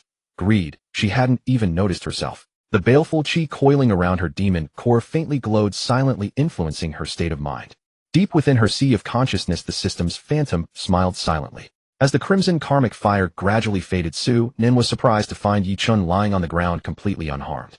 That handsome face appeared remarkably peaceful under the firelight, long eyelashes casting shadows on his eyelids, as if he were merely fallen into slumber. Sunan unconsciously tightened her grip on the leaf fire sword, fine beads of sweat seeping from her palms.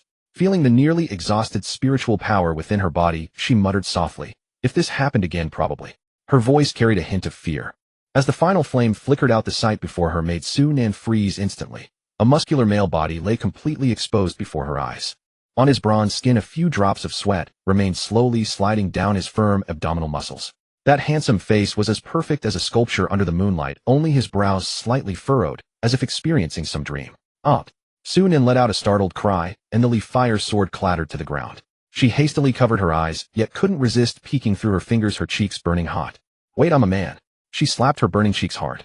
What am I thinking about? Just then the person on the ground suddenly moved their fingers. Yichin slowly opened his eyes, and in his blurry vision appeared a fairy with silver hair like snow. Sunlight filtered through the tree gaps, sprinkling upon her and coating her in a soft silver glow. That exquisitely refined face, unlike anything mortal left, Yichin momentarily dazed, his breath catching for a moment. This must be a dream. He murmured to himself, his gaze involuntarily drawn to those snow-white fox ears. Those fluffy ears were slightly trembling, and the fluffy tail behind him stood upright and swayed rapidly, tracing graceful arcs in the sunlight. Sunan stood equally stunned and placed, the two of them locked in a direct gaze. The air carried an anxious atmosphere, yet it oddly felt frozen in time. Slap. Yichin suddenly raised his hand and pinched himself hard, his cheek immediately reddening. Hiss. So painful. Yichin frowned in pain, only then realizing something was wrong. Looking down, he was instantly terrified. Where are my clothes? Another scream echoed, but this time it was a deep male voice. Yichin stammered, I am immortal. This. His hands were awkwardly placed in front of him, the long fingers turning white from tension. His half-crouching, half-kneeling posture was particularly comical, a faint flush spreading over his bronze skin. Before him, the silver-haired immortal's robe was torn, with glimpses of snow-white skin visible through the cracks, leaving Yichun unsure where to look. He hastily closed his eyes, his lips moving rapidly, as he silently recited the heart-cleansing mantra, fine beads of sweat forming on his forehead. Sunan suddenly coughed violently, her snow-white fox ears twitching uneasily, with a distinct blush showing beneath the fur at the tips. Without looking back, she waved her hand, and a stream of spiritual energy rolled up a large banana leaf from the ground, which flew toward Yichun with a whoosh. An awkward silence fell between them, broken only by the rustling of leaves. Yichun frantically wrapped the banana leaf around his waist, looking like a savage just emerged from the jungle. I'll go buy some oranges. Stay here and don't move. Sunan suddenly spoke, her voice carrying a hint of awkwardness. Yichun looked up blankly, the banana leaf nearly slipping off as he moved, only to be frantically pressed back down. His thick sword-like eyebrows furrowed into a knot, completely baffled by this sudden suggestion. Sunan paid no attention and turned to walk away, her tail still wagging incessantly behind her. Sunan walked lightly back to the towering ancient tree, her silver hair gently fluttering in the evening breeze. As someone who had thoroughly read all kinds of cultivation novels before transmigrating, she knew well that killing and disposing of bodies was a serious matter. She looked up at the lush canopy where traces of the fight and a faint smell of blood still lingered.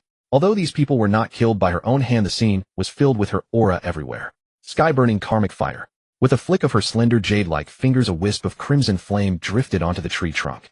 In an instant, the fire spread like a dragon, coiling upward along the trunk. The towering ancient tree emitted a crackling lament in the raging flames, transforming into a giant torch that lit up the entire forest in a red glow. Sunan did not stop. She turned and walked toward the bush where she had previously hidden. There her claw marks and a few strands of white fur remained. Another cluster of flames flew out and the bush was instantly engulfed in a sea of fire. Fortunately, this isn't my past life. Setting fire to a mountain won't land me in prison for life. The silver-haired girl stood before the burning tree, suddenly stamping her foot in frustration. Her snow-white fox ears twitched uneasily, and her tail tapped the ground impatiently. "Ah, damn, I forgot to loot the bodies." Sunan's slender fingers unconsciously twisted the hem of her clothes as she recalled that her system space was empty, with only a solitary, glazed fire sword. Wait, where's my glazed fire sword? Sunan's eyes flew wide open as she suddenly remembered that in the panic earlier she had left the glazed fire sword beside Yi-chan. In her mind, she pictured the entirely crimson long sword probably lying at the feet of that naked man. The glazed fire sword had. As for why she didn't bring Yi-chan some clothes. Like I said, what if there was something traceable on the clothes? Right. And at this moment, if the spirits of those 5 were still here, they would probably be hopping mad. Hey girl, what about the promised cenotaph? After dealing with the crime scene, Su-nin hurried toward Yi-chan. Of course she was going to retrieve the glazed fire sword. Otherwise was she going back to admire the scenery? On the way, Su-nin took a look at her attribute panel. After this battle she had gained quite a lot. Name Su-nin, gender female. This information has been folded. Lifespan 170, bloodline single-tailed, sky-burning karmic fox, cannot evolve, at current realm chi refining layer 8. 2000 techniques, luminous moon cultivation, art, chi, refining stage minor achievement. 0400 fire spirit art, chi refining stage minor achievement. 276500 equipment, glazed fire sword mid-grade magic artifact. 1500, currently not in system space evolution points 24. Sunan ignored the few words after the glazed fire sword and continued on her way. On the way, Sunan opened the system minimap. She wanted to see what cultivation levels the creatures in the canyon had. Because ever since she advanced to chi refining layer 4, the map could display the cultivation of cultivators no higher than one major realm above her. No way, you're kidding me. The weakest is at Foundation Establishment early stage. Well, that's an advanced dungeon. Just as Sunan's slender fingers were swiping across the light screen ready to close the minimap, she suddenly stopped at a corner. Ah, what's this green dot? At the edge of the map, a faint green light was slowly blinking. Sunan squinted, zooming in on the map, and the position was clearly where Yi-chan had been earlier. What was even stranger was that the light showed a cultivation level of only chi refining layer 1. A far cry from the demonic cultivator of chi refining layer 10, with overwhelming demonic chi from before. Her snow-white fox ears perked up alertly, and her tail wagged unconsciously from side to side. This situation was truly suspicious. Either the system had made a mistake, or that Yi-chan, who had been possessed by demonic chi, was originally just a chi refining layer 1 cultivator. Forget it, I won't think too much. I'll go get the glazed fire sword first, and then ask him. If it comes to it, I'll just silence him. Sunan's mindset was slowly changing, but she recalled the conversation between those 5 and Yi-chan. This Yi-chan. His surname is Yi, and his cultivation suddenly dropped and couldn't increase, going from a genius youth to a waste servant, and he has a grandpa living with him. Though that grandpa seems a bit weak, but isn't this the textbook protagonist template? Better not kill him. If I kill this kind of destined protagonist, the heavenly Tao might just strike me down. The demon Ichu. Not long after, Su-nin quietly returned to the spot. Yi-chan, on the other hand, hadn't been idle. During her absence, he had woven a simple grass skirt from vines and large leaves. His bronze skin, set off by the emerald green grass leaves along with his angular handsome face, revealed a certain wild beauty. Immortal, you're back. Yi-chan turned around and nearly jumped in fright. Su-nin was already standing behind him, silently, her presence unknown. He instinctively pressed his wildly beating chest and stammered in explanation. Immortal, that sword of yours. I didn't dare touch it. It burst into flames whenever I got close. With that, he pointed at the glazed fire sword lying quietly not far away. Sunan nodded slightly, walked over, and picked up the long sword. The glazed fire sword flickered with red light as if displeased, but Sunan gave it a firm slap, without any ceremony. The glazed fire sword felt so wrong that it had to obediently dim its light and be put away into the system space. It's not safe to talk here. Sunan's clear, cold voice rang out again. Follow me. With that, she turned and walked toward the tree hollow, her snow-white tail gently swaying behind her. Yi-chan hesitated for a moment, but eventually followed the grass skirt, rustling with each step. As dusk deepened, the last glimmer of daylight in the forest was devoured by the shadows of the trees. Sunan led Yi-chan to the hidden hollow tree where the drooping vines at the entrance swayed gently in the evening breeze. Is this where the immortal maiden lives? Yi-chan craned his neck curiously, and before he could finish speaking, his head bumped against the low ceiling with a dull thud. He winced, clutching his forehead, the leaves on his grass skirt rustling. Sunan shot him a glance. You don't need to call me immortal maiden. My name is Sunan. Her voice was cold as frost. Yi-Chin shuffled awkwardly into a corner, curling up his hands, carefully pressing down the edges of his grass skirt. All right, immortal. Su immortal. He stammered, a flush of embarrassment creeping onto his face. A brief silence filled the hollow. After a moment's hesitation, Yi-Chin couldn't help but ask Su immortal about the oranges you mentioned earlier. A flash of cold light erupted. Without warning, the Lihua sword pressed against his throat. The searing heat from the blade made Yi-Chin's Adam's apple bob involuntarily. A wisp of fragrance drifted into his nose, a stark contrast to the scorching thread at his neck. Now Su Nan's voice was colder than the sword's edge. I ask, and you answer.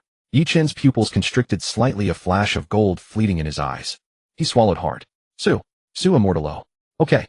His voice trembled with an almost imperceptible quiver. Su Nan summoned a sphere of karma fire to light the hollow, carefully setting up a spiritual energy barrier to prevent the tree from catching fire. Inside, the flames flickered, casting a cold, icy reflection on Su Nan's face. She tilted the Lihua sword slightly forward, leaving a thin red mark on Yi-Chin's throat. At that moment, his mind raced. That sword is only 0.01 centimeters from my throat. Are your parents still alive? Are you an orphan? Su Nan suddenly posed this bizarre question, her voice hard and unyielding. Yi-Chin was visibly taken aback, his mouth twitching uncontrollably. My parents are alive, and I have younger siblings at home. He blinked in confusion, utterly baffled as to why this immortal maiden would suddenly care about his family. Are you sick? Su Nan continued, her tone as serious as an interrogation. Yi-Chin looked utterly bewildered. I mean, Su Nan frowned impatiently. Have you ever suffered from any serious illness? No. Yi-Chin stammered, beads of sweat forming on his forehead. Your cultivation level. Just as Su Nan was about to press further, a sudden change occurred. The cowering Yi-Chin abruptly lifted his head, his eyes blazing with dazzling golden light. Su Nan felt all her strength drain away in an instant. The Lihua sword clattered to the ground. Her legs gave way, and she had to brace herself against the wall to keep from collapsing. Su immortal, Yi-Chin's voice suddenly turned steady and powerful, a world apart from his earlier demeanor. One must be wary of others. He rose slowly, his golden pupils gleaming in the firelight, the leaves on his grass skirt rustling softly with his movements. Yi-Chin stepped forward, a playful curl at the corner of his lips. Is it possible that the demon was me, and the me now is also me? As his words fell, his right eye was suddenly engulfed by thick, ink-like demonic energy, while his left eye still shimmered with brilliant gold. The two opposing forces intertwined within him, unleashing the oppressive aura of the 10th level of Qi refinement. Su Nan cast a sidelong glance at the system map, and sure enough, she saw Yi-Chin's light point cultivation level surge, yet it still displayed a friendly green marker. Worthless night pot. She cursed inwardly. When you need him, he's brother night fox. When you don't, he's stinky night pot. Boo-hoo, the system's voice chimed in, cloying and exaggerated. Shut up. Su Nan frowned in irritation. If you keep boo-hooing, I'll mute you. I wonder who was the one boo-hooing all along, the system teased relentlessly. Su Nan cut the system connection, sliding down against the tree wall to sit on the ground. Then why did you pretend to be like that earlier? Yi-Chin suddenly covered half his face, a manic light peeking through his fingers. For fun, his voice turned twisted. Isn't it amusing to watch others being led around by the nose? Now the roles of Su Nan and Yi-Chin had reversed. Yi-Chin stepped forward, and his slender fingers suddenly pinched Su Nan's delicate chin, forcing her to lift her head. Su immortal, he drawled, a dangerous glint in his eyes. You wouldn't want. In that instant, Su Nan's mind flashed through those indescribable novel plots from her past life, scenes from the legend of the ex-Ming goddess flickering before her eyes. She tried to twist her face away, but found his fingers clamped like iron. In the end, she could only resign herself, closing her eyes, her long lashes trembling in the firelight. Yi-Chin suddenly released his grip, sizing up Su Nan's expression with amusement. Look at you, who knows what you're thinking. He waved his hand casually and turned toward the entrance. Seriously? Su Nan screamed internally. You're the one who made that face first, okay? She opened her eyes, casting a disdainful glare without concealment. Yi-Chin seemed to sense it, suddenly turning back. Don't look at me like that. He deliberately mimicked a frivolous tone. People with that look usually end up like, oh ho ho ho, with that he made, as if to pounce. At that critical moment, a blaze erupted behind Yi-Chin. It was the heaven-burning karma fire Su Nan had set earlier, which, after the spiritual barrier dissipated, surged outward like a runaway wild horse. A scorching wave of flames rushed toward Yi-Chin. How do you know I wasn't pretending? Good thing I kept a backup plan. Su Nan forced herself to lift her chin with feigned composure, her silver hair glinting in the firelight. Though still weak, she bluffed with the authority of the karma fire. Yi-Chin raised an eyebrow, a playful smile curling at the corner of his lips. Oh, is that so? He stepped closer, then suddenly bent down and scooped Su Nan into his arms. It seems Su Immortal's fire can't harm me. Did you forget what I said earlier? With that, he actually carried Su Nan toward the blazing karma fire, thrusting his long arm directly into the flames. The crimson fire flowed over his skin, leaving not even a single scorch mark. Then Yi-Chin swung his arm, and a golden spiritual energy shield intermingled with gold enveloped the karma fire. The fire rampaged within the shield to no avail, eventually calming down, continuing to serve as a lamp. Let me go? Get lost. Sunan struggled violently in his arms, her white tail thrashing wildly, accidentally brushing against something hard. Yichin suddenly let go and Sunan hit the ground with a thud, kicking up a cloud of dust. She winced in pain, her face smudged, a far cry from the immortal maiden she had seemed. Yichin looked down at her from above, his waist slightly arched back, his eyes full of mockery. I really let go, and you're not happy. He crouched down, his heterochromatic eyes, one gold, one black, glimmering in the firelight. All right, Su, immortal. His voice suddenly turned dangerous and low. Now it's my turn to ask you questions. His slender fingers lifted Sunan's chin in irresistible authority that made the very air around them stagnate.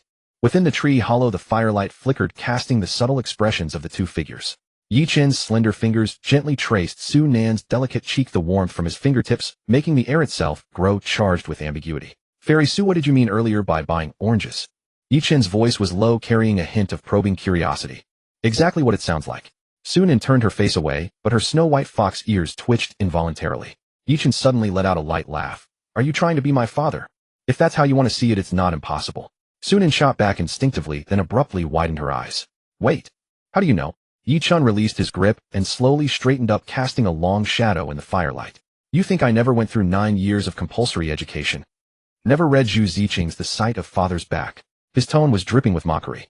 Just as the tension peaked, Sunan suddenly turned her face away again, the tips of her ears flushing a suspicious red. Yichin followed her gaze downward, and saw that the crude grass skirt had somehow come loose. He hurriedly crouched down, fumbling to rearrange the leaves, all his earlier imposing aura vanishing. The cave was left with only the awkward breathing of the two. Sunan slowly propped herself up and sat cross-legged on the ground, her silver hair falling over her shoulders.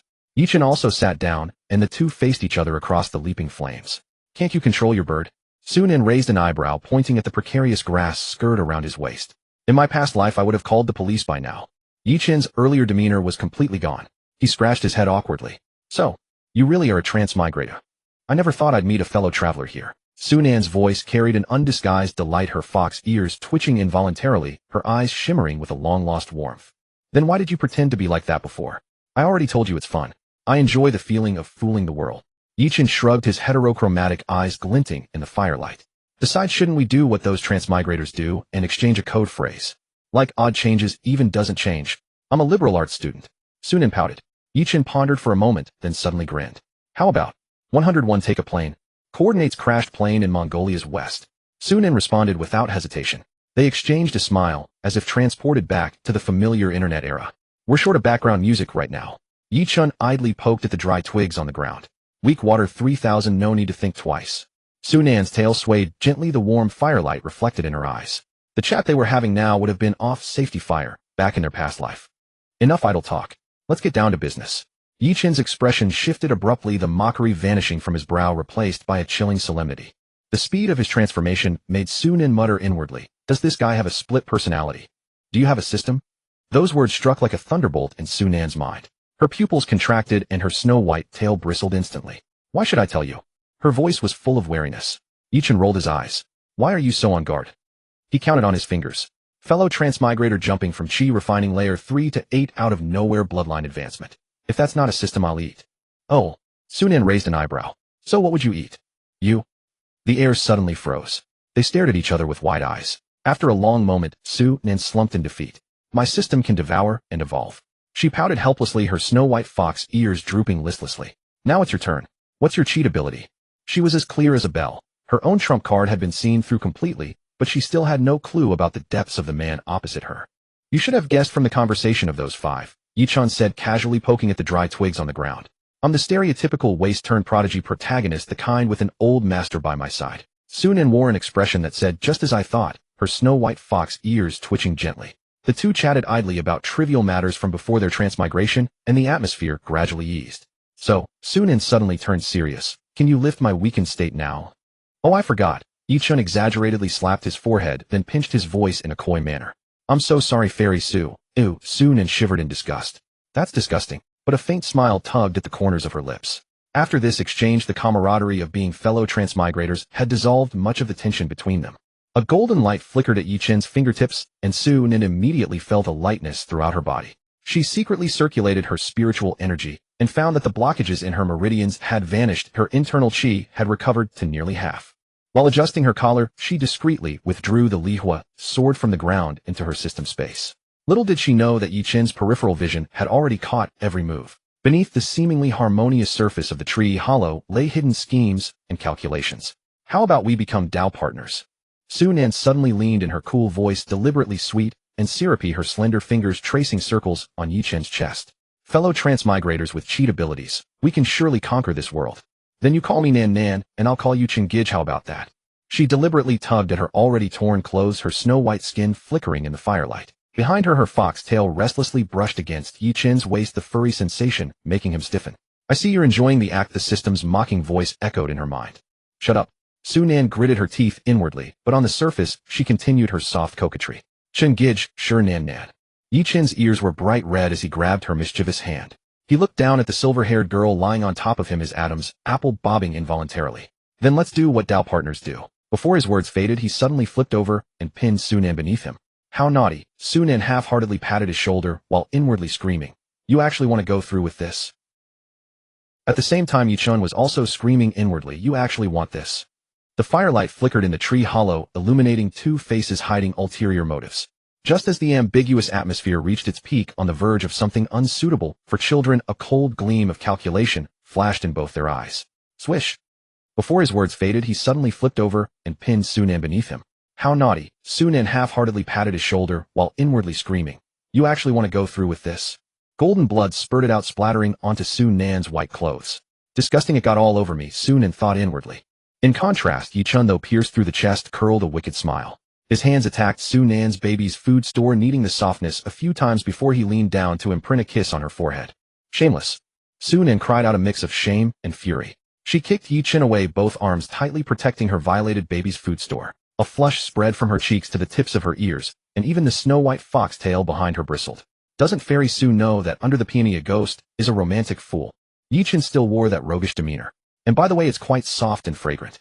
He made a few squeezing motions in the air, then sniffed his hand, commenting. After you die, I'll refine you into a corpse puppet. You'll pay for what you just did. I'll make you my servant for a lifetime.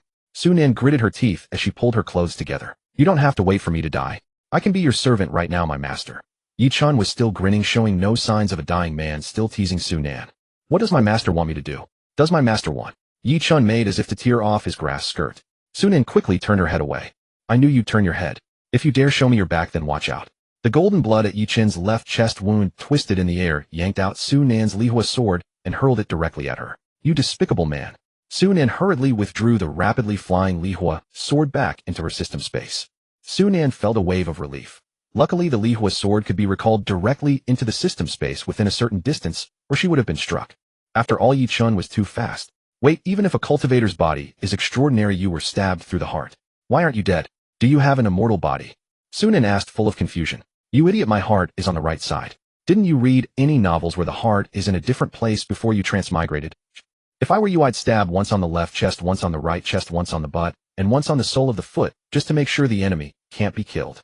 Yi Chen looked at Su Nan as if she were an idiot, then added, looks like both of us fellow travelers want to kill each other. Golden and black currents of chi intertwined around his body as he prepared to attack Su Nan. Su Nan quickly summoned the lihua sword and circulated her spiritual energy. The two stared each other down. Just then Su Nan felt the spot on her forehead where Yi Chen had kissed begin to burn. At first she thought it was just residual warmth from Yi Chen's body, but now the temperature was rising higher and higher, almost feeling as if it would scorch her skin. From Yi Chen's perspective, the crimson flower decoration on Su Nan's forehead was now half dyed with gold, and the gold was still spreading relentlessly. It turned out that Yi Chen had only been stalling for time. Fairy Su. Yi Chen looked at her meaningfully. You'd better worry about yourself first. Suddenly Su Nan felt the world spinning, her limbs going limp, her spiritual energy unresponsive. The lihua sword slipped from her hand again, clattering to the ground, and she had no time to retrieve it into the system space. The master is now committing a crime, the powerless lihua sword. In her blurry vision, Yi Chen's body grew closer. Su Nan swung her arms feebly. Don't touch me, no. Don't. But he pulled her into his embrace. Just before losing consciousness, Su Nan heard a sigh by her ear. What a troublesome little fox. Su Nan's heart was filled with despair. It's over, it's over. The plot of X-Ming Goddess Record is really going to happen. No, I don't want this. When she was a man, she was still a virgin for over 20 years as Xiao Chunan. Now that she had transmigrated into a woman, was she going to be ravaged? Su Nan. Su Nan opened her eyes once more to find herself in a boundless world shrouded in mist. Ashen white vapor drifted lazily around her, coiling about her ankles, as if alive. Where's this? She instinctively called out to her system. Yeehoo, yeehoo. But her divine sense was utterly silent, and even her system's usually irritating voice had vanished completely. What the hell, you're playing dead again? Sunan cursed through gritted teeth and stepped forward. But no matter how long she walked, the scenery around her remained unchanged, as though this sea of mist had no boundaries at all. She attempted to summon Li Huijian only to discover that her connection with the system had been completely severed. The sword must have fallen from her grasp before she lost consciousness. Wait. Coma. The thought barely formed when a wave of excruciating pain crashed over her, forcing her to clutch her head and sink to the ground. At that moment, the surrounding fog began churning violently. Blinding white light surged from all directions, compelling Su Nan to squeeze her stinging eyes shut. When she opened her eyes again, the sight before her sent an icy chill coursing through her entire body. The world was split in two, one half blazing with golden radiance, its brilliance surpassing even the noon sun, the other half shrouded in absolute darkness, so dense it seemed capable of devouring all light. And she stood precisely on the boundary line between light and shadow. What kind of nightmare place is this? Su Nan's voice echoed through the vast emptiness. She began running along the dividing line, her bare feet pressing against nothingness with no sensation whatsoever. Golden radiance scorched her left side, while darkness gnawed at her right, leaching the warmth from her bones. Su Nan's legs moved without her consent, carried forward by that faint, elusive voice that threaded through her nerves like invisible filaments. Come. The ethereal whisper echoed at her ear, gradually swelling into a roaring cacophony within her mind. Come. Come. Come. Golden light and shadows slashed at her body like razor edges. Her left side burning, as if engulfed in flames, her right side crystallizing with shards of ice. Through splitting headaches, her vision blurred until only the boundary beneath her feet remained clear. A winding river of starlight twisted through her tears. This bizarre, surreal world. Su Nan choked out a single tear, tracing her cheek. I want to go home. The moment her tear fell, it rippled across the void, and crimson halos bloomed like flower buds unfurling in layers. Host, have you missed me? The system's familiar, seductive tone rang out with playful warmth, like an older sister teasing her younger sibling. A hazy figure materialized within the halo, its slender finger barely touching down to shield Su Nan from the encroaching light and darkness. Night Fox, you damn bastard. Su Nan's wails tore through the air with desperate urgency, tears soaking through her chest as she battered against with clenched fists, each strike landing with the deadened thud of flesh against cotton. You always play dead when danger strikes. Damn Night Fox. Beyond the barrier, the system shook its head. Its translucent fingers reached towards Su Nan's cheek to brush away her tears, but passed straight through her flesh, as though she were nothing but smoke. Such a troublesome little one. Its sigh drifted silently into the void, eyes clouded with turmoil, as if struggling against some unyielding decree. Su Nan knelt upon the formless ground, her silver hair tangled and wild. She wiped at her red-rimmed eyes, her voice rough from crying. Yeehoo, where exactly am I? This appears to be the spiritual sea of consciousness belonging to some being, the system replied with unusual gravity, but I cannot fathom how you were pulled into such a place. Spiritual sea of consciousness. Su Nan's fists clenched suddenly. Yi-chun, just you wait. I'll make you pay once I get out of here. She cursed through gritted teeth, but her words were cut short by an unexpected voice. No need to wait until after. The voice reverberated from all directions at once. Fairy Su, you may tell me now. How do you intend to take your revenge? You cowardly turtle. Su Nan sprang to her feet, screaming into the emptiness. Disgracing all us transmigrators with nothing but hiding and running. The one talking, Yi-chun teased, was the one weeping like a peach blossom in the rain just moments ago, and now has the nerve to call me disgraceful. Before he could finish, the entire realm shuddered violently. Su Nan watched in terror as a golden hand spanning the heavens swept across the void, causing space to collapse and reform in its wake. A magnificent palace rose from nothingness, still divided between radiance and shadow. Since Fairy Su is so eager to see me. Yi-chun's voice emanated from deep within the palace. Looking up, Su Nan saw Yi-chun seated upon his throne at the pinnacle of the towering hall, clad in black dragon robes adorned with golden threads, wearing a crown of 12 dangling jade strands. His right eye swirled with dark mist while his left gleamed with golden light. Now you may look at me properly. He lazily beckoned with a finger. An invisible force seized Su Nan and dragged her toward the throne. The moment her feet left the ground, a violet barrier erupted around her, violently resisting the pull. Annoying insect. Yi-chun narrowed his eyes, his gaze piercing through the barrier to fixate on something behind Su Nan. Is this the work of your system? Such a pity. He slowly raised his right hand, power beyond his station manifesting in his palm. Fairy Su, tell me, can he withstand the will of heaven? The barrier around Su Nan shattered like fragile glass under the weight of that cosmic force. She watched helplessly as she floated toward the throne, tears already drying on her cheeks and leaving faint trails. Fairy Su, such a beautiful face. What a waste to let it be ruined by tears. Yi Chen's voice carried an unusual gentleness. With a flick of his elongated fingers, a warm silk handkerchief appeared from nothing, gently wiping her cheek. Sunan offered no resistance, merely staring blankly upward. Night Fox. Night Fox. She called desperately within her heart. Host, this is fate. The system's voice echoed with unprecedented gravity. I cannot help you resist the power of heaven. Suddenly Su Nan remembered those 8 characters she'd seen when registering the game as Su Nan. Cause and effect are predetermined. Oh, destiny has spoken. So in this unseen realm, everything had been predetermined all along. A self-mocking smile touched her lips as she lowered all her defenses, leaning against Yi Chen's knee like a weary young beast. Has Fairy Su already accepted her fate? Yi Chen's fingers traced her delicate cheek, the sensation in this spiritual world feeling even more vivid than reality. I always preferred the unruly Fairy Su. He suddenly leaned close, whispering in her ear, since Fairy Su is a fox demon and counts among spirit beasts, perhaps we should forge a master-servant contract. Golden light drifted from his fingertip, condensing into a luminous golden scroll. Upon my ascension to immortality, I shall restore your freedom. The moment those words reached her ears, Su Nan's pupils contracted sharply. Her snowy white fox ears shot upright, and her tail bristled, as instinct drove her to flee backward. Yet her body remained locked in place as though bound by invisible chains, unable to move from Yi Chen's side. Did you not come to me willingly just moments ago? Yi Chen chuckled softly, the golden contract in his hand blazing to life. It is far too late to run now. The contract transformed into a streak of light that soared towards Su Nan's forehead. Despair filling her, she closed her eyes as her long lashes trembled, thinking to herself, just consider it a mosquito bite.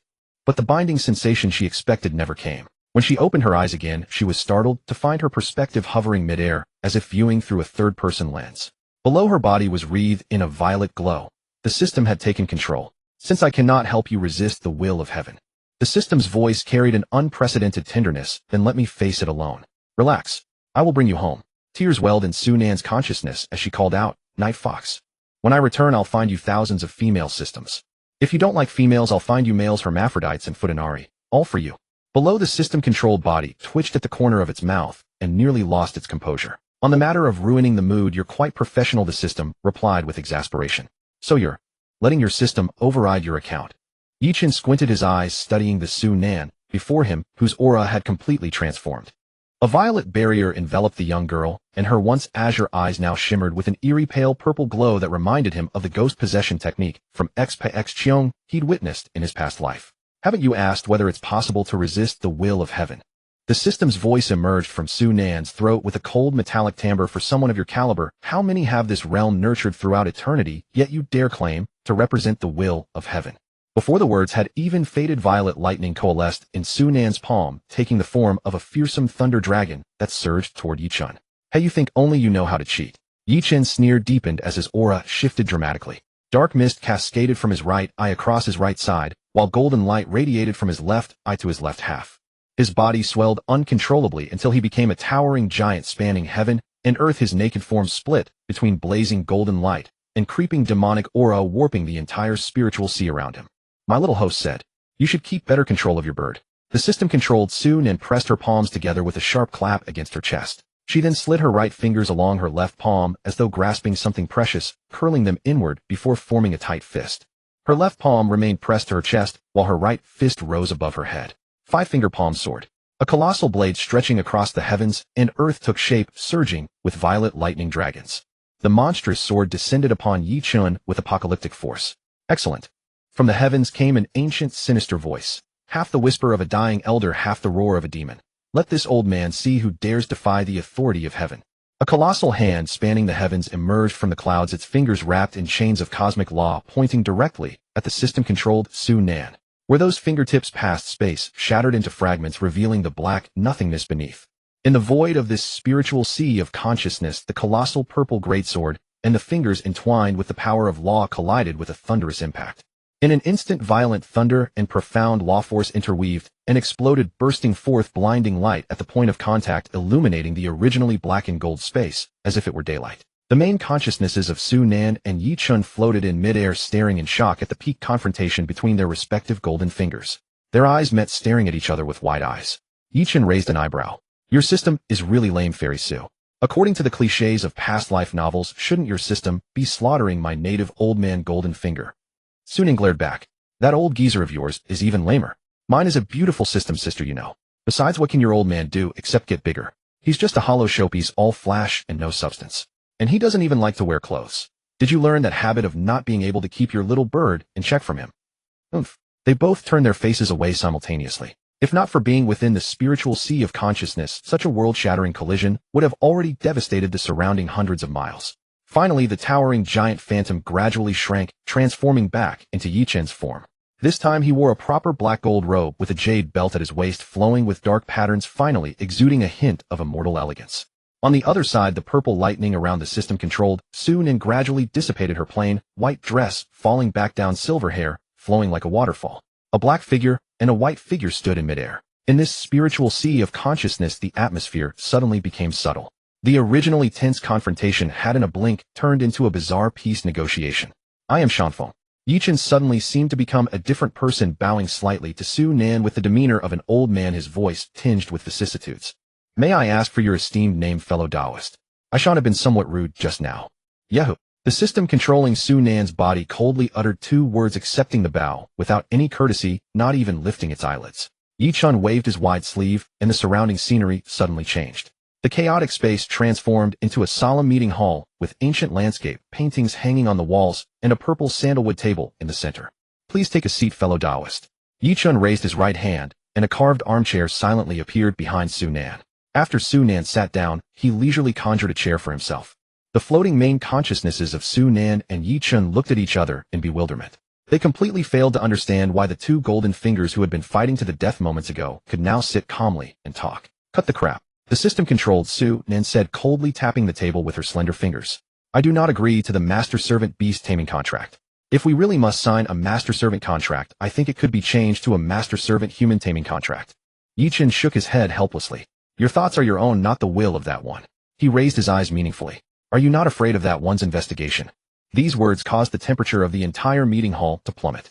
Su-Nen's main consciousness noticed that when Yi-Chen mentioned that one, the system's fingertips trembled almost imperceptibly. I thought you were truly unafraid of that one, fellow Taoist. Yi-Chen keenly caught the momentary tremor of Su-Nen's fingertips, a faint smile playing at the corner of his lips. Heh. Su-Nen snorted, coldly, purple lightning swirling in her eyes. Since I have already intervened, am I still afraid of that one's punishment? She turned her hand, and a tiny purple lightning dragon slithered between her fingers, emitting faint crackling sounds. The law force you can mobilize is probably already exhausted, isn't it? That one would not be so at ease as to disperse so much of its power. If we continue fighting, it will consume the origin of this remnant soul of yours. That won't be necessary for you to worry about, fellow Taoist. Yi-Chen set down his teacup with a crisp clink. If fellow Taoist Yahoo still had any strength left, you would not be sitting here negotiating with me. He looked meaningfully at Su-Nen's slightly pale fingertips. After receiving that finger strike, just now, I imagine you are not as relaxed as you appear, are you? Su-Nen was silent for a moment, then abruptly clenched her 5 fingers, crushing the purple lightning dragon. The meeting hall fell into an eerie silence. In this silent meeting hall, time seemed to freeze. The blue smoke rising from the purple sandalwood incense burner curled and spiraled between the two, reflecting their contemplative faces. Yi-Chen's slender fingers tapped lightly on the table, breaking the silence first. Fellow Taoist Yahoo, why don't we each take a step back? He looked up at the opposite side, his golden-black heterochromatic pupils gleaming with weighing light. Speak. Su-Nen coldly uttered a single word, her fingers tapping unconsciously on the armrest. An equal contract. Yi-Chen's voice carried a hint of tentativeness. Each of us gets what we need. The system-controlled Su-Nen narrowed her eyes, slightly purple lightning swirling in her irises. Agreed. She paused for a moment. But after you revise the contract, I want to inspect it. Naturally. Yi-Chen waved his wide sleeve, and a gilded contract materialized out of thin air, floating above the table between them. The words on the contract flowed like living things, constantly modifying and rearranging according to his will. After some adjustments, the contract drifted slowly towards Su-Nen. The golden characters shone brightly on the parchment, with faint traces of heavenly Tao law flowing within. What do you think, fellow Taoist?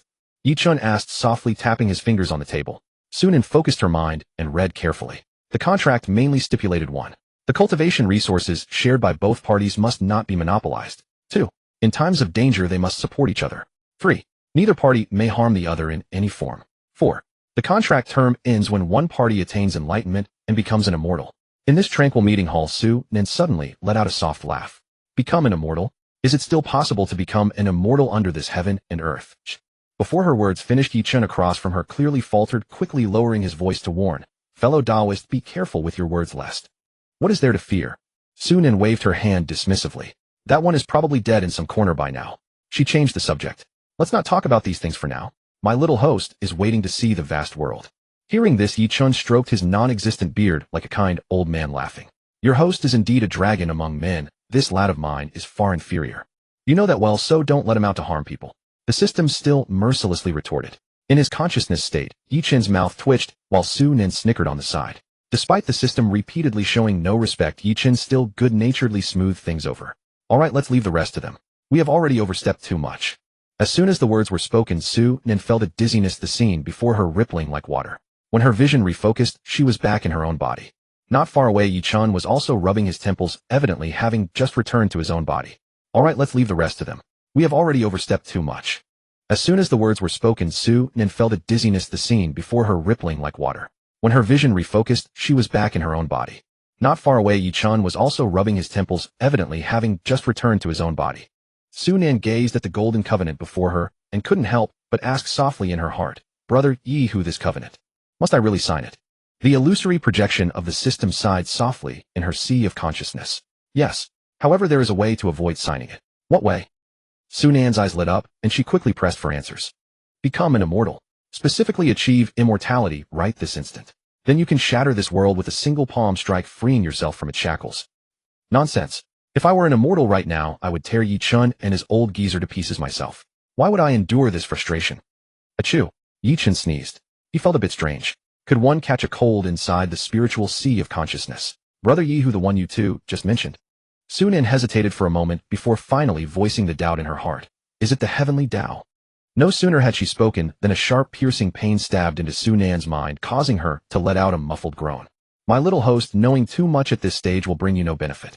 The system's illusory projection gently caressed the crown of Su-nin's head, and the pain instantly receded like the tide. Brother Yi, who?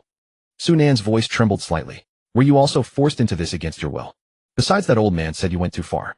Will you be punished by that? Silly girl.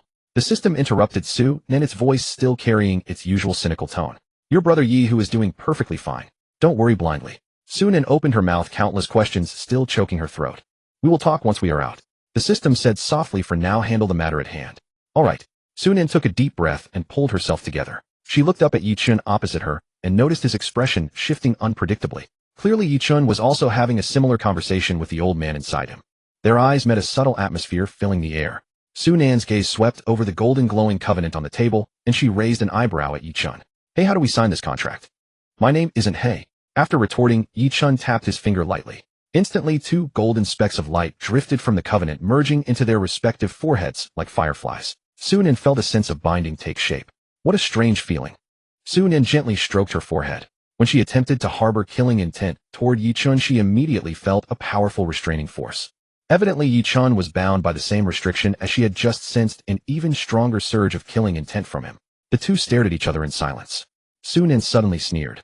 I suppose stealing treasures and killing were just covers, weren't they? Her sharp gaze locked onto Yi-chun. Your true target from the very beginning was me. Fairy Su is indeed a clever person. Yi-chun admitted candidly. Then, why choose me? Su-nin's fox ears perked up alertly. Yi-chun sighed softly. When Elder Feng woke up, he told me that a demonic beast with the potential to evolve into a nine-tailed celestial fox would appear in this forest around these days. He said it would be extremely cautious and dangerous, and that I needed to be fully prepared before coming here to make it my contracted spirit beast. He shrugged helplessly. Who would have thought this future celestial fox would not only be peeking from the shadows, but would run straight into me, and on top of that be toyed with by me time and time again like this? Su-nin's mouth twitched slightly, feeling an inexplicable sense of offense and discomfort. She looked around and asked with a frown, by the way, where on earth is this place? How do I get out? Yi-chun scratched his head. Well, I can't really explain it clearly either. I asked Elder Feng about it before, but the old senior refused to say plainly. Is this not your spiritual sea of consciousness? Su-nin narrowed her eyes suspiciously. Hearing this, Yi-chun immediately shot her a look as if she were a fool. You felt the commotion from that fight just now. If this really were my spiritual sea of consciousness. He pointed dramatically to his temple. I would have been turned into an idiot long ago. That would have been for the best. If that were the case, I would have set off fireworks for you. Su-nin shot back without a second thought. Don't change the subject. You still haven't told me how to get out. Su-nin flicked her tail impatiently. Yi-chun sighed. You should be able to leave on your own now. After signing the contract, I can feel that half of the control over this realm already belongs to you. Yi-chun made a guiding gesture. Why don't you try channeling the power here and see? Su-nin closed her eyes and focused. Suddenly she discovered that this spiritual sea of consciousness actually responded to her thoughts. A glint of cunning flashed in her eyes, and the corners of her mouth curved slightly upward. The surrounding scenery rippled and shifted like water, transforming in the blink of an eye into a vast blue sky over a turquoise sea. Fine soft white sand stretched beneath their feet, and in the distance waves gently lapped against the reefs, bringing a salty sea breeze. Yichen was about to speak when he suddenly realized his black and gold robes had turned into a bright red bikini. His bronzed athletic physique, paired with that scant amount of fabric, looked exceptionally hilarious. Su-Nan doubled over with laughter, her silver hair fluttering in the sea breeze. Who knew our great young master Yi possessed such alluring charm? Su-Nan, curse your mother. Yichen's handsome face flushed bright red, and with a wave of his hand he restored his original attire. Yichun pointed accusingly at Su-Nan in a fit of rage, only to realize nothing was happening. Why is it that you can change my clothes at will, yet I can't change yours? With that, Yichun pointed at Su-Nan a few more times, but it only resulted in a weak, useless flutter of her robes. Su-Nan wiggled her toes triumphantly. What does this prove? Even this realm despises you. You should at least have some self-awareness. Yichun was about to retort when his expression suddenly turned solemn. It's time to get out. Our physical bodies are still outside. If we run into danger, we're finished. Su-Nan blinked. Since our consciousness is here, shouldn't our physical bodies be in an invincible state? You're pretty, but you're dreaming. Yichun rolled his eyes, his figure beginning to fade. Leave, or done, I'm off. As for whether Fairy Su gets devoured completely by demonic beasts in a moment, well, that's hard to say. You beast, you'd better be talking about actual beasts. Yichun's words startled Su-Nan, prompting her to quickly exit the spiritual sea of consciousness. As the last thread of Su-Nan's consciousness returned, the illusion of the blue sky and sea dissolved like foam. As Su-Nan's consciousness returned to the real world, the system's voice echoed softly in her mind, carrying a trace of tenderness she had never heard before. Host, I may need to go into a deep sleep for a period of time. Don't worry, I am fine. And I won't leave. I will accompany you until you become the strongest nine-tailed celestial fox. Brother Yehu. Su-Nan's heart tightened, her voice trembling involuntarily. Don't force yourself. Are you really all right? What could possibly happen to me? The system's voice still held its usual playfulness, but now carried a hint of forced endurance. I am the most courageous system in the world. Su-Nan keenly sensed that something was wrong, her fingertips unconsciously tightening around the hem of her clothes. She could feel that the system was deliberately maintaining a light-hearted tone. The host may still use all system functions as usual. While I am away, another system sprite will serve you in my stead. The system's voice gradually became faint and airy. Before I go, let me resolve a small trouble for you. Consider it an apology for a mistake I made earlier. No sooner had the system finished speaking than a cool stream of spiritual energy began to circulate around Su-Nan's demon core. The baleful aura that had clung to her demon core for so long melted away like snow. Su-Nan herself had no idea when her demon core had been tainted by this baleful aura. Now she felt some of her perspectives shifting, as she no longer seemed as cold-blooded toward life as she had been before. But the system's unusual thoughtfulness only made the unease in Su-Nan's heart grow stronger. No, she suddenly cried out in her heart. I don't want any other system. I only want you. I won't let you leave. Oh, why is my host throwing a childish tantrum? The system's voice grew fainter, sounding as if it came from a great distance. I promise. I'm really fine. Su-Nan fell silent for a moment. She knew that if the system truly wanted to leave, she had no way of stopping it. Su-Nan's voice was so low it was barely audible. With a sliver of hope she asked, Brother Yehu, how long will you be gone? Once you reach the golden core stage, I should be able to return. The old man residing in that kid gives me a sense of familiarity, and he must have felt the same from me. During my absence, you must take good care of yourself, host. Since you and Yichun are bound by the contract, he and that old man won't harm you. But you must be independent, do not rely too much on others, and think twice before you act. Host, I will keep this short as my time is running out. The system's voice carried a hint of laughter. Even though the name Yahoo is a bit unpleasant and rather crude, I actually quite liked it when my little host called me that. I will definitely return because I still want to hear my host call me Yahoo. Alright, it's a promise. You aren't allowed to lie to me ever again. Su-Nan blinked hard, yet she still couldn't stop a tear from falling. She reached up to wipe it away, her fingertip becoming wet. What's wrong with this woman? Yichun asked his accompanying old master. This old man doesn't know either.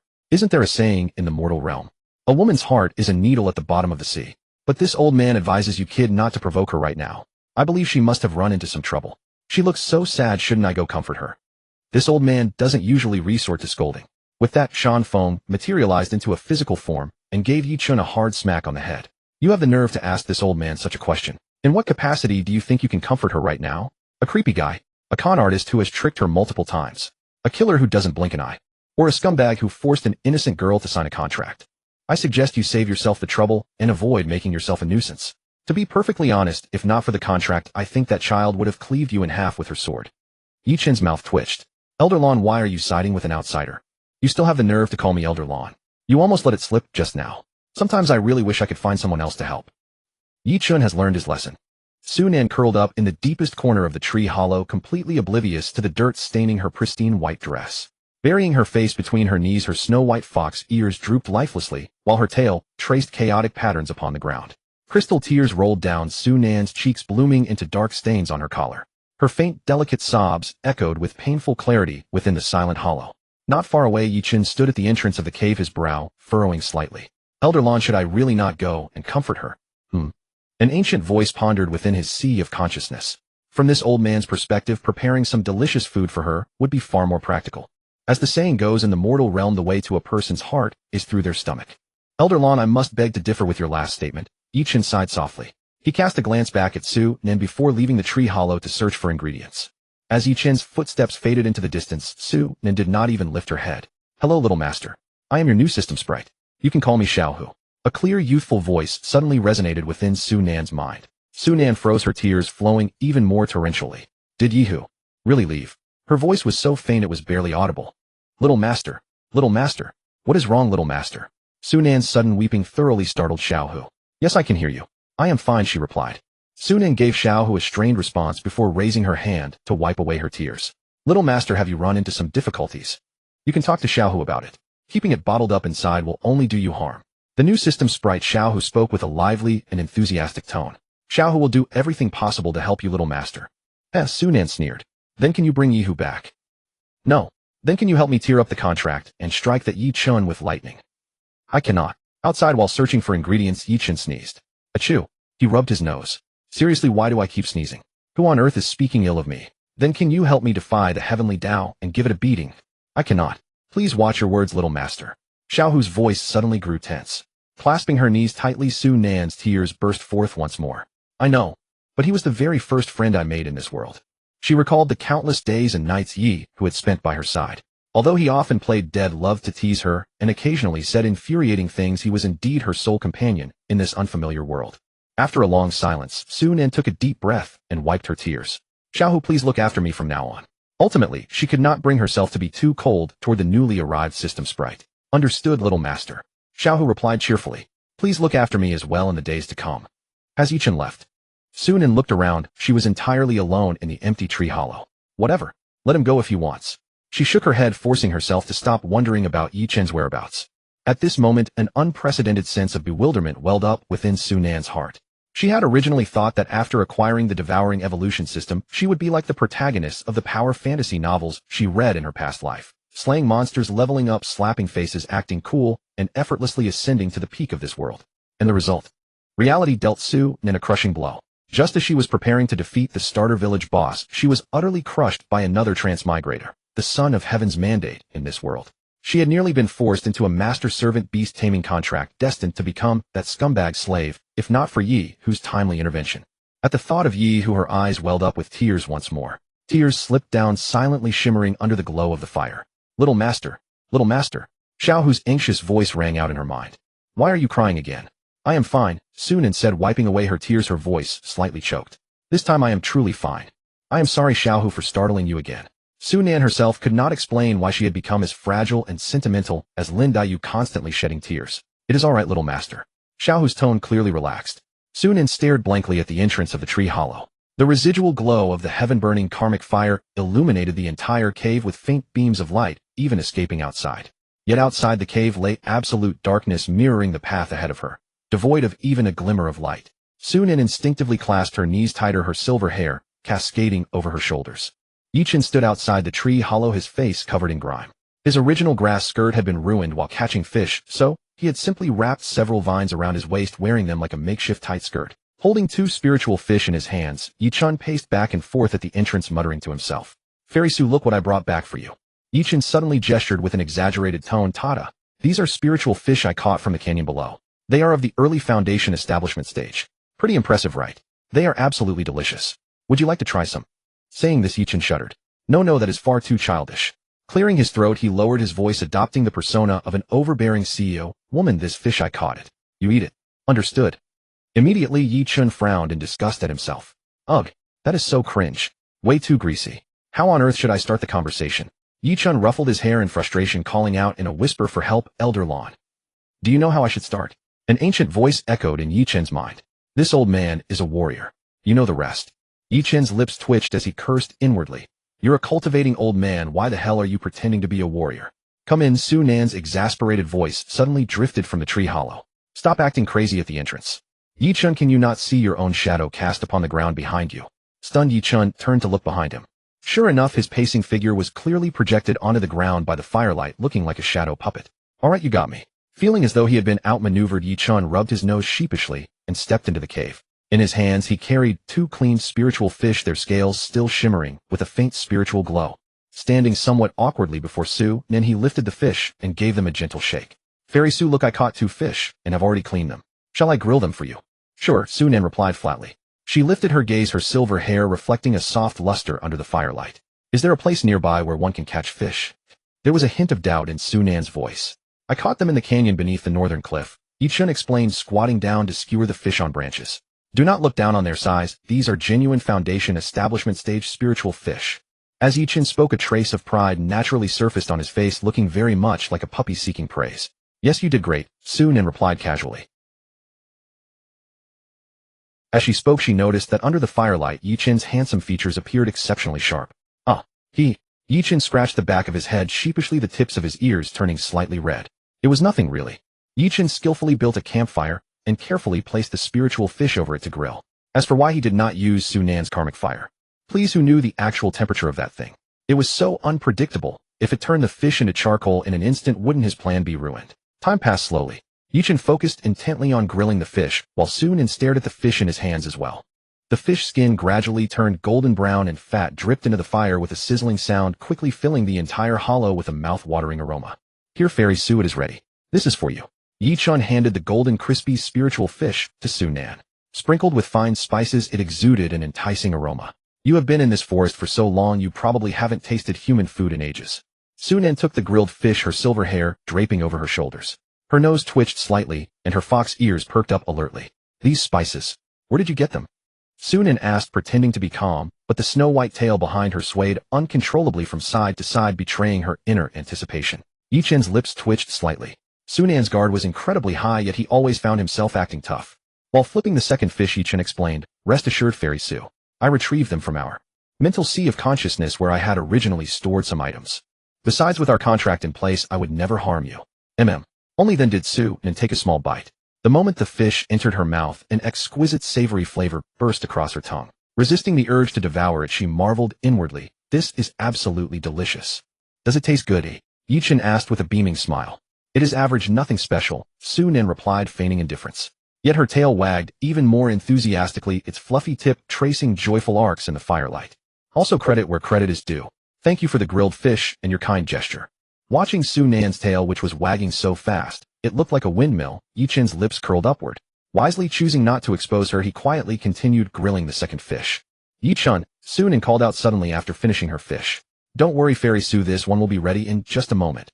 Yi Chun replied, without looking up, focused entirely on flipping the fish. Yi Chun, Su Nan's voice rose slightly. Oh, Fairy Su. Yi Chun still did not look up. Yi Chun, Su Nan shouted abruptly, her voice echoing through the hollow. Yi Chun froze, nearly dropping the grilled fish into the fire. He looked up in astonishment, meeting Su Nan's icy deep blue eyes. His signature heterochromatic eyes had long since reverted to their ordinary brown color. Yi Chun, is your current behavior just another act? Su Nan's voice was cold as ice. I recall someone saying they love to pretend, and that they relish the thrill of fooling the world. Yi Chun gave a sheepish laugh, trying to play it off. Fairy Su, we weren't that close back then. Oh. Su Nan sneered. Are we close now? Please, Yi Chun, don't flatter yourself. Su Nan's voice grew increasingly agitated. By close, do you mean beating me up, pretending to have your inner demon subdued by me, playing weak in front of me, and then stabbing me in the back? Or do you mean pulling me into your sea of consciousness to force a master-servant contract and enslave me? Or perhaps... Su Nan's voice began to tremble. Taking away my system. Taking Yihu away. By the end, Su Nan was practically screaming.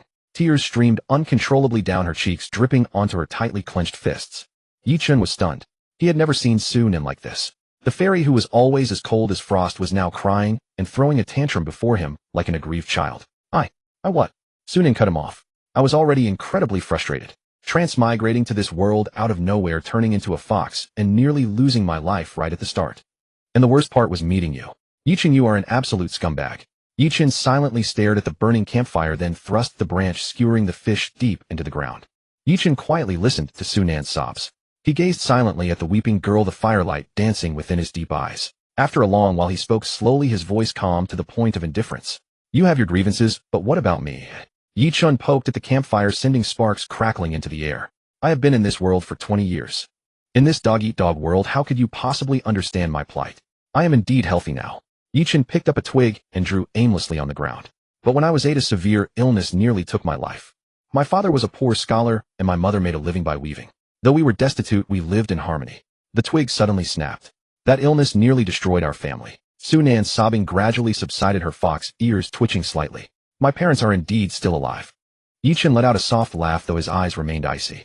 But my father was driven so close to hanging himself by a local wealthy landlord that had the cloth rope not been flimsy, he would have long become a hanging ghost. Yichin's fingers unconsciously rubbed his neck. My mother was nearly violated by that beast. On that very day I broke through to the first level of chi condensation and killed that landlord with my own hands. Under the glow of the fire, the lines of Yichin's profile appeared exceptionally cold and rigid. Later I brought my parents to settle at the foot of the Sect Mountain and entered the Immortal Gate myself. Within half a year I reached the 10th level of chi condensation, and everyone hailed me as a genius. He suddenly clenched his fist. And then, overnight, my cultivation vanished completely, plunging me back to the first level of chi condensation, a state I remained stuck in for 2.5 years. Sunan unconsciously sat up straight.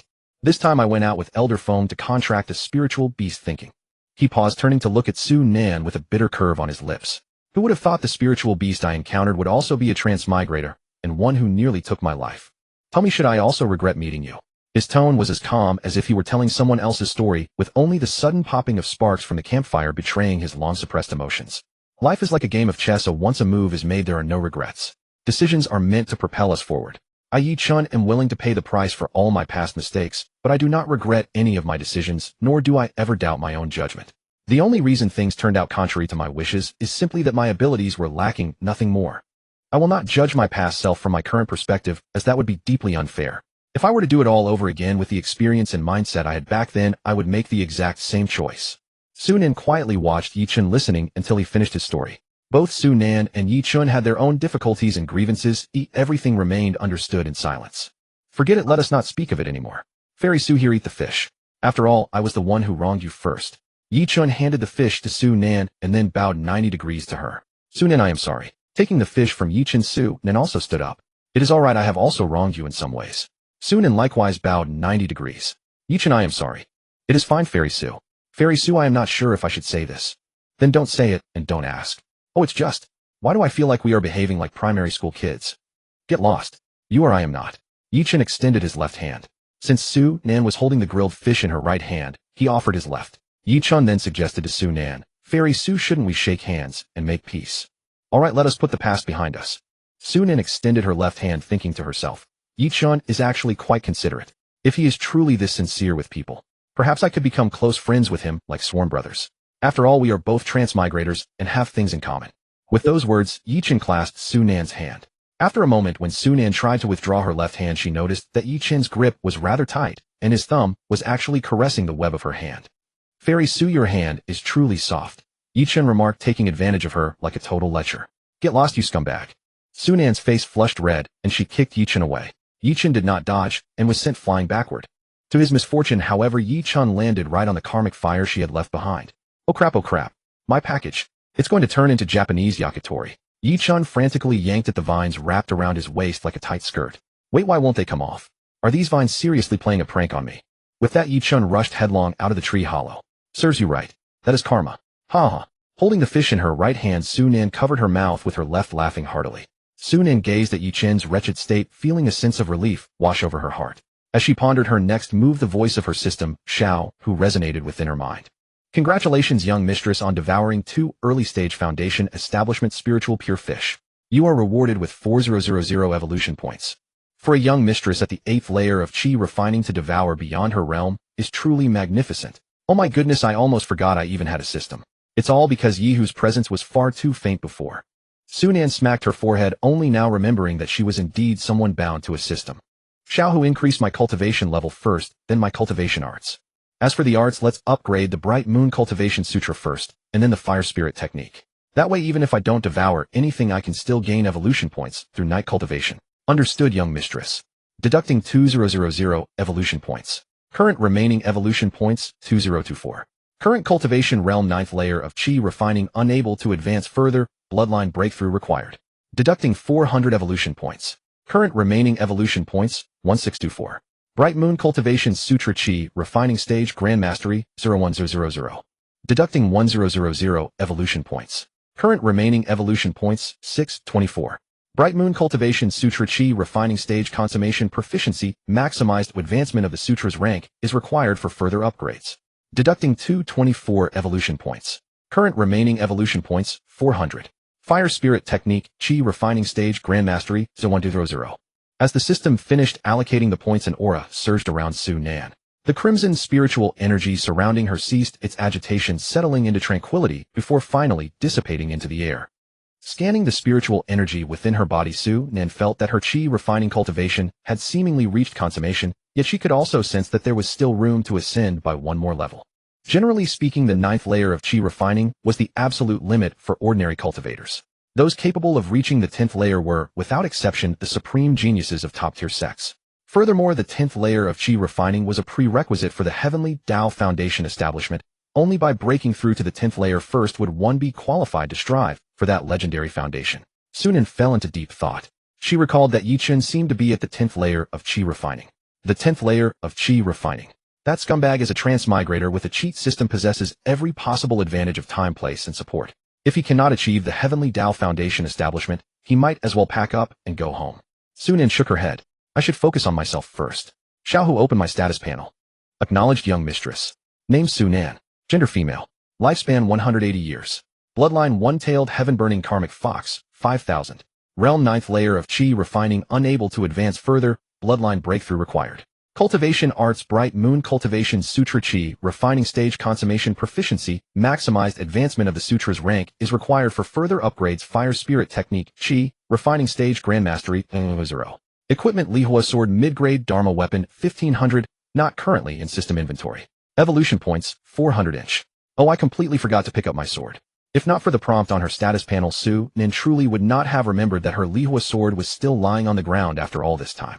After putting out the fire on his bird, Yichun rushed back in a panic. Fairy Su, I forgot to tell you about that fish. You shouldn't eat too much of it right now. Since your cultivation is only at the 8th layer of Chi refining, eating too much will cause you to. Before Yichun could finish his sentence, the aura of the 9th layer of Chi refining surged from Sunan's body. She cast a sidelong glance at him. Oh, when did a scumbag like you learn to show concern for others? Fine, you have a cheat. You're amazing. Yichun's lips twitched, and he gave her a thumbs up. Seeing Yichun look so utterly deflated, Sunan's tail wagged happily behind her, though her face remained as cold and expressionless as frost. What a poker-faced sunder, a sharp-tongued brooding fox. Looking at Sunan's reaction, Yichun's lips twitched once more. Yichun gathered the remaining fish bones Sunan had left, tossed them outside the tree hollow, and sat down opposite her. Seeing the heavy, preoccupied look on his face, Sunan couldn't help but ask, Scumbag, what's wrong? Yichun raised his eyes, locking gazes with Sunan's deep, expressive eyes. He stared at her in silence, saying nothing. Seeing Yichun like this, Sunan wiped her face. Finding nothing there, she asked in confusion, Scumbag, why are you staring at me like that? There's nothing on my face, is there? Yichun snapped back to reality. Fairy Su, do you remember the 5 people I killed earlier? Without hesitation, Sunan replied, Of course I remember. Those 5 weaklings. If not for them, you probably would have killed me back then. Yichun had lost count of how many times his lips had twitched. Though the woman before him was breathtakingly beautiful for some reason, she always gave him the vibe of a crude middle-aged man. Surely she couldn't have actually been a crude guy before she transmigrated, right? As the thoughts swirled in Yichun's mind, he accidentally blurted them out. I'd honestly prefer a literal knife in my back. Huh, nothing. With a serious expression, Yichun said, Jokes aside, let's get back to business. Those 5 were all outer disciples of the Lingyan sect, while I am just a pill refining room handyman there.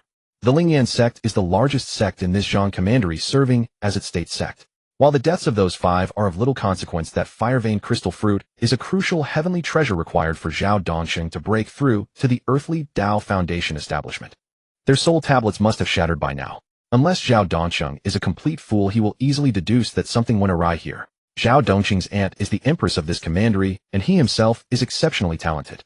Whether he mobilizes the imperial court or the sect, they will likely dispatch a golden core cultivator to search for the fruit you devoured. A golden core cultivator has more than enough power to level this entire place to the ground. And yet you still dared to come and snatch the treasure. I planned to grab it and run. If you weren't still stuck here, I would have vanished long ago. This time, it was Su Nan's turn for her lips to twitch. Scumbag, what do commandery and sect actually mean? Which dynasty in our Chinese history does this place roughly correspond to? A commandery is the weakest type of state in terms of overall strength. Above it are kingdoms and empires. The Li dynasty governs the Zhao commandery, and the Tianlong Empire governs the Li dynasty. You can think of it like the European feudal system of lords and vassals. Sect rankings from top to bottom are sacred ground sect schools and sectaries.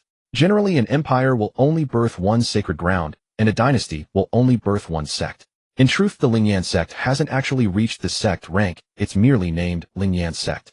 Technically, its full name is the Lingyan school, but those shameless folks call themselves a sect to intimidate others while the true sects view them as absolute fools. I see. Su Nan felt her understanding of this world deepen. Fairy Su, I believe it would be much safer for you to return to the sect with me. Why? Aren't you on bad terms with Zhao Dongqing? Won't they suspect you? Yichen offered a faint smile looking at her. Are you suggesting that a first-layer Qi refining handyman disciple killed 5 fourth-layer Qi refining outer disciples, finished off a heavily wounded 7th-layer Qi refining demonic beast, and then returned to the sect completely unscathed? That sounds like a ghost story. When it comes to playing the pig to eat the tiger, Su Nan gave Yichen a thumbs up. Scumbag, you really are a master of endurance.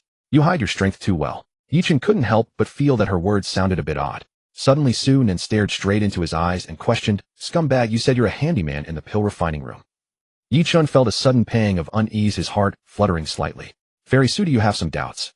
Su Nan quietly locked eyes with him. Can you synthesize pills, or perhaps turn trash into treasure? Yichen's gaze flickered away. He scratched the back of his head, not daring to look at her. Aha! How could that be possible? Fairy Su, you've read way too many novels. So it is true then. With a playful smile in her eyes, Su Nan looked at him provocatively. Scumbag, I recall our contract stating that resources are to be split equally. You must give me half of any high-grade pills you refine. Do you hear me?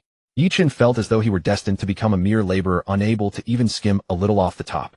Deflated like a punctured balloon, he responded listlessly, Oh fine, Fairy Su, I understand. Seeing his half-dead state, Su Nan let out a soft chuckle. Feeling a bit weary from sitting upright for so long, Su Nan stretched languidly. Her slender waist arched slightly backward, tracing a mesmerizing curve under the warm glow of the firelight. Her already slightly tattered collar slipped down a fraction more with her movement, revealing a patch of snow-white skin on her shoulder. M&H. Su Nan let out a soft, satisfied sigh as she stretched. Some of her actions were genuine, while others were calculated. She surreptitiously observed Yichen's reaction through the gaps in her hair. Her cascade of silver hair poured down like a waterfall with her movement, a few stray strands clinging to her slightly parted lips. Yichen's eyes widened completely. Hurriedly coughing a few times, he turned his head away, his face flushing crimson. Su Nan giggled inwardly. This scumbag is really too easy to tease. Blinking wearily, Su Nan looked at the now composed Yichen. Scumbag, it's getting late. And after you've exhausted me for so long, I feel incredibly tired. I'm going to rest. Fairy Su, why do your words always sound so strange? When did I ever exhaust you? Prompted by his remark, Su Nan also realized the double meaning in her words. Get lost, you scumbag. Her face flushed slightly, and she angrily kicked toward Yichen. He didn't dodge, taking the blow directly. Scumbag, rest, or don't rest as you please. This demon venerable is going to sleep. Yichen rubbed the spot where she had kicked him, giving her a playful, teasing look. Fairy Su, are you suggesting we share the same room? Aren't you afraid that I might? Before Yichen could finish his sentence, a white curtain of light enveloped Su Nan, and she transformed back into her fox form. Even in her fox form, a trace of provocation could still be seen in her eyes. What, scumbag? Don't tell me you're a furry lover too. Yichen fell silent for a moment before letting out a soft groan of mock disgust. Glancing at Su Nan's sleepy eyes, Yichen knew she was truly exhausted. Tactfully, he extinguished the campfire and cleared out the ashes and unburnt, with leaving only Su Nan's ball of karmic fire inside the tree hollow for illumination. Standing at the entrance of the tree hollow, Yichen looked back at her. Fairy Su, go to sleep. I'll keep watch outside. We depart for the Lingyan sect tomorrow. All right. With that, Su Nan curled up beside the karmic fire and drifted into a deep sleep. Before long, Yichen scanned the surroundings warily, having caught some strange noises. What is that sound? Is it coming from inside the hollow? Oh no. With a swift leap, Yichen dashed into the tree hollow, his entire body tensed and ready to engage in combat at any moment. There's nothing here. Wait, I think I know what's going on. Yichen knelt down in front of Su Nan and gently poked her fluffy little fox face. Ing, ing, ing. Yi Chen stared in utter disbelief at Su Nan, whose body rose and fell in a steady breathing rhythm, letting out soft, intermittent whimpers. Unbelievable. If you're going to sleep, just sleep. Why are you whimpering like that? If I had a phone, I'd definitely record this. Meanwhile, on the other side, within the void of the domain of laws, countless golden chains bound Yi Hu's spiritual body tightly. The supreme figure sat enthroned upon the seat of laws, every spoken word manifesting as tangible regulatory force pressing down heavily. Yi Hu, the voice of the heavenly Tao, boomed like 10,000 thunderclaps. How solemn were your oaths when you vowed to atone for your sins. Yet now, with a wave of his hand, countless projections of light materialized. You secretly erased the seals of law I left within the cultivation arts, purified the karmic sins accumulated from devouring humans, and even dared to forcibly alter Su Nan's destiny. Yi Hu's translucent spiritual form was forced down onto one knee, yet he stubbornly kept his head held high. His form was extraordinarily bizarre. The left half was that of a handsome man, while the right half was a charming woman. Two distinct voices erupted from his mouth simultaneously. You cripple who had half of your heavenly Tao stripped away. If not for you back then. Enough. The heavenly Tao suddenly burst into laughter, a sound dripping with mockery. What is most hilarious is that I merely transformed you into a woman on a whim, and yet you actually fell in love with Zhonglan. The projections shifted, displaying a picture of a perfect couple leaning against each other. You even became Tao companions with him and bore his offspring. Both halves of Yi Hu's body trembled violently in unison. And when you confessed the truth, the heavenly Tao slowed his speech with malicious intent, Zhonglan's expression. Ha ha. The projection flickered, revealing a handsome male cultivator pushing away his beloved with a face full of sheer terror. The heavenly Tao continued. What normal man could accept that the companion sharing his bed was actually of a male body? Silence. Veins bulged on the left half of Yi Hu's body while tears streamed down the right. Two extreme emotions tore through his spiritual body, causing golden droplets resembling blood to seep out. The heavenly Tao watched the scene with delight. How does it feel to be abandoned by the one you loved most? As you are now, you don't even possess a complete gender. He suddenly leaned and closed, staring at Yi Hu. You are nothing but a pathetic monster. Yi Hu's roars echoed through the domain of laws, but there was no reply. Only the golden chains clinked as if in mocking laughter. With a gentle flick of his slender fingers, the soul of a 7 to 8-year-old child flew out from the void, gripped tightly in his palm. Yi Hu's pupils contracted sharply. On the child's tender face, one could faintly discern features resembling Zhonglan, yet imbued with a touch of his own charm. Yi Hu's spiritual body began to shake violently, making the chains clatter loudly once more. What? Are you so thrilled to see the bastard child of you and Zhonglan? The heavenly Tao maliciously stroked the child's soul. Before his death, this bastard actually naively believed that his parents would come to save him. With those words, streams of regulatory power were injected into the child's body, and the young soul slowly awakened under the influence of the laws. He opened his eyes in confusion, his face lighting up with joy the moment he saw Yi Hu. Mother! Yet in the very next second, as he caught sight of the male face on the other half of Yi Hu, his small face turned instantly pale.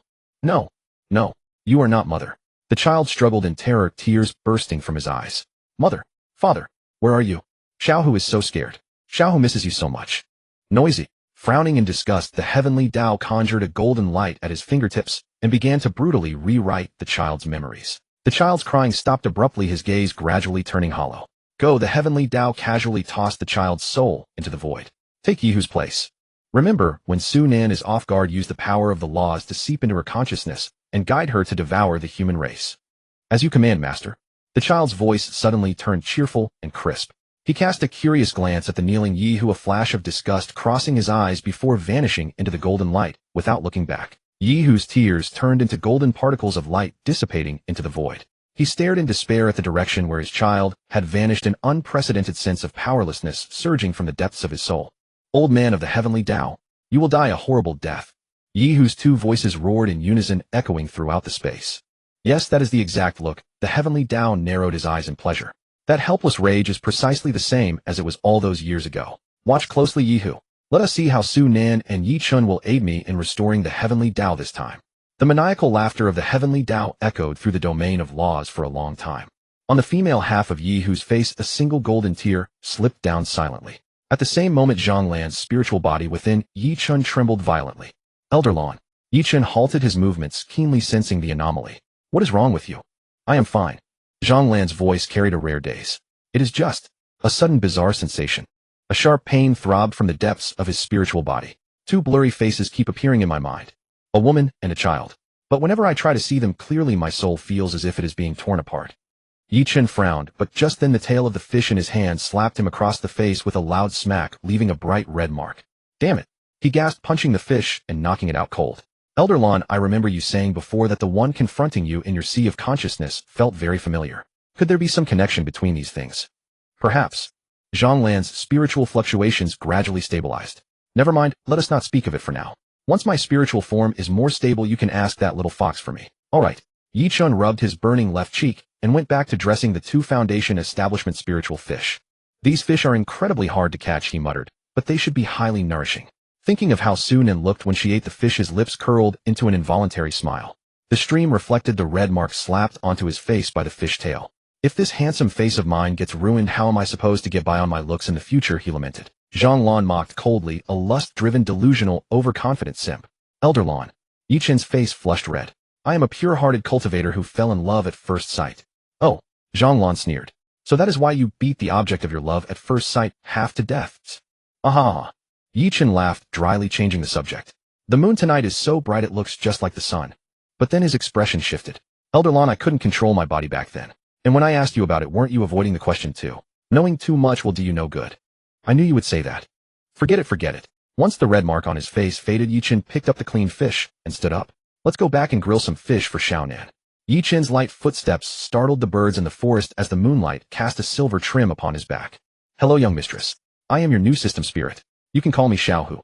The faint morning light filtered through the gaps in the inn. Su-Nan was still half asleep. She faintly felt a strange sensation from her tail, a numbness that made her murmur softly. In the dim, half-awake state, she instinctively tried to wag her tail, only to find it seemingly out of her control, as if something was missing. Why can't I feel my tail? Su-Nan wondered in a haze. A sudden shiver jolted her, fully awake. That's not right. Su-Nan opened her eyes wide, turning quickly to look behind her, and saw Yi Chen gazing at her tail with a lewd, entranced expression. Yi Chen, Su-Nan cried, her cheeks burning with anger. The lecherous man looked up slowly, flashing a smug, infuriating smile. Hi, Su-Nan. What a trick, huh? You're a real scum who won't spare even a fox. Su-Nan blushed with shame and rage, trying to pull back her tail, only to find Yi Chen's hands like iron clamps gripping it, and he even rubbed it up and down more aggressively. Burning heaven. Hellfire. Su-Nan roared, furious, and 2 blazing fireballs shot toward Yi Chen's head and groin with precision. Yi Chen screamed in pain, flailing between the 2 vital spots, and clinging to the idea of saving the one who feeds him, he finally leapt away, clutching his groin, and fled in a comical scramble. Before long, the dirty-faced Yi Chen slipped back and looking at Su-Nan with a plaintive look. Miss Su, why are you so serious about this? Would you like your tail to be touched? Why not let me touch it? Su-Nan narrowed her blue eyes, claws already bristling. Miss Su, don't jump to conclusions. This thing can suppress your cultivation down to chi refining 1. Su-Nan's gaze turned sharp as she asked, what about this kind of thing? Yi Chen's eyes brightened as he instinctively turned to leave. You scum. Su-Nan hissed, her anger flaring. Stop. Yi Chen waved his hand hastily. Miss Su, Dawn is coming. If we don't go back and the pill furnace senior brother finds I'm missing, that would be trouble. Aren't you afraid of them as a 10th level chi cultivator? Su-Nan peered at Yi Chen, disdain evident as she surveyed the few remaining vines on him. With you looking like this, if female disciples see you, you'll likely be beaten to death. Isn't this another way to sponge off the pill refinery? Other places are too dangerous. Yi Chen explained helplessly. Jumping from level 1 to level 10 in chi refining means someone with eyes could see through it. After all, a commoner with a treasure bears guilt. Then a patched burlap garment appeared in Yi Chen's hands. Though ragged like beggar clothes worn on him, it somehow gave off a roguish, noble air, a strangely atmospheric look. If you have clothes, why not wear them earlier? Su-Nan snapped. You pervert, exposing yourself. Yi Chen grinned maliciously, leaning in. I wonder who, while I was unconscious, watched with such rapt attention. Su-Nan's face darkened. She instantly transformed into her fox form, 2 steps forward, grabbing Yi Chen's ears and twisting. So fragrant. Wait, ouch, it hurts. Yi Chen clutched his reddened ears, begging. Miss Su, from what I can see, your beauty would cause quite a stir. If we went to the sect together, it would be too shocking. I'm not stupid. Su-Nan rolled her eyes, but a faint smile tugged at the corner of her lips. She shed her fox form and sprang onto Yi Chen's shoulder with ease. At a height of 188 centimeters, Su-Nan lay comfortably on his left shoulder, her snow-white tail naturally draped behind him and swaying gently with his steps. During the journey, Yi Chen suddenly produced a delicate pink collar from his bosom and held it out to Su-Nan. Here, put this on. Su-Nan glanced at the collar, her fox ears pricked, tail bristling. You scum, have you lost your mind? She narrowed her blue eyes, claws were ready. Miss Su, don't read too much into this. This thing can conceal your cultivation down to chi refining 1. Yi Chen hurried to explain, his left ear still swollen, pain making him grimace. A 10-level chi refining demon beast is too conspicuous. I can't guard you. If we bring you into the sect without concealing your cultivation, you'll probably be seized to become a demon slave, and beasts without a master are dealt with by the sect. Sunan frowned and accepted the collar. Though Yi Chen's reasoning was reasonable, she always felt this man wore the collar with some ulterior motive. Then tell me, why must it be a collar? Why not a bracelet that you could wear on my hand? Sunan asked coldly. Be wise. Yi Chen blinked, answering without hesitation. Wise enough to tell others you are a fox with a master. Oh, so you're saying you're my master? Sunan's voice turned icy. Her claws flashed forth. No, no, no. Yi Chen waved his hands frantically. The little fox on his shoulder nearly toppled off. You are my master. He retracted with a desperate plea. That will do. Sunan snorted, unwillingly slipping the collar on. Although she detested the collar, the pink leather complemented her white fur, and at the collar's center a golden bell chimed with Yi Chen's steps. Watching this, Yi Chen's mind drifted to Sunan in human form wearing the collar and calling him master in a coquettish voice. You scum. Are you thinking of something strange? Sunan sharpened her senses as she felt Yi Chen's breath grow heavier. Impossible. Yi Chen hurriedly wiped away a nosebleed. Miss Su, I'm a decent man. And then before finishing, his right ear took a hit as well. Now both ears were swollen like a Buddha, and with his crying sob expression, it was comically pitiful. Meanwhile, Sunan, the culprit, had already gracefully hopped back onto his left shoulder, continuing to rest in that comfortable spot. Yi Chen forced a smile as he touched the swollen ears, not daring to disturb the little sovereign's nap on his shoulder. Miss Su, we have arrived. Yi Chen patted the sleeping Sunan on the shoulder. She opened her silver-white fox ears and looked around the shabby, miscellaneous room ahead. The mottled walls were overgrown with moss tools piled in the corner, and a musty smell hung in the air. What? Why is this place so shabby? Sunan asked in disgust. And isn't this just a wall? A servant's quarters are naturally dilapidated. Yi Chen explained with a smile, pointing to an unobtrusive dog hole in the corner. But this isn't my living place. Oh, we'll need to squeeze through this wall to get in. Sunan leaped down lightly from Yi Chen's shoulder, landing firmly on all fours. She circled the wall, her tail swaying in confusion. Miss Su, I'll go first, then you come in. Yi Chen crouched and began to squeeze into the crack in the wall. His tall frame fit through the narrow gap, nearly comically like a clumsy bear. Miss Su, give me a hand. I'm stuck. Yi Chen's voice sounded embarrassed. Half his body had slipped through, but his hips were wedged in the wall, his legs beating uselessly outside. Sunan rolled her eyes, and with a flash of spiritual light, transformed back into a human. She instinctively touched her neck. The collar had grown larger, and now hugged her fair neck tightly. You're such a scum, she whispered through gritted teeth. What's wrong? Su. Yi Chen's voice came from the crack in the wall. Eat me with 1,000-year kill. Sunan suddenly pressed her hands together, her index and middle fingers forming a sword-like point, and stabbing at Yi Chen's exposed rear. A piercing scream cut through the quiet, as Yi Chen shot through the dog hole like a lit rocket. Sunan clapped her hands in satisfaction at her handiwork, then gracefully shifted back into a white fox, and slipped through the fox den. Miss Su, how can a girl like you be so rough? Yi Chen, clutching his rear, complained with a feigned, injured look. Just like those rough men from my past life, always with their 1,000-year kill. Mind your own business. Sunan sniffed, turning away with a proud toss of her white ears. Even though I ran fast, and came back in time, the disturbance we caused just now. Yi Chen spread his hands, helplessly pointing outside the hole. There'll be more trouble than we can imagine. Hurry, bite me. Sunan suddenly, and with puzzlement in her voice, asked, What are you talking about? That's not what I meant. This bite is for your arm. There isn't time to explain. Yi Chen urgently stretched out his left arm. Bite my arm instead, there's no time to explain. Oh. Sunan, still puzzled, leapt lightly, and let her sharp fangs rest on Yi Chen's arm. Harder. Hurry. Sunan could hear Yi Chen's anxious voice. Not caring about hurting him, she sank her teeth with great force, and bright red blood beads seeped from Yi Chen's arm.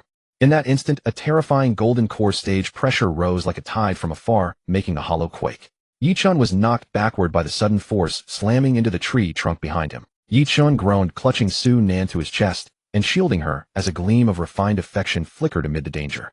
Young Master Yi, what a refined habit to play with a fox so early in the morning. Ha! A mocking voice came from the air. A stout man wearing a brocade robe stood in midair, followed by a white-haired elder. The man wore a handsome face, but his eyes carried a crude, lewd glare. Elder Qin, may I ask you to wait a moment? Zhao Dongcheng demanded, his tone leaving no room for doubt. The elder frowned slightly, but still raised a palm, and sent a surge of spiritual power, gently lowering Zhao Dongcheng in front of Yi Chen. Zhao! Zhao! Zhao! Yi Chen stammered in fear. Zhao Dongcheng sneered, lifting his foot to crush Yi Chen's head, grinding his face into the dirt. Call me Zhao Shao. How, young master, have you been playing the fox and fooling people? In the dirt, a flash of ruthlessness crossed Yi Chen's eyes and vanished. He tightened his hold on Sunan, letting Zhao Dongcheng's boot grind across his face. Sunan could feel the intense beating of his heart in his chest, and the suppressed anger burning within him. You must know why I came this time, right? Yi Chen's lips were caked with mud, his voice muffled. Then please Elder, Zhao, please explain. Before finishing, Zhao Dongqing's boot pressed down harder on Yi Chen's shoulder, sending him flying through the air. Su Nan and Yi Chen's arms trembled at the sudden attack, her snow-white, fur-bristling ears flattening, as she looked up at Yi Chen with worry. Still pretending not to know anything. Zhao Dongqing loomed over them with a dangerous gaze. Last night my scouts saw you leave the sect, and the 5 Zhou Wu disciples died while you were away. How do you explain that? I am at the first level of qi refining. How could I kill 5 fourth-level cultivators? Yi Chen pressed himself upright, still holding Su Nan tightly. Whether you can kill them or not isn't something I'll take at face value from you alone. Zhao Dongqing lowered his voice. If you aren't truly at the first level of qi refining. The word struck like a thunderbolt, making both Yi Chen and Su Nan's hearts skip a beat. Elder Qin, Zhao Dongqing turned toward the old man behind him. Please examine this boy's cultivation. The white-haired elder frowned, then sighed and raised a piece of spiritual power, sending the elder toward the thorny mountains. Zhao Deshao, I only take you to the thorn mountain, the rest. A storage ring flew to the old man, who grinned. The rest I would also be happy to service Zhao Deshao for. If not for the sect leader's command to spare you, I would have had Elder Qin plumb your soul already. Zhao Dongqing hissed, his eyes dark. I don't understand why the sect leader would spare a waste like you. Suddenly, an invisible force lifted Yi Chen into the air, Su Nan dropping heavily to the ground. She rolled to her feet, first spiking in fury, baring her teeth at Zhao Dongqing, a low threat rumbling in her throat. Well, this fox's fur is first-rate stock. Zhao Dongqing sneered and seized Su Nan by the back of her neck, lifting her up. Su Nan's white fur flared in his grasp, her claws scrabbling, but unable to break free. Yi Chen's pupils contracted, a murderous intent boiling up. His aura grew instantly dangerous. What? I was humiliated like that earlier, and you still tremble at a single touch of your fox. Zhao Dongqing said with cruel amusement, watching Yi Chen's reaction. Su Nan suddenly turned and bit Zhao Dongqing's finger, a cry of pain echoing as Zhao Dongqing released her and flung Su Nan aside. A white silhouette sketched an arc in the air and crashed into the distant grass, landing with a dull thud. Zhao Deshao, Elder Qin pulled back his sensing power. This man is indeed a qi refining one. His spiritual energy is in chaos. He won't stay immortal for long. Yi Chen was knocked by the spiritual force and landed beside Su Nan. Ignoring his own injuries, he gathered the trembling fox into his arms, his long fingers gently stroking the bruised throat and softly caressing her fluffed fur. Zhao Deshao, the hour is late. Elder Qin waved his sleeve, lifting Zhao Dongqing with spiritual power. Next time we meet, I'll turn your beast into a scarf. Zhao Dongqing warned before vanishing at the horizon. With the two figures gone from sight, Yi Chen breathed a sigh of relief. He checked Su Nan's injuries, and a gentle wave of spiritual energy pooled at her neck, easing the bruises. It's fine now. Yi Chen whispered, noticing the fox in his arms staring toward Zhao Dongqing's retreat, with a cold, murderous gaze glinting in her blue eyes. He won't be able to hop for many days. Yi Chen whispered, turning to Su Nan in the direction Zhao Dongqing left, his aura no longer gentle, but thick with magic. Yi Chen pushed open the creaking wooden door, leading Su Nan into his dilapidated little hut. The furnishings inside were pitifully sparse: a rickety wooden bed, a table with a missing corner, and a few chairs that seemed ready to fall apart. Cobwebs even clung to the corners, swaying gently in the breeze. Your place is really luxurious, Su Nan said, flicking her tail as the bell jingled crisply. Almost as good as the ultimate rental I lived in before I transmigrated. Haha, then I must be truly fortunate to share the same style of housing with fairies, Yi Chen said with a bitter smile, sitting on the edge of the bed as the wooden planks groaned under his weight. Thinking back, before I transmigrated, I was a rich second generation, lived in a villa, drove a sports car. Life was, well, 2 words, comfortable. Oh, I hate rich people. Su Nan leaped onto the bed and laid down beside Yi Chen, the bell tinkling with her movements. Hey scum, Su Nan suddenly poked Yi Chen with her paw. You were so humiliated just now, why didn't you think about fighting back? Yi Chen glanced at her helplessly. Why didn't you think about fighting back? Ha ha, Su Nan let out a dry laugh, her tail swaying involuntarily. Isn't it because you're handsome? Of course I'd let you take the spotlight. Handsome is obvious, but I'm not stupid. You're telling me to a qi refining stage cultivator fight back against a golden core stage, and also evade the pursuit of both the commandery and the sect? Yi Chen raised an eyebrow. Ah ba. Seeing Su Nan so awkward, Yi Chen stroked the back of her neck. That Zhao Dongqing didn't hurt you, did he? Su Nan patted Yi Chen's hand with her paw and rolled her eyes. You'd better worry about yourself first. Your hand's bleeding and you get kicked around all day. You're practically the national champion of endurance underfoot. This wound is from your bite, isn't it? Yi Chen shook the teeth marks on his hand. Speaking of which, foxes are also canines. Shouldn't you learn from those dogs and lick your master's wound? Get lost. Su Nan's fur bristled instantly. Scum.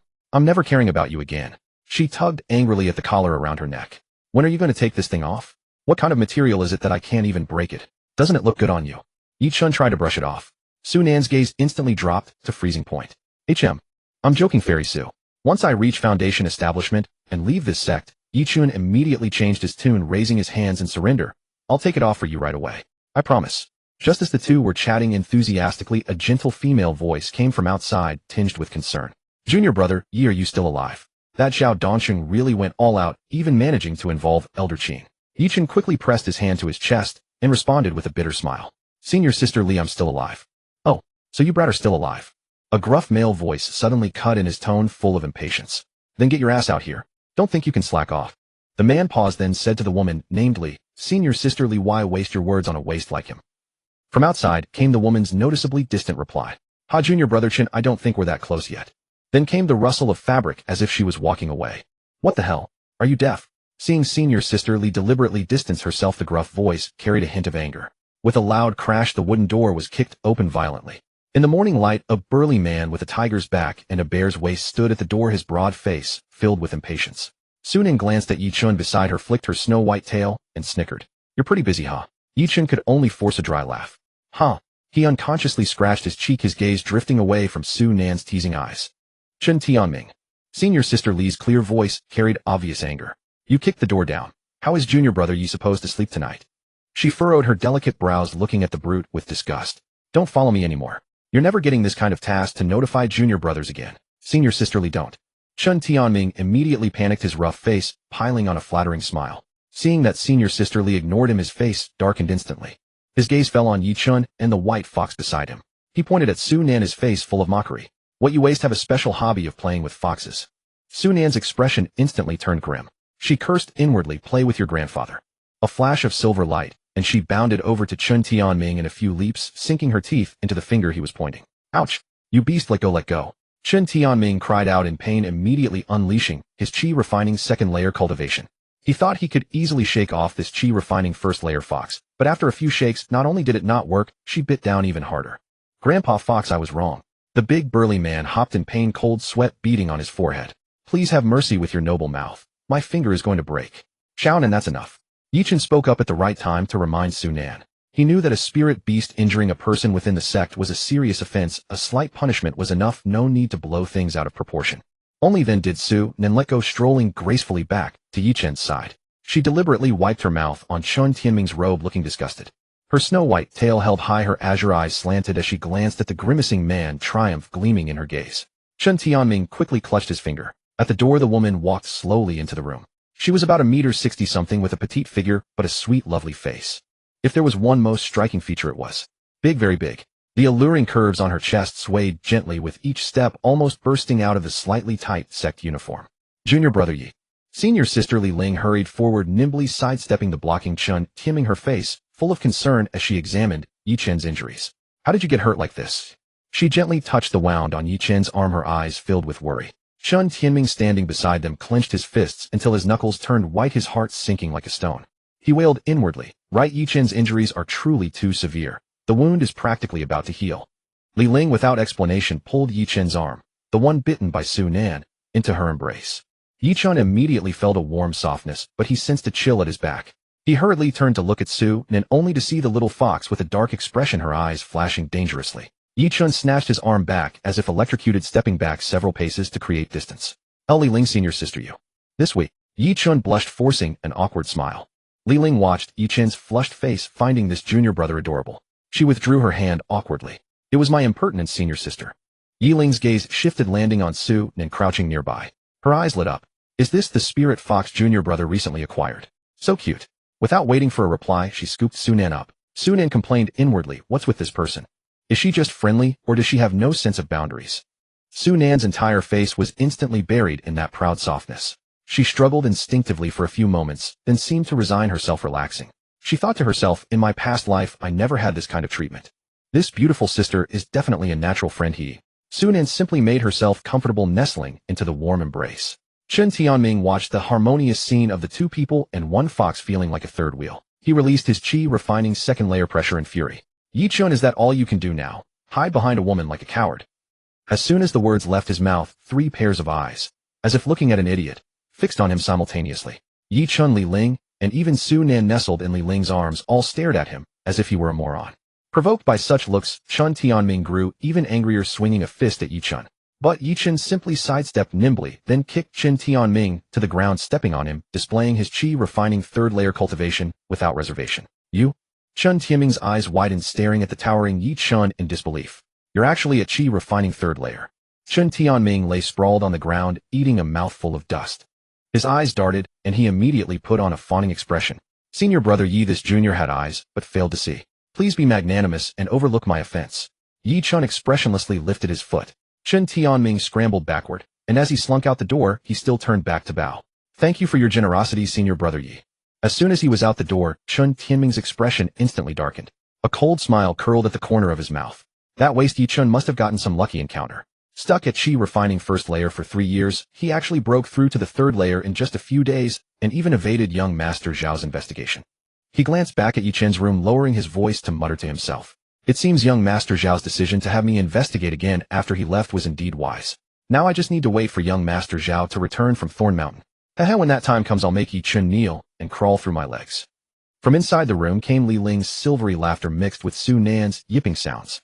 This little fox, Li Ling said, stroking Su Nan's fur affectionately. So happy to see your master stand up for himself.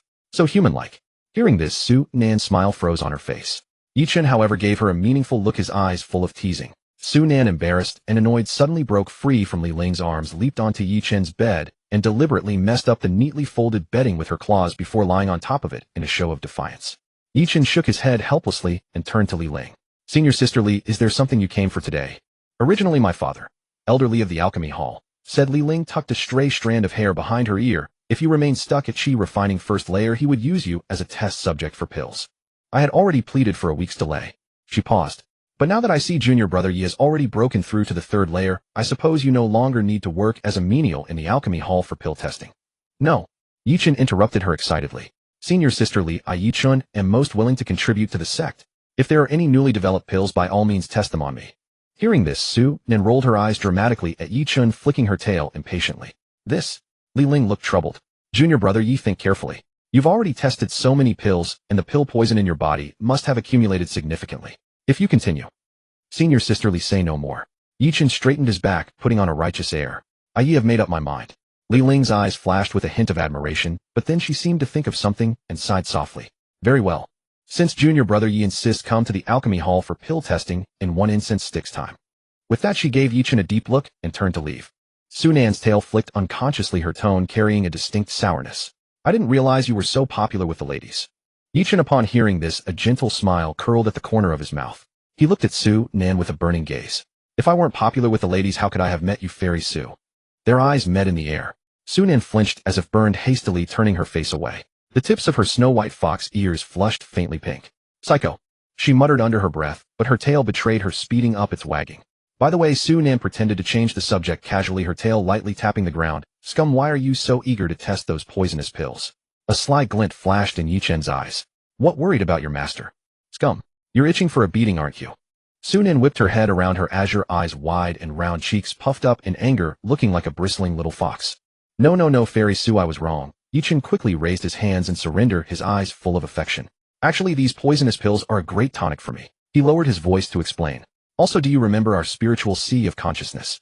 In the very center there's a treasure bowl. If I put something in it the next day, it will duplicate into double the amount.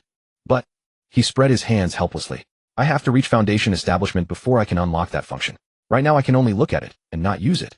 Su Nan's eyes immediately lit up, her tail perking up excitedly. Eat. You scum must eat those poisonous pills.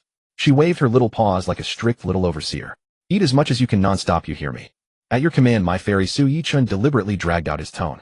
Who's your Fairy Su? Su Nan's ears turned completely red. She swatted Yi Chen's hand with her paw. Get lost, scum. Flirting with a fox. Su Nan turned her head away but couldn't hide the slight upward curve at the corner of her mouth. Fairy Su, it's getting late. Want to come to the alchemy hall with me? Yi Chen crouched down to meet Su Nan's eyes, a hint of anticipation in his gaze. I'd rather not. Su Nan was about to refuse when she suddenly felt her body lighten. Yi Chen had already picked her up without explanation, his movements gentle yet firm. Put me down. Su Nan struggled symbolically, her paws lightly patting Yi Chen's arm. But when Yi Chen deftly settled her on his broad shoulder, she still obediently lay down. Isn't this better? Yi Chen smiled and gently smoothed the fur on Su Nan's back with his fingers, causing her to squint her eyes in contentment. But in an instant her expression changed back. No, I'm not a fox. What's wrong with me? In the morning light, the shadows of the one person and one fox stretched long on the ground. Sunan lay on Yi Chen's shoulder, her snow-white tail swaying gently with his steps occasionally brushing against the back of his neck. She looked down at the sect scenery from her high vantage point, and suddenly felt this perspective wasn't bad. Scum walked steadily. Sunan patted Yi Chen's head with her paw, pretending to be disgusted. You're making me dizzy. Hearing this, Yi Chen deliberately jolted his shoulder, causing Sunan to yelp and instinctively grab his collar with her claws. Seeing her bristle, Yi Chen couldn't help but laugh. Scum, do that again, and I'm getting off. Sunan threatened angrily, but her claws clutched tighter. And so, accompanied by the morning light and the gentle breeze, they headed toward the alchemy hall. Sunan gradually relaxed. She stole a glance at Yi Chen's focused profile, and thought that maybe this wasn't so bad once in a while. No, I'm a man. What's wrong with me? Before long, the two, or more accurately one person and one fox, arrived at the entrance of the alchemy chamber. Bathed in the morning light, the entire structure gleamed splendidly, its glazed tiles refracting a spectrum of brilliant colors under the sun. Wow, scumbag, this place is so magnificent. Sunan squatted on Yi Chen's shoulder, her snow-white tail swaying instinctively, her azure eyes reflecting the splendid golden architecture. She looked around in wonder, much like a country bumpkin entering the city for the first time. Yi Chen let out a soft chuckle. His slender index finger gently tapped the pink nose of the little fox perched on his shoulder. Do you like it? Gross. Sunan shook her head in disdain, her ears twitching. Get lost, scumbag. That is absolutely disgusting. Don't you know how greasy you are being? Despite her words, Sunan remained perched obediently on Yi Chen's shoulder, merely turning her face away. This alchemy chamber was indeed the epitome of luxury. As the wealthiest sector of the sect, it was divided into two distinct areas. The left side was the splendid pill trading zone, its vermilion gates inlaid with auspicious cloud patterns carved from spirit stones. The right side was the alchemy refinement zone, elegant and refined with the subtle aroma of pills drifting amidst blue bricks and dark tiles. There are two presiding elders in the alchemy chamber, both at the nascent soul stage, Yi Chen explained to Sunan as they walked. One is Elder Li Feng, the father of senior sister Li Ling, who oversees the trading of pills. The other elder is named Shun Tingzhu, who is in charge of providing the refining facilities and materials. These two elders have vastly different personalities, which is why the architectural styles are so contrasting, creating this peculiar sight in the alchemy chamber. Shun Tingzhu. That's a beautiful name, the kind of name a true cultivator should have. I thought so too back then. Sunan's ears twitched. So where does a prestigious alchemy chamber handyman disciple like you usually work? And how does the pill testing work? I usually work at the discarded pill disposal area managed by Elder Shun. It's the most sought-after spot in the entire alchemy chamber. Really? Of course it's fake. How can you be so foolish? You're the foolish one.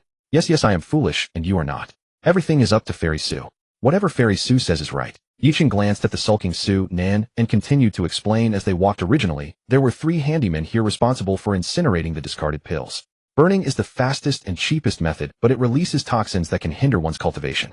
The 2 old handymen at the first level of chi condensation saw me as an easy target and dumped all the work on me. Those 2 old geezers are related to the handyman deacon of the refinement grounds, so the deacon turned a blind eye and let them be. As for pill testing, one has to actively apply at the pill sales point, sign a waiver, and then take the pills back to test. The testing cycle usually lasts half a month. A long-term test subject like me signed a long-term contract, so I can just go and collect the newly refined pills directly. Sunan clicked her tongue in speechlessness. Scumbag, are you really that easy to bully? Do you even believe your own words? You probably did it on purpose, didn't you? Now that you're the only one here, it's perfect for you to use your cheat. And that long-term pill testing, you really managed to score a sweet deal there. Hearing this, Yi Chen let out a light laugh, his slender fingers gently stroking Sunan's fluffy head. My little fox is indeed clever. Annoyed by this affectionate gesture, Sunan opened her mouth and bit toward Yi Chen's neck. Yi Chen didn't dodge, allowing her sharp fangs to press against his throat. In the end, Sunan couldn't bring herself to bite down hard, only leaving a faint ring of red marks on Yi Chen's neck. Fairy Sue, seeing Sunan let go, Yi Chen suddenly pinched his throat, feigning shyness. How could you leave a hickey on my neck? How am I supposed to show my face to others now? A hickey? Sunan was taken aback for a moment, then recalled the intimate gesture of couples from her past life. Her entire fox face instantly flushed bright red. In her embarrassment and anger, she lashed her tail. Scumbag. Hickey my foot. When this demon sovereign bites you, you just take it. Innocent. I doubt you and that Li Ling are innocent at all. Humph. The amusement in Yi Chen's eyes deepened. He gently rubbed Sunan's head. So Fairy Sue is jealous. He raised 3 fingers. I swear to stay far away from Li Ling in the future, I swear. Wait, what? Sunan suddenly realized, her ears burning as if on fire. Who is jealous of you? Narcissist. Scumbag, conceited jerk. Fortunately, Sunan was currently in her fox form, her fluffy fur perfectly concealing her flushed cheeks. Yi Chen pretended not to hear and whistled cheerfully. Fairy Sue, next time you want to bite, you can try biting a different neck. Su Nan raised her paw and smacked Yi Chun on the head. Get lost, scumbag. Can't you go a single day without making dirty jokes? The man and the fox continued forward, the path ahead gradually growing darker and hotter. The discarded pill disposal area was located in the deepest depths of the alchemy chamber, inside a completely sealed stone chamber. As the heavy, profound iron door was pushed open, a suffocating wave of heat rushed over them. In the center of the stone chamber, a ball of eerie blue flame hovered in midair, surrounded by a specially crafted profound iron fence. The flame flickered mysteriously, neither spreading nor dying out, radiating a heart-palpitating heat. The surrounding stone walls, baked year-round, bore dark red scorch marks, and the air was thick with the bitter scent of burnt pills. 3 specially made profound iron shovels lay in the corner, and the discarded pills beside them had already piled up as high as a small hill. From a chute above, more discarded pills continued to drop onto the mound. The entire stone chamber was like a steamer, the heat making one dizzy. The moment Su Nan stepped inside, her snow-white fur was instantly drenched in sweat.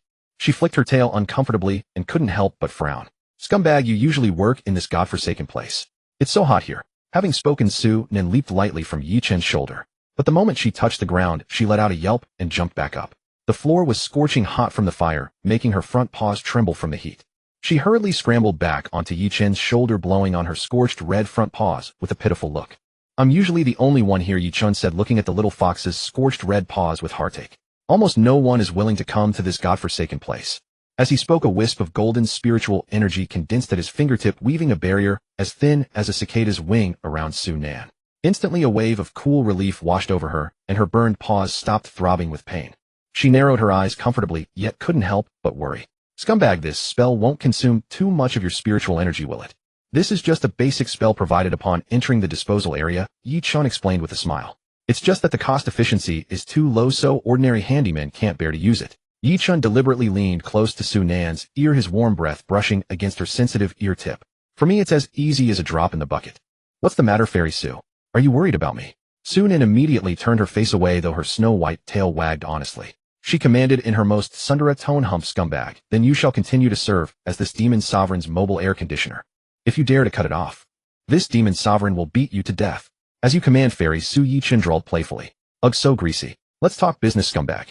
Su Nan's tone suddenly grew serious, her snow-white tail flicking gently. How do you handle these discarded pills? You went through all this trouble to stay in this disposal area. I don't believe you're here just to be a manual laborer.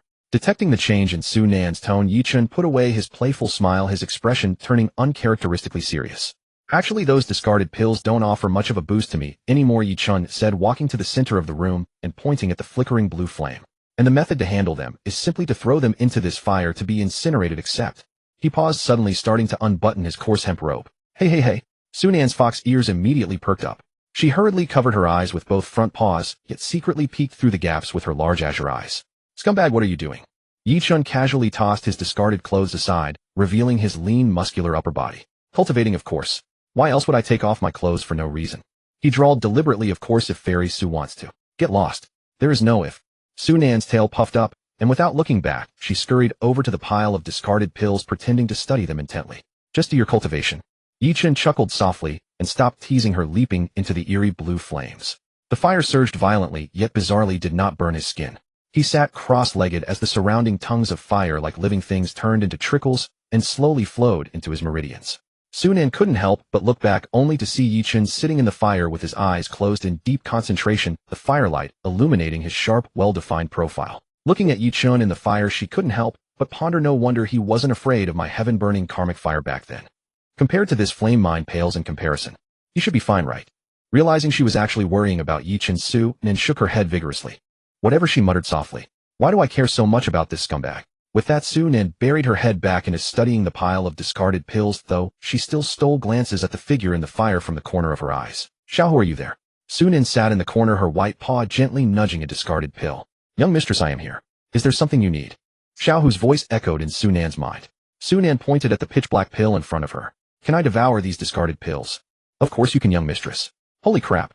Su Nan's azure eyes widened. With so many discarded pills, I'm going to soar to new heights. Su Nan impatiently opened her small mouth. On the other side, though Yi Chun appeared to be meditating deeply with his eyes closed, he was actually squinting secretly, observing her every move. When he saw Su Nan about to devour the discarded pills, his eyes instantly widened in shock. He jumped to his feet. Su Nan. Those discarded pills cannot. His right hand reached out with fingers splayed his entire face, practically screaming no. Countless discarded pills transformed into specks of light, vanishing entirely into Su Nan's mouth. Scumbag, what did you say? Su Nan tilted her head toward Yi Chun, her eyes filled with confusion. Her gaze instinctively drifted downward only to snap away as if struck by lightning. Why can't you keep your bird covered? You exhibitionist scumbag. You exhibitionist scumbag. Oh. Only then did Yi Chun remember he had stripped completely before entering the flames. He hurriedly sat cross-legged, his face flushing deep red. Cough, cough. It's nothing, Fairy Su.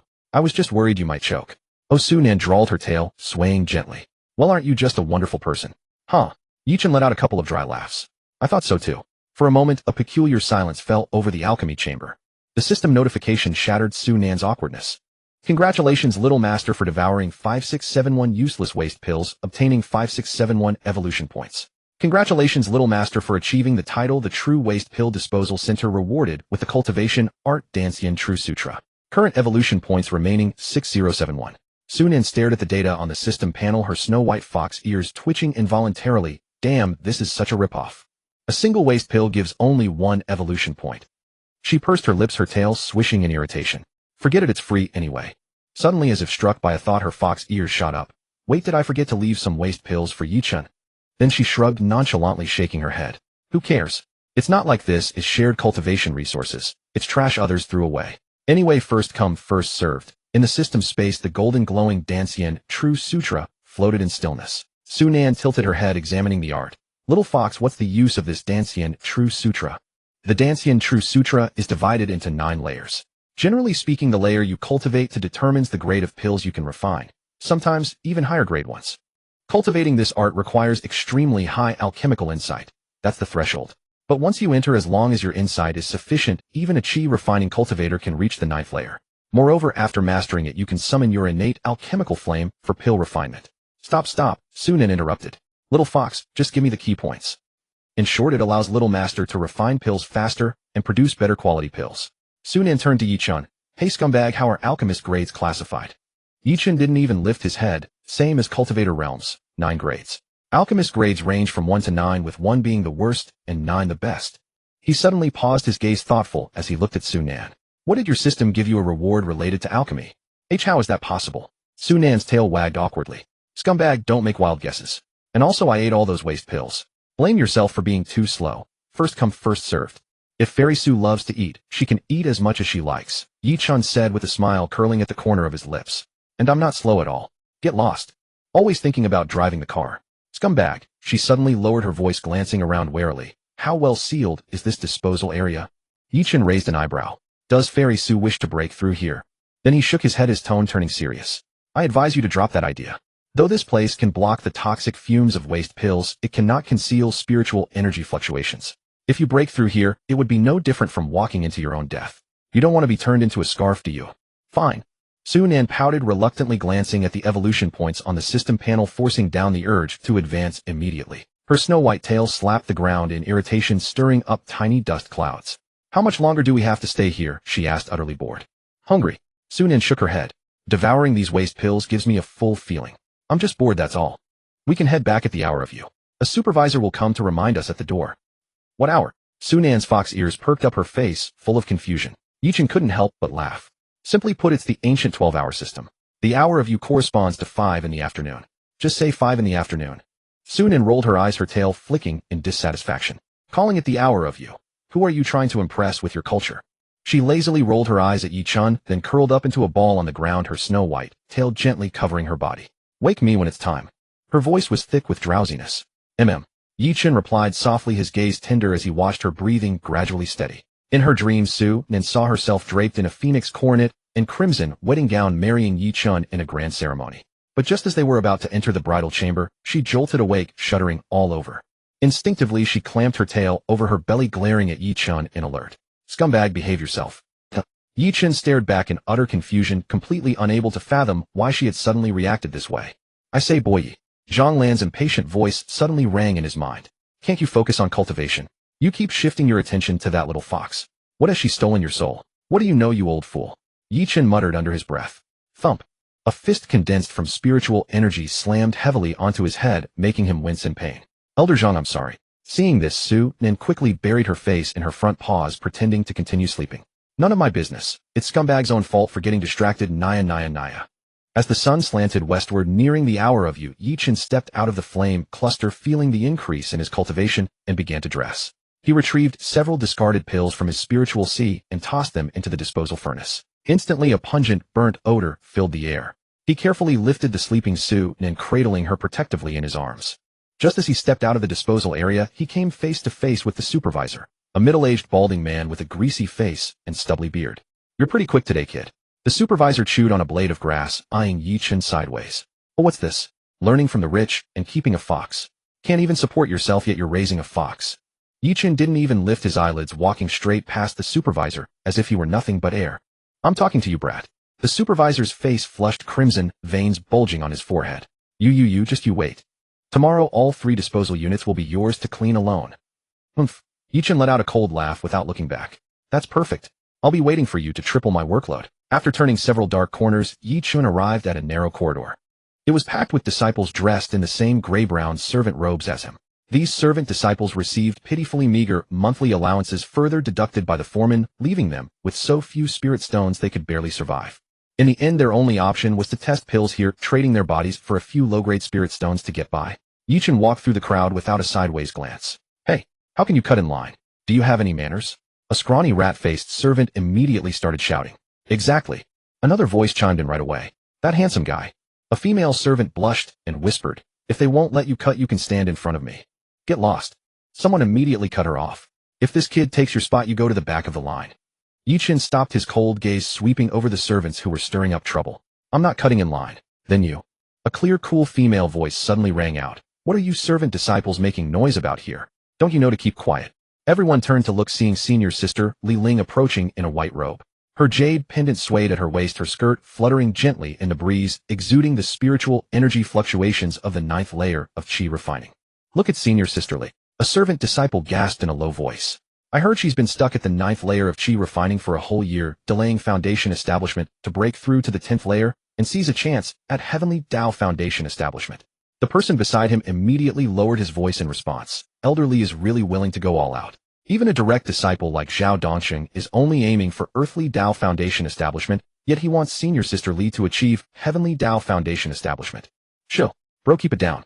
Another person interjected. "Elder Li is the only 5th grade alchemist in our entire prefecture. Though he's only at the nascent soul stage, the wealth he's amassed is said to be enough to buy half the prefecture. And his connections reach the heavens. Even divine transformation powerhouses show him a measure of respect." Li Ling's cold gaze swept across the crowd. "I said keep quiet. What can't understand human speech?" The area fell into dead silence. The servant disciples who had been gossiping all lowered their heads. Once the crowd quieted down, Li Ling's expression softened as she looked at Yi-chan, her voice turning sweeter. "Junior brother, Yi, I've been looking all over for you." She stepped lightly, taking out a small green jade bottle from her sleeve. "I thought you were at the waste pill disposal area, but here you are. Here, these are the pills you need to test." Yi-chan took the bottle with his left hand, his right hand still firmly holding Su Nan, his voice icy as ever. "Thank you for the trouble, senior sister Li. Next time for such a trivial matter, I'll just come here like the other brothers to collect it." The rat-faced servant who had been leading the ruckus eyed Yi-chan sourly and muttered, "What's the big deal about being handsome? He's just a pretty boy at the 1st layer of chi refining." A female servant beside him immediately retorted, "He's indeed better than that rat-faced face of yours." Li Ling's gaze fell on Su Nan, and Yi-chan's arms, a flicker of fondness in her eyes. She reached out, took Su Nan, and cradled her against her chest, where Su Nan was immediately enveloped in a soft, fragrant warmth. Afraid that struggling with Li Ling would wake Su Nan, and also feeling awkward about physical contact with a woman, Yi-chan, with a face full of delight, handed Su Nan over to Li Ling. "Senior sister Li Xiao, Nan is still sleeping. Please be gentle. She has a temper when she wakes up." Before Yi-chan could finish, Su Nan was already jolted awake by that softness. She opened her sleepy eyes, and what came into view was a stretch of snow-white skin and an enticing curve. Su Nan was instantly wide awake, a lecherous grin spreading across her face. Every time I wake up, I get a face wash service. This life is way too comfortable." Su Nan thought blissfully to herself, her fluffy tail wagging happily. "Junior brother Yi wears that temper you mentioned." Li Ling was amused by Su Nan's reaction and couldn't help rubbing her cheek against Su Nan's fuzzy little face. "She's clearly very well behaved and cute." Yi-chan looked at Su Nan's lecherous expression and rolled his eyes in exasperation. Without a word, he snatched Su Nan from Li Ling's arms, holding her up in the air like a dead dog, then firmly placed her on his shoulder. "Senior sister Li, it's getting late. We should be going." Yi-chan politely took his leave. Li Ling covered her mouth with a light laugh. Junior brother, Yi really treasures this little fox like a precious gem. She waved at Su Nan. See you next time, little fox. On the way back, Yi-chan couldn't help teasing. Why are you acting like a lecher? You can't move when you see a pretty woman. Oomph. Su Nan flicked her tail proudly. Pot calling the kettle black. You weren't any better when you first saw me.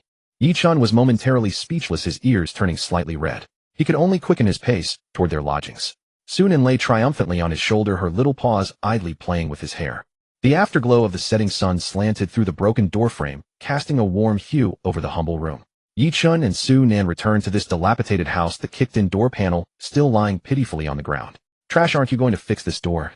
Su Nan leaped lightly from Yi-chan's shoulder, landed by the bed, and buried herself in the bedding. She rolled around wrapped in the quilt, her small nose twitching slightly. The bed is the softest thing. It even has a faint scent of sandalwood. Then, as if remembering something, she flicked her tail in disgust. No, this is a Trash's bed. What fragrance? Yi-chan leaned against the wall, watching Su Nan's childish antics, the corners of his mouth lifting involuntarily. No need to fix it. It's remote here, no one will come. Besides, this place used to be where the servant tending the cow she'd lived. After the cows were gone, it was abandoned for a long time, and I was driven here. He glanced around, his tone light. But it's peaceful here. No flies to bother us. We'll move to a better place in a few days, so there's no need to fix the door. That sounds great. Su Nan poked her head out from the blanket, her snow-white fox ears twitching. Trash, I want a small room of my own then. A doghouse. Yi-chan smirked and retorted. Scram. Yi-chan took a pill from his pocket, tossed it into his mouth, and chewed it loudly. I have fasting pills, crunchy chicken flavor. Su Nan's eyes widened. Don't smack your lips when eating. Oh. Yi-chan responded in a pitiful tone, pursing his lips to continue chewing. The pathetic look softened Su Nan's heart. Was I too harsh on him just now? Su Nan was considering whether to say something to ease the tension when she suddenly realized Yi-chan had somehow crept up beside her. Smack, smack, smack. Yi-chan suddenly opened his mouth wide, deliberately making exaggerated chewing noises. Trash, you're asking for death. Su Nan kicked at him in anger. Ha ha ha. Yi-chan laughed and dodged her attack. Trash, you're so annoying. Su Nan turned away sulkily, her snow-white fox ears trembling with rage. But before long she couldn't help sneaking a glance back and whispered, Trash, is it safe for me to break through here? Yi-chan stopped fiddling with the pill in his hand and looked up at Su Nan. Absolutely safe. Even if you died and rotted in this godforsaken place, it would take days for anyone to find you. All right, I'll start breaking through now. Su Nan crawled out from the blanket and nimbly jumped onto the soft bed. Fine, I'll also try this new pill I need to test. Yi-chan sat cross-legged on the cushion, a pill glowing with a cyan light between his fingers. The two entered their cultivation states, and the room was soon filled only with the sound of steady breathing. Little fox, boost me. Su Nan called out in her heart. Current evolution points deducted 5,000 points. Current remaining evolution points, 1071 points. Current bloodline, two-tailed spirit fox, insufficient cultivation level to advance further. In an instant, Su Nan felt her blood boil, and her consciousness sank into a chaotic mist. In the haze, she saw a warm light in the distance and instinctively chased after it. When she finally touched that light, a new power awakened within her, and a new tail slowly unfurled behind her, pure white fur dotted with pale purple markings like wisteria flowers under moonlight. At the same time, the mark on her forehead transformed into a budding crabapple blossom. It now bloomed with two petals, one fiery red like a flame, the other pale purple like morning clouds interweaving on her brow. Su Nan savored the newborn power within her, her two snow-white tails swaying unconsciously. She asked curiously in her heart, Little fox, what special abilities does the two-tailed spirit fox bloodline have? The two-tailed spirit fox can perform mental attacks, release illusionary mist to weave dreams, and even infiltrate others' dreams to kill without being noticed. That's so overpowered. Su Nan's eyes lit up and her two large tails wagged excitedly. However, it has limited effect on cultivators or beasts a full major realm above you. At best, it can cause a brief moment of disorientation. That's still decent. Su Nan narrowed her eyes slyly.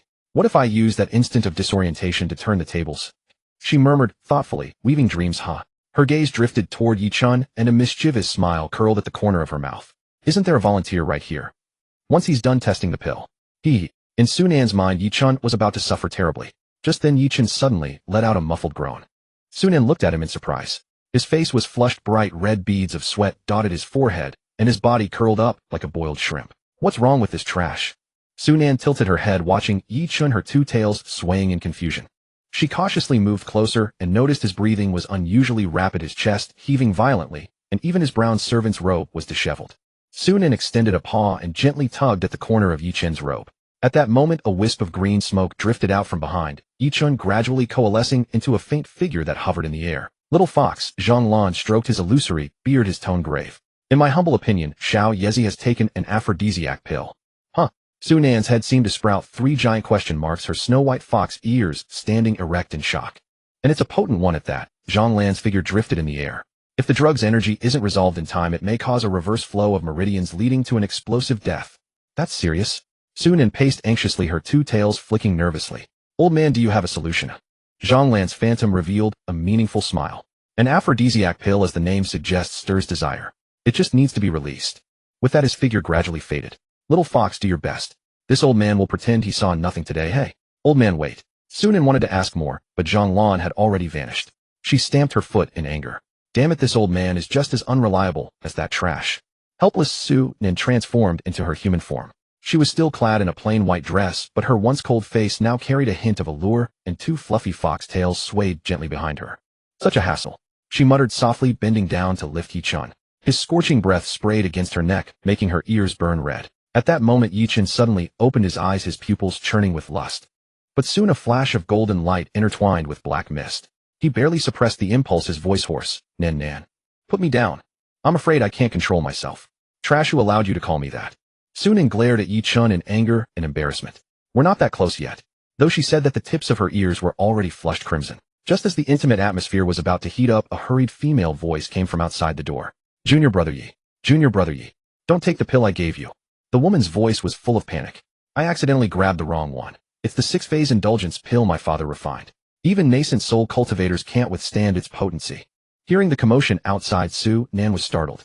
Her snow-white fox ears and tails instantly vanished, completely assuming human form. Su Nan had just lifted Yi-chun, who was still nestled in her arms. She no longer had time to put him on the bed. Li Ling rushed into the room panting. The scene before her struck her like lightning.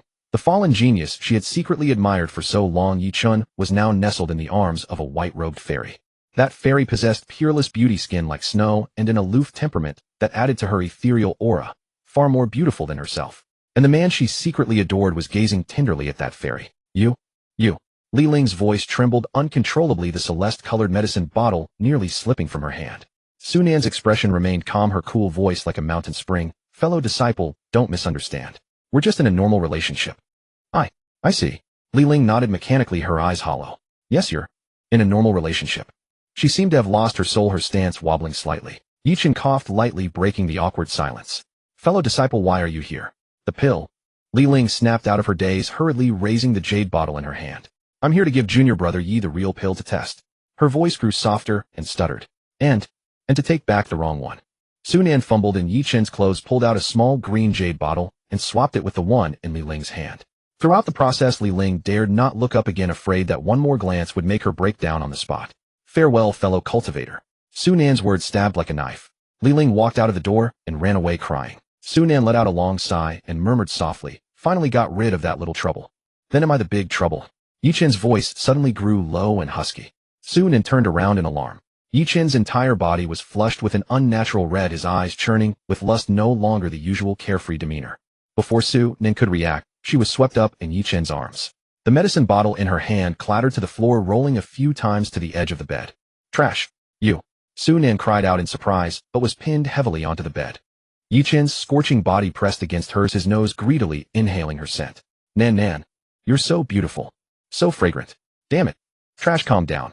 Su Nan, filled with shame and anger, struggled to push him away. Her snow-white fox ears and tail emerged from the emotional turmoil, flicking restlessly on the bed. Shoo, don't talk.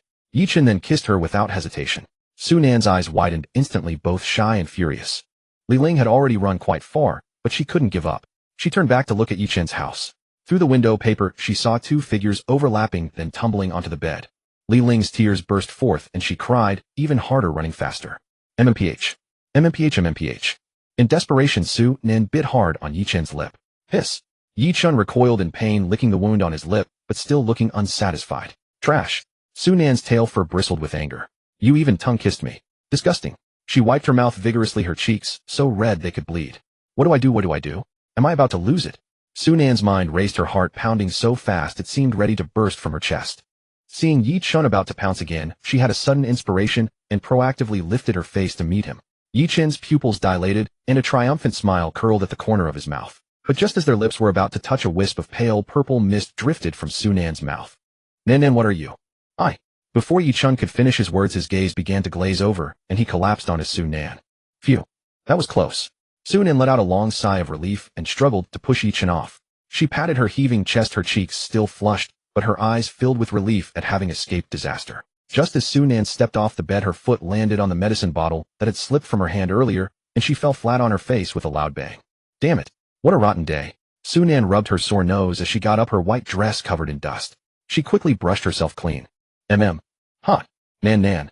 Yichun moaned unconsciously on the bed. Even though Sunan was standing by the bed, now she could still feel waves of heat radiating from him. Is this guy a furnace spirit? She muttered softly, then suddenly shook her head vigorously as if remembering something. No, I'm a guy. What nonsense am I thinking? She slapped her burning cheeks hard.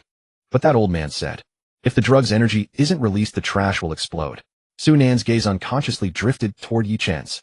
The lying position made it particularly prominent. Sunan realized belatedly, and the tips of her ears instantly turned crimson. Forget it, we're both guys. A brother in need. Sunan took a deep breath, recalling her previous life's captain experience. Finally, after 8 takeoffs, Yichen's body temperature gradually returned to normal and his breathing slowed. Sunan shook her aching wrist. The drug's potency is too strong. It's almost dawn. She fled to the river, washed her hands meticulously, and finally stripped and soaked in the cool water. Because of an earlier accident, there was a childish scent on her. Trash. Annoying. She muttered softly, then consoled herself. Whatever, we're brothers. At that moment, the sleeping Yichun was having a dream. The morning mist had not yet dissipated. After washing up in the stream, Sunan transformed back into her fox form and returned to the small hut. Her snow-white fur still carried traces of moisture, so she shook off the water once more, then summoned karmic fire to dry herself. Sunan looked toward the bed. Since there was no extra space left on it, she hesitated, glancing at the cold floor, but finally leaped lightly onto Yichen's chest. Forget it, we're bros. Sunan was utterly exhausted. As soon as she curled up, she fell into a deep sleep. Cock-a-doodle-doo. A loud rooster crow pierced the morning tranquility. In his sleep, Yichun felt a tightness in his chest, as if weighed down by something heavy, giving him a sensation of being pinned by a ghost.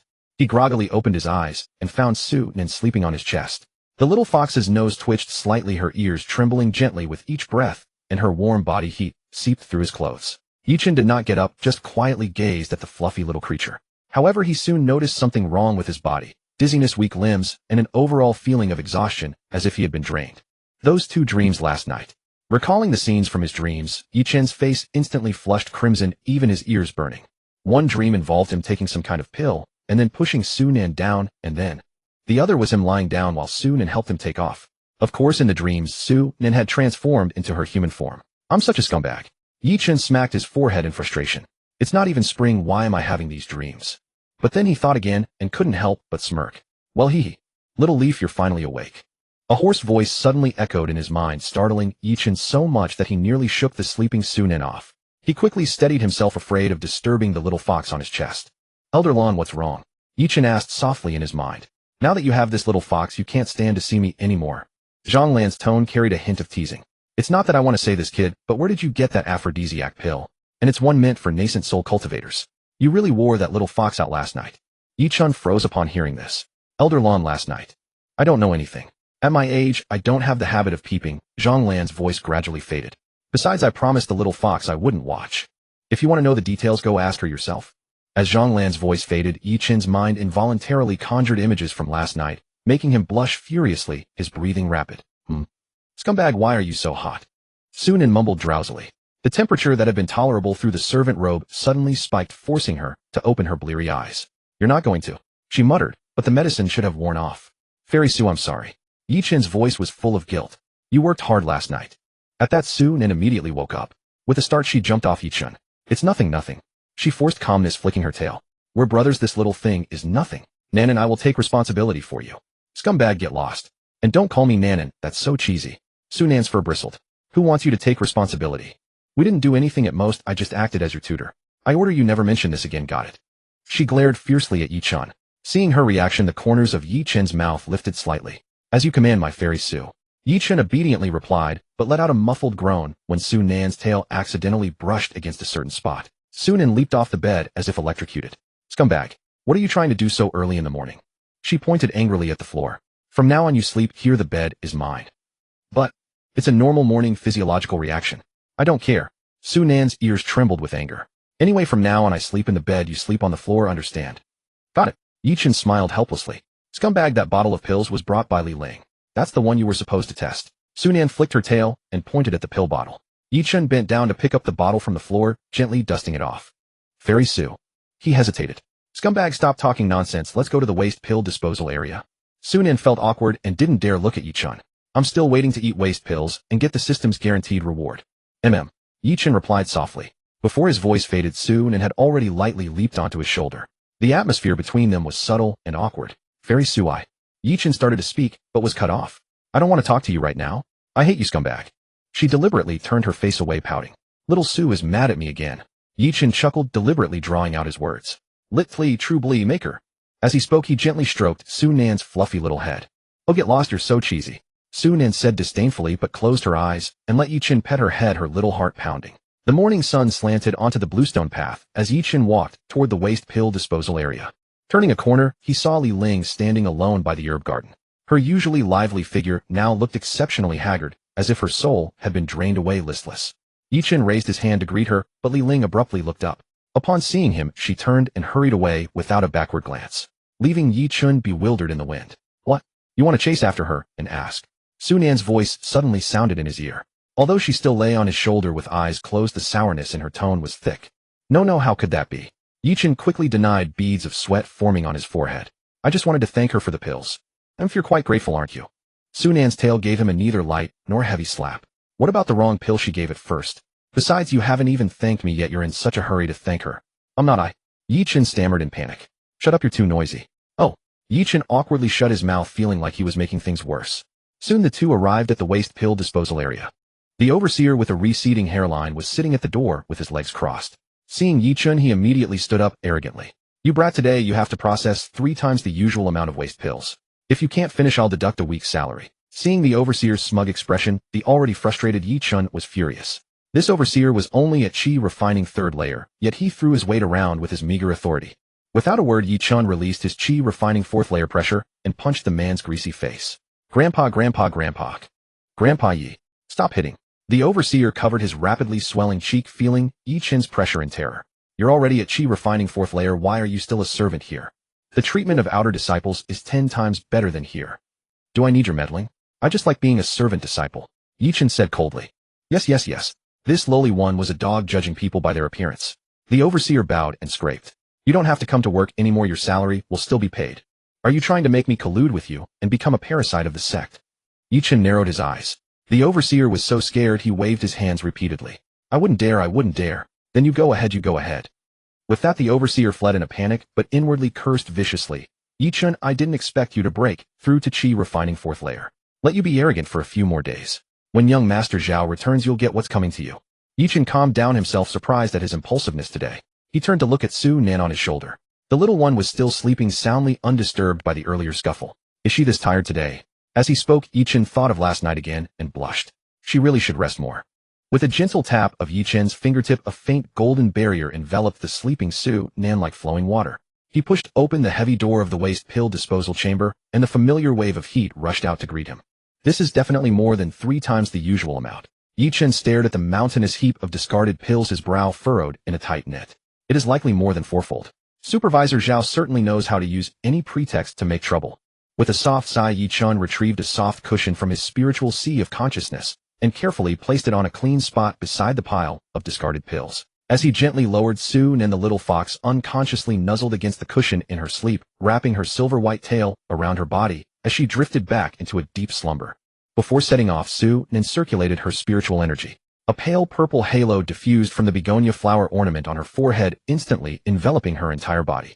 Once the light dissipated, her newly grown second tail had vanished from sight, leaving only a single pure white fox tail swaying gently. This was the innate technique, the phantom charm art, which she had unlocked when her bloodline evolved to the two-tailed stage.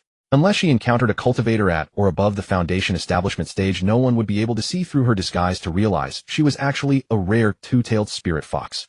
Su-nan knew only too well what a fox demon with a two-tailed bloodline signified in this dog-eat-dog cultivation world.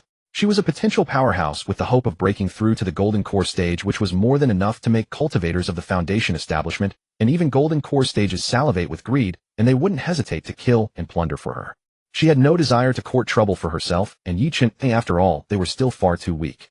Having removed his armor, Yi-chun once again stepped into the blazing fire, sitting cross-legged to resume his cultivation. Under the flickering glow of the flames, his face shifted between light and shadow. My cultivation. Peering into his dantian, he observed two completely distinct forces intertwining and swirling within. My immortal cultivation is at the 10th layer of chi refining, and my demonic cultivation is also at the 10th layer of chi refining. I have reached the absolute limit of the chi refining stage. It is time to prepare for foundation establishment. As the furnace fire crackled and popped, Yi-Chen's thoughts drifted even further. But will the Heavenly Tao truly allow a demonic cultivator to achieve Heavenly Tao foundation establishment? He turned his gaze to the sleeping Su Nan, whose small body rose and fell with her gentle breathing. She is exceptionally gifted, so she must also be aiming to break through to the 10th layer of chi refining. But she is of the demon race. Will the Heavenly Tao allow a demon to achieve Heavenly Tao foundation establishment? Sigh. The firelight reflected the deep worry in Yi-Chen's eyes. After establishing my foundation, I must travel to the Jiangha of the Li dynasty to seek a master. Otherwise my innate sword constitution will be entirely wasted. He instinctively clenched his fists. My demonic cultivation must absolutely never be detected by them. And as a demon, how can she possibly evade the scrutiny of those supreme experts to enter a human sect? I wonder how my family back in my original world is doing. She must be worrying about her family from before she transmigrated as well. Forget it, there is no use overthinking. Time to cultivate. Yi-Chen cleared his mind and focused entirely on his cultivation.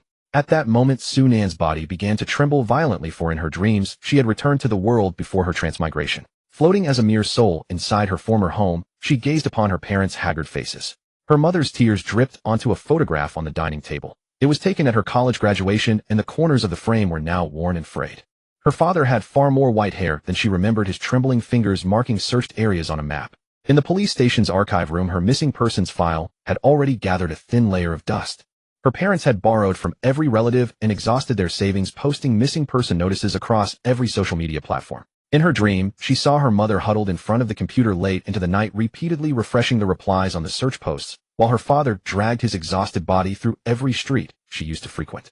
Dad, Mom. Su Nan's soul reached out only to pass right through her parents' bodies. Tears spilled from her eyes, dissolving into specks of starlight in the void. Yi-Chen. Su Nan jolted awake, wet tear tracks still clinging to the corners of her eyes. Fairy Su, what is wrong? Yi-Chen immediately sensed that something was amiss. Usually Su Nan would only call him a scumbag. Addressing him by his full name was highly unusual and indicated that something must have happened. Yi-Chen. Sob sob. Su Nan suddenly burst into loud wails, her tears pouring down like severed strings of pearls. Flustered, Yi-Chen instantly broke out of his cultivation state, rushed out of the fire, threw on his clothes, and dashed to her side. Before he could even steady his footing, Su Nan transformed into her human form and threw herself into his arms. I dreamed of my family from before I transmigrated. She sobbed, her tears soaking Yi-Chen's collar. I just vanished. To find me, they went everywhere. By this point, she was weeping too hard to speak. Yi-Chen froze on the spot, his hands hovering awkwardly in the air, unsure of where to place them. Ultimately, he gently rested his hand on Su Nan's trembling back, patting her softly, as if soothing a frightened little beast. It's all right. He comforted her clumsily, his voice softer than it had ever been. We will go back. We will definitely find a way back. Scumbag, even though I know it was just a dream. Su Nan curled up in Yi-Chen's embrace, her voice choked with sobs. It felt so incredibly real. My heart. It hurts so much. Her hands unconsciously gripped his collar tightly, several silver strands of hair dampened by her tears sticking to her cheeks. Yi-Chen continued to gently pat her back, saying softly, dreams are always the opposite of reality. Perhaps your soul just transmigrated here, and only a few seconds have passed in your original world. You're right, Su Nan sniffled, barely managing a reply. She tried her best to keep her nose from running, fearing she would look too untidy. Su Nan tried to comfort herself with Yi-Chen's words, but a deeper dread welled up in her heart. If she really could return to her original world, he should be able to go back too. But in that world, she was a man. How would she ever face Yi-Chen then? The moment this thought arose, she vigorously shook her head. No. Su Nan suddenly broke away from Yi-Chen's embrace, glaring at him fiercely. I don't even have any special relationship with this scumbag. Why on earth am I thinking about this? Of course those words were only spoken in her mind. Yi-Chen's arms froze in midair, still maintaining the posture of their embrace. His lips twitched slightly as he stared speechlessly at the little fox, who changed her mood faster than flipping a page. Just a moment ago she was weeping pitifully in his arms, but after a few gentle words of comfort, she turned around and glared at him with such a fierce gaze. It is good that Fairy Su has cheered up. Yi-Chen offered a couple of dry laughs, slowly pulling back his arms. But there is no need to glare at me like that, is there? I didn't do anything wrong. Su Nan seemed to realize her reaction was a bit excessive, and her snow-white fox ears twitched awkwardly. None of your business. Turning her face away, she pointed her paw toward the mountainous pile of discarded pills. Go back to your cultivation. I need to work hard too. With that, a white light enveloped Su Nan. When the glow faded, she had transformed back into her fox form. Tisk fairy Su, you really discard people the moment you're done with them, don't you? Yi-Chin clutched his chest in mock sorrow. My heart is truly broken. Yi-Chin's exaggerated expressions and gestures made him look exactly like a miserable young boy jilted by a heartless woman. Scumbag. Su Nan bared her teeth, making what she thought was a fierce face. If you say another word, I'll ignore you completely. Besides, who's the one that discards people after getting what they want? Su Nan glanced down toward Yi-Chin's lower abdomen. Cough, cough, cough. Fairy Su, there is no need to bring that up again. Yi-Chin laughed, awkwardly walking back to the dancing flames and sitting cross-legged to begin his cultivation. Listening to the sizzling sound of the flames burning, Yi-Chin finally realized that in his embarrassment, he had forgotten to change out of his clothes. Damn it, wasted another set of clothes. Only after his figure was completely engulfed by the flames did Su Nan quietly breathe a sigh of relief. She looked down at her fluffy paws, an unusual sensation stirring in her heart. Why am I becoming more and more dependent on this scumbag? Recalling her crying and throwing a tantrum, just now her cheeks instantly burned hot. No. She shook her head vigorously, trying to dispel those strange thoughts. This is definitely not dependence. It's not like I'm gay. Her little paws scratched at the ground restlessly. This is definitely brotherhood. Yes, exactly, brotherhood. She nodded heavily as if trying to convince herself. Yet as she stole a glance at the blurry figure inside the flames, her tail began to sway, gently, completely of its own accord. Su Nan no longer paid attention to Yi-Chin. She turned around, her gaze burning as she stared at the mountain of discarded pills. To others, those waste pills might be nothing but trash, but in her eyes they were rare treasures. Su Nan's fox ears twitched involuntarily. The quantity. This is several times more than yesterday. That bald head is really straightforward. It seems I should let that scumbag taunt him more. Countless specks of light converged in midair, gradually merging into a dazzling, enormous orb that illuminated the entire room as bright as day. Then she took a deep breath and slowly opened her small mouth. In an instant, those waste pills, as if pulled by some mysterious force, transformed into tiny specks of light and rose into the air. Countless specks of light converged in midair, gradually merging into a dazzling, enormous orb that illuminated the entire room as bright as day. Finally, the dazzling light transformed into a streak of light, and with a whoosh, plunged into Su Nan's mouth. Little Master devoured 26498 waste pills, gained evolution points 26498, current remaining evolution points 27569. I'm rich. I'm rich. Su Nan was momentarily stunned, then burst into ecstatic laughter. Her white figure bounced around the room like a madwoman. Yi-Chin said speechlessly, can you be a little more reserved? Were you just released from a mental hospital? But at this moment, Su Nan couldn't care less. Her mind was fully occupied with how to squander this fortune. The sun was setting, dusk gradually coloring the sky. Yi-Chin and Su Nan returned to the small hut. Scumbag, watch closely, this demon lord will show you what true genius is. Su Nan jumped off Yi-Chin's shoulder and landed in the center of the room. Her two tails stood erect as she struck a proud pose. Oomph. My strength today is all due to my hard work and cultivation and has nothing to do with talent or luck. Little fox, add points for me. Yi-Chin leaned against the doorframe, his eyes full of amusement as he looked at Su Nan. Miss Su, why are you acting like a middle schooler with Chinibu? Su Nan shouted loudly, forming hand seals. None of your business. Tatakai. Deducted evolution points 700, current remaining 20569. Little Masters, current cultivation, chi refining 10th layer. In an instant, surging spiritual energy flooded through Su Nan's body like a tide. A halo of intertwined pale purple and crimson light radiated around her, and the begonia flower pattern on her forehead shone with dazzling brilliance. When the spiritual energy settled, Su Nan clearly felt that she had reached chi refining 10th layer, only one step away from foundation establishment. Truly refreshing. Little Master can choose foundation establishment method. Mortal foundation 0 evolution points, earthly foundation 0 evolution points, heavenly foundation 0 evolution points. In one go, heavenly foundation. Little fox, keep adding points. Warning. Little Master's heavenly foundation may cause excessive commotion. Please proceed with caution. It is recommended to break through in a safe area. Little Fox's prompt echoed in Su Nan's mind. Seeing Su Nan hesitate, Yi-Chin asked in confusion, Miss Su, why don't you go all the way and break through to heavenly foundation? Little Fox. Well, my system reminded me that I need to find a secluded place to break through because the commotion might be too great. Su Nan wagged her tail, looking at Yi-Chin with a smug expression. What can I say? This demon lord is exceptionally gifted. Even my breakthrough is extraordinary.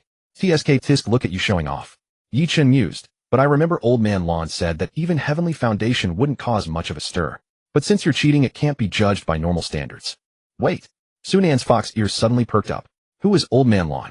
Isn't your old man called Shan Feng? And earlier in front of me you called him Old Man Feng, right? Beads of sweat formed on Yi-Chin's forehead. Miss Su must have misheard. I definitely said Old Man Feng. He pretended to be calm as he reached out to lift Su Nen onto his shoulder.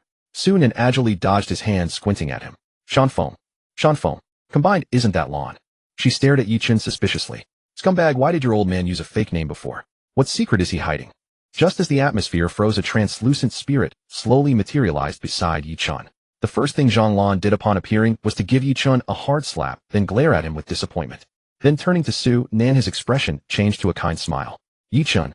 Zhang Lan's voice was gentle and weary. Little fox, I know you have many questions, but this old man had no choice but to use a fake name. Su Nan tilted her head to study the old man, then nodded in understanding. Old man phone. Lan, I understand. Everyone has secrets, don't they? Zhang Lan smiled at this, stroking his illusory beard. Little fox, there's actually something I've been wanting to ask you, but I never found the right time. I told Young Yi to ask you when he had the chance, but with him being with you all day like that, Tisk, he probably forgot long ago. Old man Lan, go ahead. If I can answer, I will. Su Nan smiled. Zhang Lan hesitated, seeming to ponder. Forget it, little fox. I'd better not ask. Knowing too much isn't good for you. Su Nan looked at Zhang Lan with disdain and muttered, Mystery man, get out of Gotham. Zhang Lan obviously didn't understand this strange remark, and his figure began to slowly fade. But halfway through dissipating, he suddenly solidified again and gave Yi-Chen another big slap. Ouch. Old man Lan, why did you hit me again? Yi-Chen wailed, holding his head. Because you're stupid. Zhang Lan's spirit shook his head in disappointment again. You in front of certain people, your brain is like it's been buried in the ground. After saying this, Zhang Lan still felt it wasn't enough, so he gave Yi-Chen another big slap, then twirled his index finger beside his temple, before finally dissipating with satisfaction.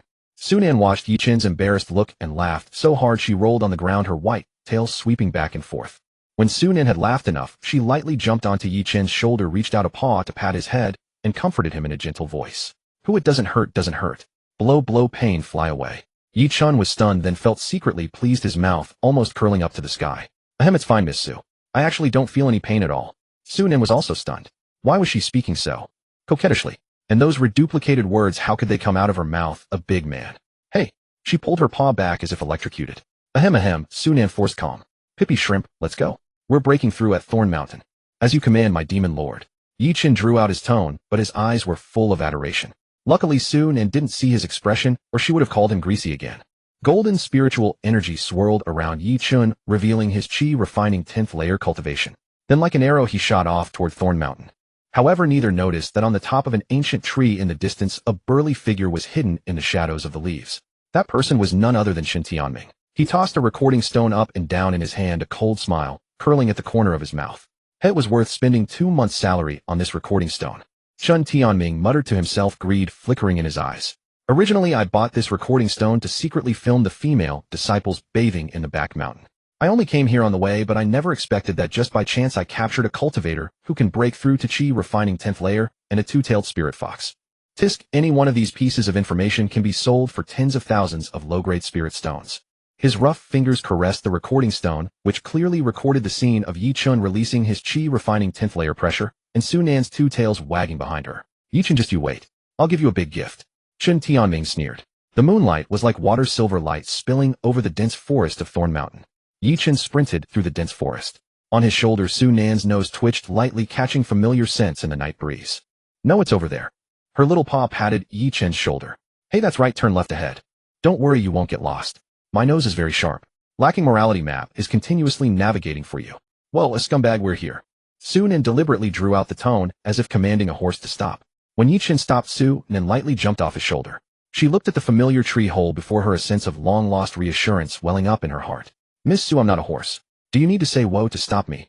Yi-Chen looked helplessly at Su Nan, who discarded him after using him, muttering silently. I don't care, Su Nan said without looking back, walking into the tree hole. You are my mount. I'll ride you however I want.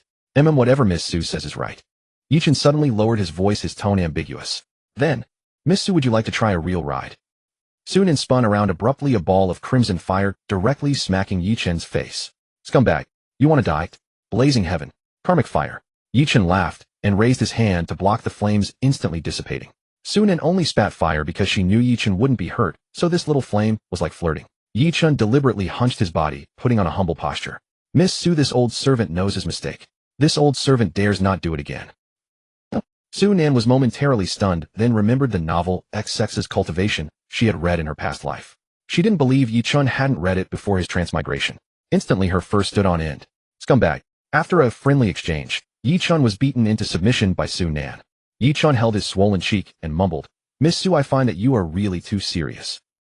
I'm not going to waste time with you." Su-nan straightened her messy fur and said solemnly, "Watch closely, scumbag. I'll show you what Heavenly Foundation Establishment is." No matter how big the commotion of Heavenly Foundation Establishment, it's still just Foundation Establishment, Yi-chun said with a shrug. "Don't tell me your Foundation Establishment can even attract a lightning tribulation." Before he finished speaking, a deafening thunderclap suddenly exploded, and blinding lightning illuminated the entire tree hole as bright as day. "No way." The thunderclap made Yi-chun swallow the rest of his words. Yi-chun was silent for a moment, then walked out of the tree hole. Standing at the entrance, he looked up at the rolling thunderclouds in the sky. Purple lightning flickered faintly within the clouds, emitting low rumbles. Inside the tree hole, spiritual energy continuously gathered around Su-nan, clearly marking the critical moment of her breakthrough. During tribulation, one cannot be disturbed. If disturbed, at best cultivation regresses, at worst one falls into demonic deviation. So someone needs to guard the process. Yi-chun frowned, his fingers unconsciously stroking his chin. But if it's a lightning tribulation, no one can guard nearby, because if other cultivators are within the range of the lightning tribulation, the tribulation's power will increase, and the closer they are to the tribulation transcender, the heavier the punishment lightning they receive. So run. With that, Yi-chun activated both spiritual energy and demonic energy within his body, and also pasted 2 speed talismans on his legs. Thus wind gathered beneath his feet, and he burst forth with unprecedented speed, his figure darting, like lightning, toward the area outside the lightning tribulation's range. Yet just as Yi-chun was about to rush out of the thundercloud's cover, an invisible barrier bounced him back violently. "No way. Heavenly Father, are you messing with me?" Yi-chun stumbled back a few steps, looked up at the sky, and wanted to cry, but had no tears. Seeing the first lightning tribulation about to fall, he could only grit his teeth and pull out a pile of defensive artifacts from his mental sea. Mystic Iron Shield, Lightning Avoidance Talisman, Heart Protection Mirror. A bunch of random artifacts, useful or not, all put on his body. At this critical moment, a phantom figure suddenly appeared beside Yi-chun.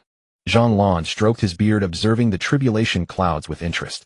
"Young Yi, your little lover, has quite the talent. She can trigger a lightning tribulation at Foundation Establishment. Old man Lan, shouldn't you be concerned about me first?" Zhang Lan paused as if talking to himself. "This little lightning tribulation won't kill you. And maybe your little lover can actually." Before he finished, Zhang Lan's figure dissipated like a bubble in the air. Yi-chun's mouth twitched. Indeed, mystery man, get out of Gotham. He sighed helplessly, tightened his grip on the artifacts, and looked up at the increasingly dense thunderclouds ready to face the punishment lightning tribulation. At this moment, Su-nan was unable to move inside the tree hole, barely able to peek at the surging tribulation clouds through the opening. The pressure of the tribulation clouds made Su-nan's white fur stand on end, and she unconsciously swallowed. "Little fox," Su-nan called weakly in her heart. "You said my breakthrough would cause a big commotion, but you didn't say it would be this big. Little master, you didn't ask Little Fox either." Little Fox's voice carried a hint of innocence. Meanwhile, beyond the cliff north of Thorn Mountain, an old man and a young man stood, gazing into the distance. Elder Qin's murky eyes flashed with keen light.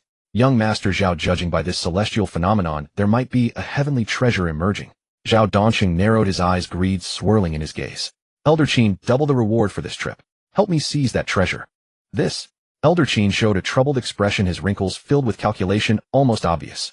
Zhao Dongqing sneered. "If the treasure is useful to you, not only will I pay the reward, I'll also give you 30% of the treasure."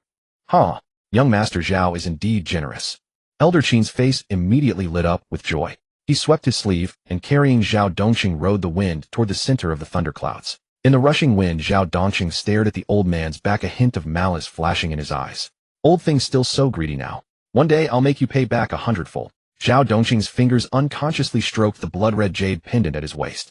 The first heavenly thunderbolt crashed down, its blinding electric light tearing through the night sky, like a sharp blade striking directly the ancient tree where Su-nan had taken refuge. The towering ancient tree was instantly split in two, with raging flames wildly consuming the trunk. Dancing arcs of electricity coursed through Su-nan's pristine white, first sending waves of numbing pain through her body. "Hiss." Su-nan bared her teeth and shook her numb paws, glancing around at her charred dwelling. She grumbled in annoyance. "If I had known that Heavenly Tao Foundation Establishment would require crossing the Thunder Tribulation, I wouldn't have broken through here. At least this place was my first home after transmigrating." She looked at the burning tree hollow with a pang of regret. Before Su-nan could catch her breath, the second thunderbolt followed. Compared to the numbing sensation of the first tribulation bolt, this one brought Su-nan more intense stabbing pain. Yet amid the blinding electric light, Su-nan suddenly realized her body could move. She hurriedly called out in her heart, "Shao, how many more tribulation bolts are there?" "Little master, 7 more to go." "What?" Sunan's fur bristled. She threw her head back and roared at the rolling thunderclouds for heaven's sake. If you have the guts, strike me dead. The thundercloud seemed to heed her provocation, pausing for a moment. Then the dark clouds churned violently, and lightning several times thicker than before began to brew within them, an oppressive dread spreading through the air. Boom. The third tribulation bolt descended with the force of 1,000 June, making Sunan's fur stand on end from the pain. Her azure eyes blazed with fury. Do you think this demon lord is a pushover, you wretched heavens? As spiritual energy churned, the silver-haired maiden stood in the air. The Lee Fire Sword answered her summons, its crimson patterns gleaming brilliantly under the thunderlight. Sunan lightly tapped her feet and actually soared upward to meet the tribulation. When the tiger doesn't show its might, you take it for a sick cat.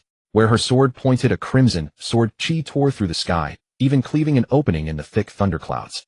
The power of this strike far exceeded what a chi refinement cultivator should possess.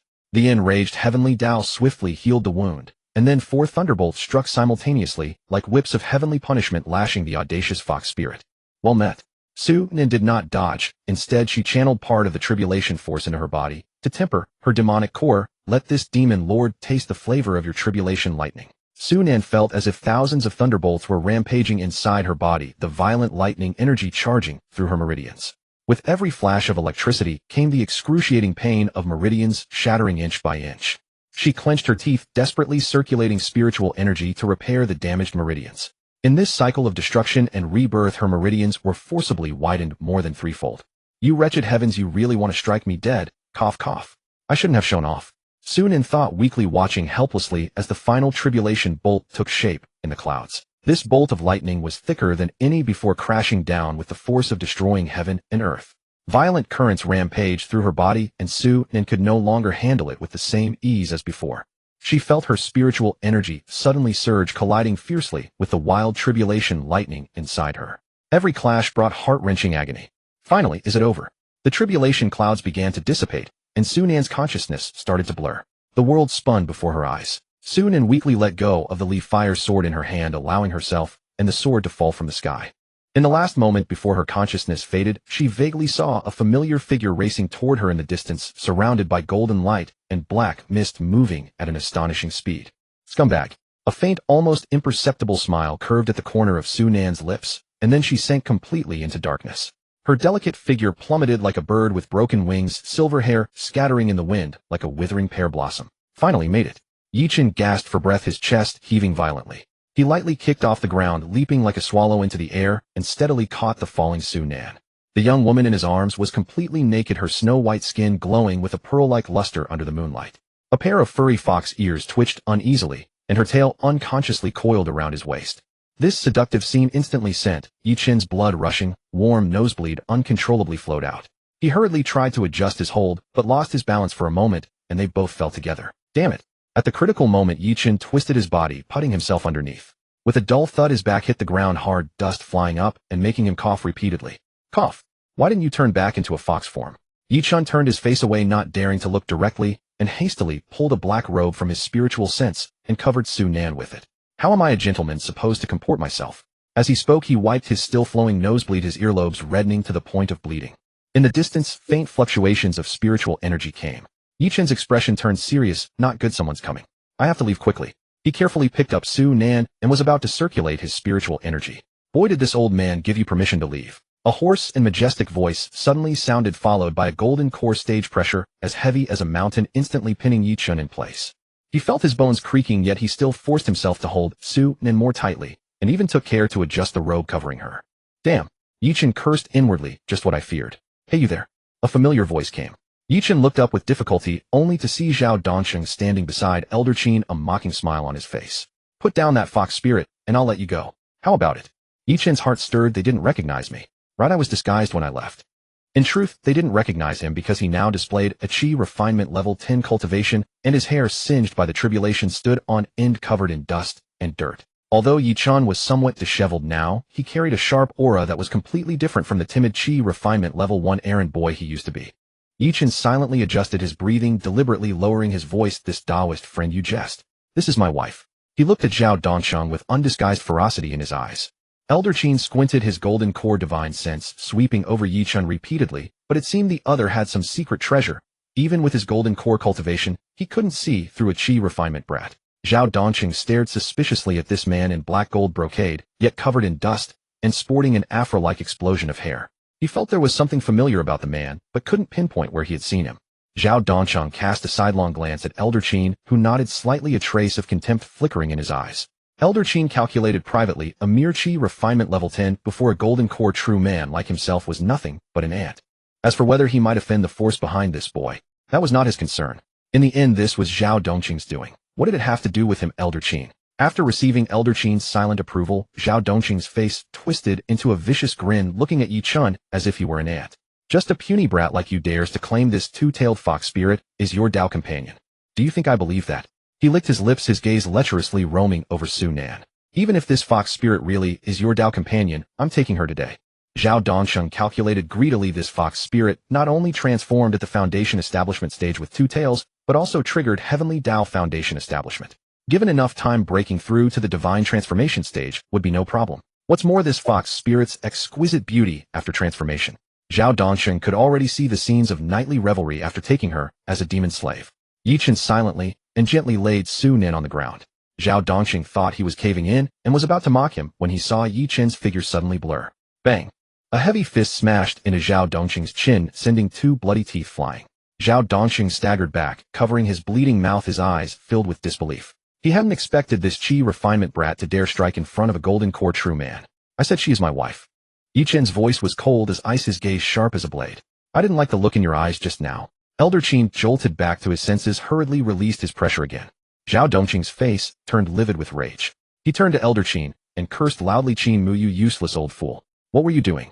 You can forget about this job's reward, and when I get back, I'll make sure to report you to the sect master. Elder Qin's face darkened like water, but he dared not vent his anger on Zhao Dongqing, so he redirected his fury at Yi Chen. Boy, blame yourself for offending the wrong people. With that, he gathered dense spiritual energy in his palm and struck at Yi Chen with a sound of tearing air. Boom. Dust flew everywhere.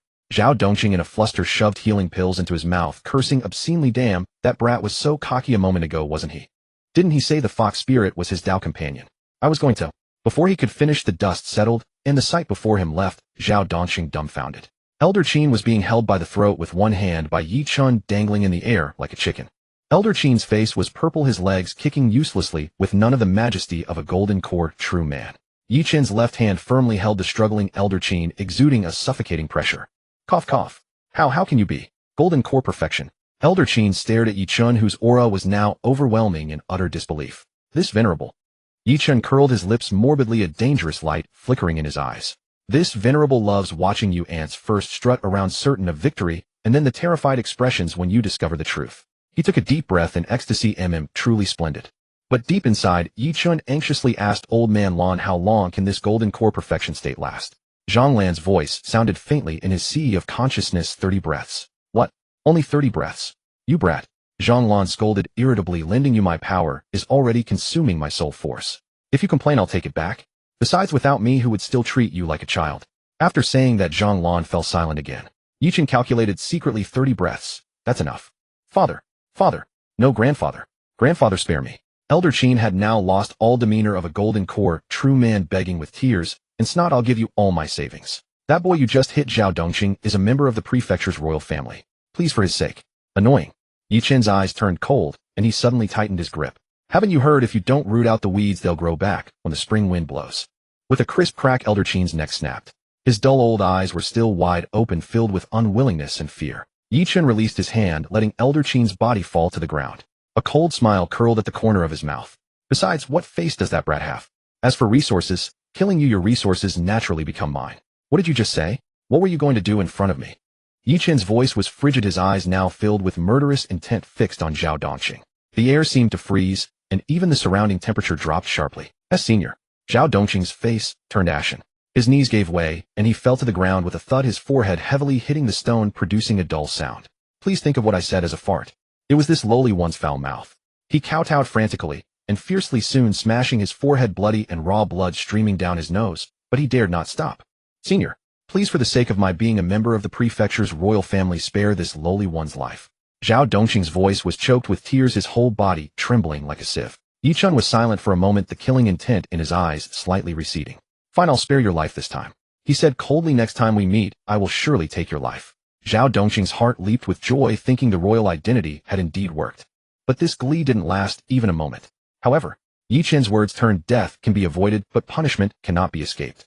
Before the words faded, two streams of golden spiritual energy shot out, like vipers, one wrapping around Zhao Dongqing's right arm, the other heading straight for his crotch. A blood-curdling scream pierced the air. Zhao Dongqing's right arm was severed at the shoulder and blood gushed from his lower body. He writhed on the ground in agony, his left hand alternately clutching the stump of his arm, and his lower body, his whole body twisted like a severed earthworm. Yi Chen watched coldly, then turned and walked away, his robes fluttering, carrying a bloody wind. Thank you for your mercy, senior. Zhao Dongqing forced a fawning smile through his pale face. Ignoring the pain, he forced himself to stand and see Yi Chen off. Zhao Dongqing watched Yi Chen's retreating figure, secretly sighing in relief, a trace of venom flashing in his eyes. Damn, don't let me find out who you are. If I weren't only at Qi refinement. Just as he bent down to pick up his severed arm and his little brother, Yi Chen suddenly stopped, then turned around. Senior, is there anything else? Zhao Dongqing froze, his voice trembling. Hello, we meet again. Yi Chen said without looking back, a sharp spiritual energy shooting from his fingertip. Senior, you. Zhao Dongqing's pupils contracted, but before he could finish, he felt a chill at his neck. As the world spun, he saw his own headless body slowly kneel, the spurting blood showing an eerie dark red under the moonlight. The terrified head rolled a few times on the ground, its wide open eyes filled with unwillingness and disbelief. Yi Chen indifferently glanced at the head that had rolled to his feet, then stepped on it. Actually, offending me is not a big deal. He tossed a thunder fire talisman, purple lightning and red flames interweaving into a net. But I didn't like your eyes, and I detest what you said just now. The raging thunder fire instantly consumed the remains. Amid the stench of burnt blood, Yi Chen gently picked up Su Nan. He adjusted her disheveled robe, then turned and flew northward toward the forest, toward the sect as a streak of light, leaving the raging fire behind. Yi Chen's cultivation receded like a tide falling from the peak of golden core all the way back to the 10th layer of Qi refining. After all the borrowed power was returned to Elder Lan, he felt his meridians empty and his internal organs hollowed out, as if he were 100 times weaker than the night he had taken the aphrodisiac pill. No, I must go faster. Yi Chen clenched his teeth, a trace of blood seeping from the corner of his mouth. To accelerate, he had to burn his heart's essence blood, and with each step he took it felt like walking on a blade. At that moment, Su Nan in Yi Chen's arms breathed steadily, her beautiful face appearing exceptionally serene under the moonlight, and the faint fragrance from her hair became the only motivation driving him forward. Why has Zhao Dongqing stayed in Thorn Mountain for so long? Could he be plotting something? Yi Chen forced himself to think despite the dizziness. What a pity I left too quickly and didn't get to loot the corpses for spoils. At the thought, he couldn't help but feel a pang of regret. But Yi Chen looked down at the sleeping Su Nan in his arms, her delicate profile warming his heart. It's worth it. It's worth it. After much difficulty returning to the wooden cabin, Yi Chen used his last ounce of strength to gently lay Su Nan on the bed, carefully covering her with a blanket. Having done all this, he could no longer hold on and collapsed to the ground, his consciousness plunging into darkness. Elder Lan's spirit slowly coalesced into form, shaking his head as he looked at Yi Chen lying on the floor. This brat. He could have managed with borrowing the early golden core stage, but he had to be stubborn and borrow the peak stage. He sighed helplessly. In the end, this old man has to clean up your mess. With a gentle lift of spiritual energy, Yi Chen was softly placed beside Su Nan. Elder Lan covered them with a blanket and even tidied it up, his gaze shifting between the two. These two miserable kids really are quite a match. Suddenly, Elder Lan's spirit form fluctuated violently, barely maintaining its shape. After stabilizing, he muttered to himself in confusion. What's wrong with me lately? Could it be that I've overconsumed my soul power? It seems I can't intervene too much from now on. Before he finished speaking, Zhang Lan's spirit dissolved like smoke into the moonlight. At that moment, Su Nan on the bed frowned deeply. In her dreams, Su Nan found herself transformed back into an ordinary white fox, her body empty and devoid of the system's presence or any trace of cultivation. What's going on? Did I fail to break through to Foundation establishment? She spun around in panic, calling out desperately, "Scumbag! Scumbag!" She tried to contact the system, "Little fox! Little fox!" But all that came out were faint whimpers, sounding utterly helpless in the silent forest. Crystal teardrops welled up in her eyes, but Su Nan blinked, stubbornly forcing the tears back. No, I can't always rely on others. I was at least a man, well, at least before. She took a deep breath, forcing herself to calm down, and began to cautiously explore the unfamiliar jungle. The trees here were sparse, sunlight easily piercing through the leaves to scatter on the ground. Su Nan stepped on the soft fallen leaves and moved forward when suddenly, swoosh, an arrow shot through the air, precisely piercing her hind leg. The excruciating pain made her scream out, and blood instantly stained her white fur. Why am I so unlucky? Enduring the pain, she tried to flee, but a large hand grabbed her by the scruff and lifted her up. Su Nan struggled desperately, her forepaws flailing in the air. When she painfully twisted her head to look at the hunter, she met a familiar face. It was Yichun. But at this moment the handsome face that always wore a mischievous grin was now coldly looking down at her. Yichun wore a rough hunter's leather armor with a few blood-dripping wild rabbits hanging from his waist. Whimper. Whimper. Sunan whimpered in disbelief, her azure pupils contracting violently. Yichun's fingers tightened, and a suffocating sensation gradually crept in. Just as Sunan was about to be choked unconscious, a sweet feminine voice suddenly came from behind Yichun. Brother Chun, the voice was syrupy. This little fox is so cute. Why don't you keep it first and give it to me as a gift after we get married? Sunan turned her head with difficulty and saw a heavily made-up woman leaning against the doorframe. She wore a colorful gauze dress with a neckline cut extremely low, her white bosom faintly visible. A gold hairpin dangled gently with her movements, the very picture of a brothel girl's mannerisms. All right, Miss Su. Yichun agreed, readily loosening his grip a little. I'll keep this fox for now. Once I've redeemed you, we'll get married. What a... Sunan's fur bristled as she struggled frantically in Yichun's hand. Scumbag. You're going to marry a woman like that. Yichun, annoyed by the commotion, suddenly snapped the arrow embedded in Sunan's body in half with a crack and carelessly tossed it into a nearby basket. Sunan grimaced in pain, her white fur standing on end. When Yichun reached out to take Miss Su's hand, she skillfully dodged, covering her red lips with a round fan and giggling. Oh, Brother Chin, don't be so impatient. She threw him a flirtatious glance. Once you've redeemed me, I'll be all yours. Yichun's face flushed crimson, and he stood there at a loss, clumsily scratching the back of his head. His innocent demeanor was a stark contrast to the cruelty he had shown when breaking the arrow. Scumbag, you're asking for it. Sunan leaped around in the bamboo basket in desperation, her sharp claws scraping the basket with a creaking sound. Stay away from that vixen. What's gotten into this fox? Yichun patted the basket impatiently and threatened in a low voice, if it weren't for Miss Su's sake. He sneered. If you keep this up, I won't hesitate to make you into a scarf for Miss Su. Brother Chun. A sweet call came from not far away, and Miss Su came walking over gracefully, holding up her skirt. It's getting late. If we're any later, Madam, Li will be angry. Then, shall I see you off, Miss Su? Yichun quickly put on an eager smile. No need. Miss Su chuckled behind her hand, a flicker of disdain in her eyes. Brother Chin should focus on hunting. I'll take the carriage you rented back. With that, she boarded the carriage without looking back, her smile vanishing the instant the curtain fell. Yichun watched the receding carriage, his heart aching as he touched his empty purse. Just inviting Miss Su out had cost 3 taels of silver, and renting the carriage another tael. A whole month's income from hunting. But thinking that she was his childhood sweetheart, and the one he had pined for day and night, he felt the money was well spent. Scumbag, just you wait. Sunan gritted her teeth in the backpack, her white fur bristling with rage. When I recover my cultivation, if I don't beat you into a pancake, my name isn't Sunan. She clawed viciously at the basket, cursing Yichun 1,000 times in her heart. Yichun walked home through the twilight to his mud brick house halfway up the mountain. In the simple wooden cabin, a few animal skins hung casually on the walls, and hunting bows and arrows and miscellaneous items were piled in the corner, the very picture of a hunter's hut. He skinned the wild rabbits he had caught today, soaked the hides in a wooden basin filled with clear water, and skewered the tender meat on branches to roast slowly over a campfire. Come out. Yichun suddenly reached into a basket in the corner and pulled out Sunan, who was curled up in a ball. The little fox had tears in her eyes, and an arrow wound on her hind leg was still oozing blood. She instinctively tried to struggle, but the wound hurt, making her tremble all over. Strangers still apart from the pain in her leg, an indescribable ache welled up in her heart. Scumbag, you're asking for it. Sunan cursed between sobs, her voice choked with tears. Just you wait. Boo-hoo. Yichun ignored her curses, holding her squirming body down with one hand, while swiftly pulling out the arrowhead with the other. Sunan shuddered in pain, tears streaming down in large drops. Yichun fetched some wound medicine and carefully applied it to the injury. The sting of the powder made Sunan cry even harder, her white fur matted into wet strands. How strange, Yichun said with a scoff as he processed the rabbit hide in the basin. A fox that cries. Where's that arrogant attitude from before? In the firelight, Sunan looked at this detestable man through tear-filled eyes. His rough fingers skillfully scraped the fat off the rabbit skin, his profile flickering in the dancing flames. For some reason, seeing his focused profile made Sunan's grievance swell even more so. She buried her face in her front paws and cried even louder. Quite a clever fox. Yichun stroked Sunan's for admiration in his eyes. She's called Su-Nan, so I'll call you Shao-Nan. Sunan's ears perked up abruptly, her blue eyes wide with shock.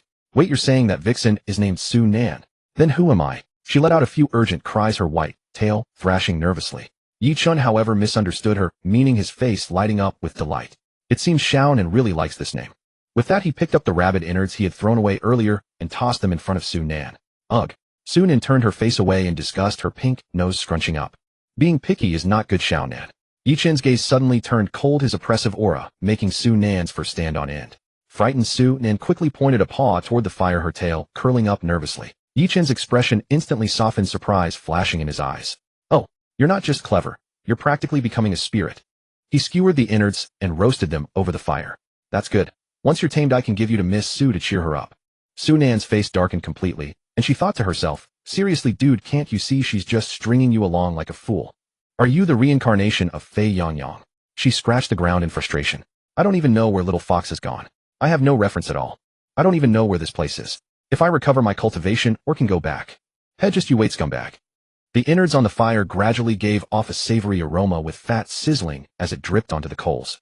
Yi Chen focused on turning the skewers, completely unaware of the dangerous gleam in the little fox's eyes.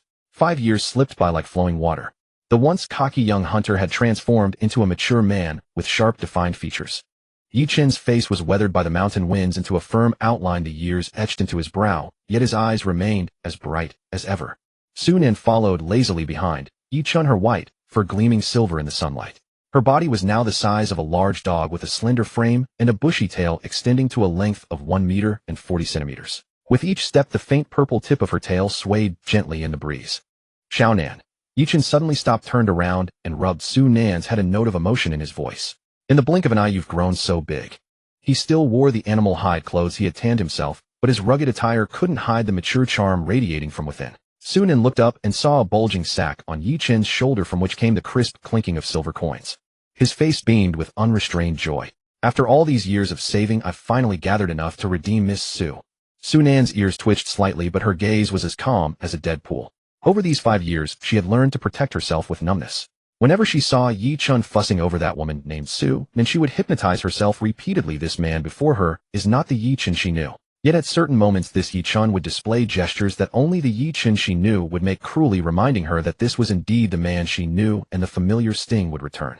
Xiao Nan, wait for me outside. Yi Chen gently placed Su Nan on the stone steps in front of the brothel, rubbed her furry head, and turned to step through the ornate door alone. Su Nan lay listlessly on the ground, her tail slapping the ground aimlessly. Suddenly a commotion of fighting erupted from within the building, followed by Yi Chen being thrown out, roughly rolling several times on the ground in a sorry state. Yi Chen. Su Nan rushed to his side, just as a heavily made-up madam led several club-wielding thugs, storming out aggressively. You think you can compete with Squire Zhang for the girl? The madam sneered, shrilly motioning for her men to empty Yi Chen's purse, silver clattering to the ground. Miss Su Nan has already been redeemed by Squire Zhang. I was kind enough to let you see her, and you try to elope with her. She waved a hand coldly, break his legs.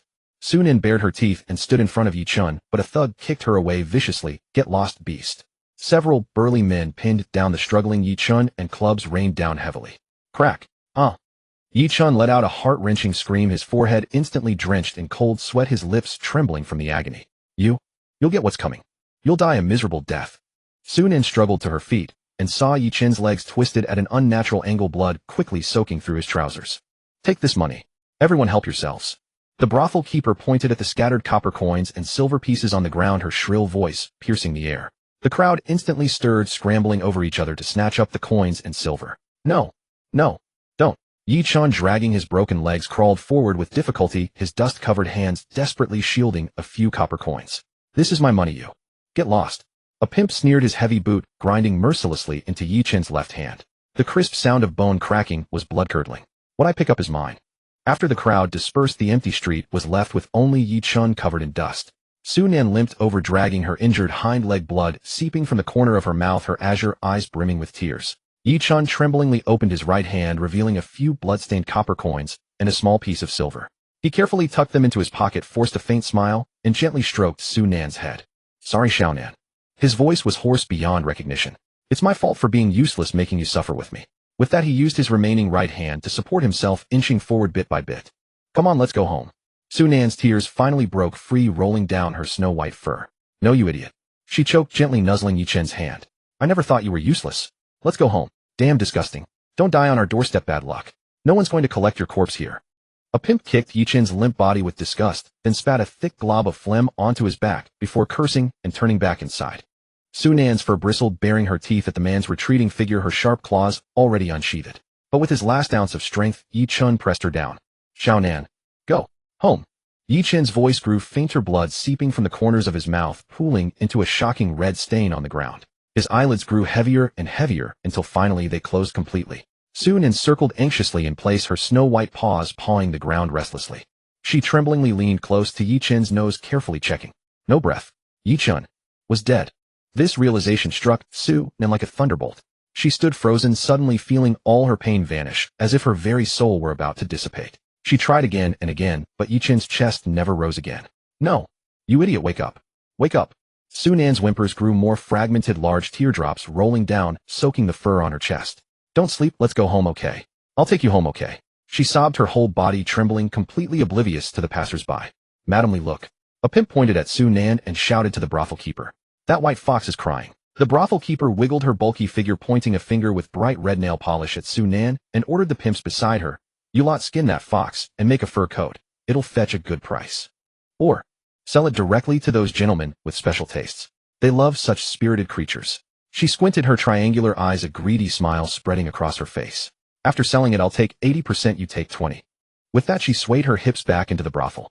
Several pimps rubbed their hands together and surrounded Sunan, cruel glints in their eyes. Sunan curled up on the ground, tears mixed with blood soaking her snow-white fur. She mustered her ferocity and lunged, biting into a pimp's wrist. Ow. Damn it. You cursed fox. The pimp in pain kicked Sunan hard in her soft belly. Sunan was sent flying like a rag doll, slamming heavily into the wall, her internal organs seeming to shift. Amidst the agonizing pain, her consciousness began to blur. Am I about to die? Sunan's vision darkened. Good. I can go back. Suddenly a surge of overwhelming resentment rose from the depths of her heart. The image of Yi-Chen's tragic death flashed in her mind. Sunan's pupils abruptly contracted into thin slits. No, she roared in her heart. I must avenge Yi-Chen. You? All of you will be buried with Yi-Chen.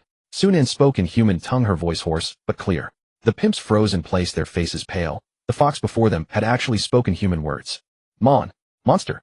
Someone shouted first, and the men scattered in panic, fleeing in all directions. One coward collapsed on the spot, his pants soaked, his whole body trembling like a leaf. Sunan slowly rose to her feet, her snow-white fur stained red with blood. She threw back her head and let out a piercing, mournful howl. The crimson crabapple blossom on her forehead began to glow with an eerie light.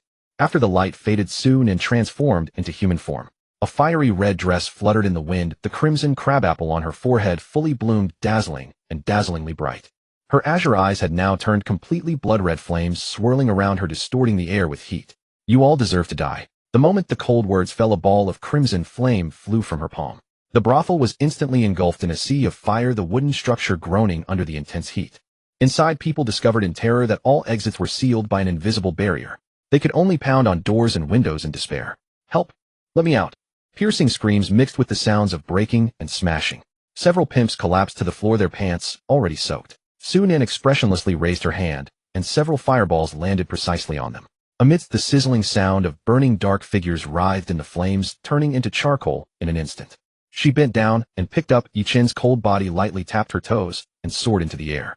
Demonic energy surged through her meridians, and a massive fireball gathered above her head, like a second sun, illuminating the entire small town as bright as day. On the ground, the townsfolk were terrified. Children's cries, women's screams, men's curses, all mingled into chaos. Since Yi-Chen is dead. Sunan's voice was not loud, but carried clearly to every corner. I no longer care about right or wrong. She slowly raised her hand, the fireball expanding further, the terrifying heat causing the buildings below to spontaneously ignite. Throughout this world, I have only understood one word. Kill. The last word exploded like thunder, and the immense fireball plummeted down instantly, turning the entire town into a sea of flames. The blazing flames devoured everything. Houses collapsed in the heat, fleeing figures twisted in the firelight, ultimately turning to ash. Piercing screams rose and fell, only to be quickly drowned out by the roaring crackle of the fire. Sunan, holding Yi-Chen's broken body, descended slowly before the hunter's cabin where they had lived for 5 years. The rammed earth house still stood quietly in the forest, the thatch on the roof swaying gently in the hot wind. You idiot. I brought you home. Sunan's voice trembled uncontrollably, tears streaming down like broken beads. She looked down at the pale face and broken body of the man in her arms, her heart wrenching with pain. Yi-Chen. If I had recovered my cultivation sooner, you wouldn't have. Whoa. Sunan tremblingly channeled her demonic energy into Yi-Chen's body, but despairingly found that the power dissipated like a stone thrown into the sea, unable to be retained. Yi-Chen's body was like a broken vessel, no longer able to hold any energy. Whoa. Sunan finally collapsed, burying her face in Yi-Chen's cold chest, sobbing loudly. Over the past 5 years, although Yi Chun sometimes did things that annoyed her, now that the always grinning man had truly closed his eyes forever, she realized that her heart felt as if someone had torn a piece out of it, hurting so badly she could barely breathe. After a long while, Su-Nan slowly lifted her head. Her delicate face was flushed red from tears, her eye makeup smudged, leaving 2 black streaks on her cheeks. The crimson crabapple blossom on her forehead seemed to have dimmed, appearing especially poignant and beautiful, moistened by tears. Since your body is now broken. Su-Nan gazed at Yi Chen's pale face, a flash of determination in her eyes. Then I will help you achieve a perfect body. She suddenly raised her hand, 5 fingers like daggers plunging into her own abdomen. Blood gushed out immediately. A fiery red demon core was forcibly pulled out, glowing faintly in her palm. Su-Nan's lips spilled blood, but she smiled with relief. The demonic energy within her receded like a tide, and her consciousness began to blur. Su-Nan forced herself to stay conscious, slowly pressing the demon core into Yi Chen's abdomen. The moment the demon core merged into Yi Chen's body, a dazzling red light burst forth from within him. His pale face gradually regained color, and his chest began to rise and fall weakly. Su-Nan watched this scene with joy, but found she could no longer maintain her human form. Snow-white fur covered her body again. She collapsed weakly to the ground, dragging her broken body limping to Yi Chen's chest. I'm sorry, you idiot. She pressed her tiny head against Yi Chen's heart, listening to the gradually strengthening heartbeat. I don't think I can stay with you anymore. A breeze brushed past, stirring her fluffy fur. Su-Nan's breath grew weaker, her eyelids heavier. Just before her eyes closed completely, she used the last of her strength to whisper, "You idiot, when I'm gone you have to take good care. Love yourself." As the last word fell, her little paw dropped limply, never to rise again. Only her pair of snow-white fox ears remained still poised, as if listening to a heartbeat. Yi Chen slowly opened his eyes, as if awakening from a long dream. He felt a strange power flowing within him, warm and strong. Yi Chen felt a heavy weight on his chest. He looked down and saw Su-Nan lying quietly on him, her snow-white fur spread like a waterfall, her usually lively fox ears now drooping weakly, her breathing so faint it was almost imperceptible. "Xiaonan," Yi Chen called out cautiously, his voice trembling with a fear he himself didn't notice. "Xiaonan, what's wrong?" "I'm not." Before he could finish, a tearing pain suddenly struck him. Countless fragments of memory flooded into his mind like a tidal wave, but presented from Su-Nan's perspective. First year, 12th month, 3rd day, that idiot went to see that woman again today. In the image, Yi Chen was grinning foolishly at a woman who wouldn't even let him touch her hand, while Su-Nan, hiding behind a tree, unconsciously thumped her tail on the ground. Second year, 9th month, 14th day, that idiot hunted a deer today. He roasted the venison for me, adding spices, but he couldn't bear to eat any himself, probably planning to curry favor with that woman again. In the image, Yi Chen was carefully pushing all the golden roasted venison in front of Su-Nan, secretly swallowing his saliva, and the next day, quietly exchanging the leftover venison for silver. 4th year, 4th month, 22nd day, that idiot wasted money again to see that woman. But what's wrong with my heart? Why do I feel this way? In the image, Su-Nan hid behind the window, watching Yi Chen laughing and chatting with that woman, her snow-white claws unconsciously scratching the windowsill. 5th year, 1st month, 15th day, today is the Lantern Festival. He saved up enough money and started preparing early in the morning to redeem Su-Nan. I should have congratulated him, but why does my heart ache so much? In the image, Yi Chen cheerfully announced to Su-Nan that he had saved enough to redeem Su-Nan. When Yi Chen turned away, a tear fell from Su-Nan's eye. The last memory, Su-Nan lay weakly on Yi Chen's chest, her breath faint. I'm sorry, you idiot. I can't stay with you anymore. You have to. Take good care. Love yourself. Yi Chen's hands unconsciously tightened, holding Su-Nan closer. A warm drop of liquid fell onto Su-Nan's fur. Then Yi Chen's tears flowed like broken beads, one by one falling onto Su-Nan's gradually cooling cheeks. He tremblingly buried his face in her blood-soaked fur, his voice choked and barely coherent. Xiaonan. Xiaonan. From that day on, a mysterious black-robed swordsman suddenly rose in the southern lands. He wielded a pitch-black long blade, his sword techniques so fierce they seemed beyond mortal martial arts.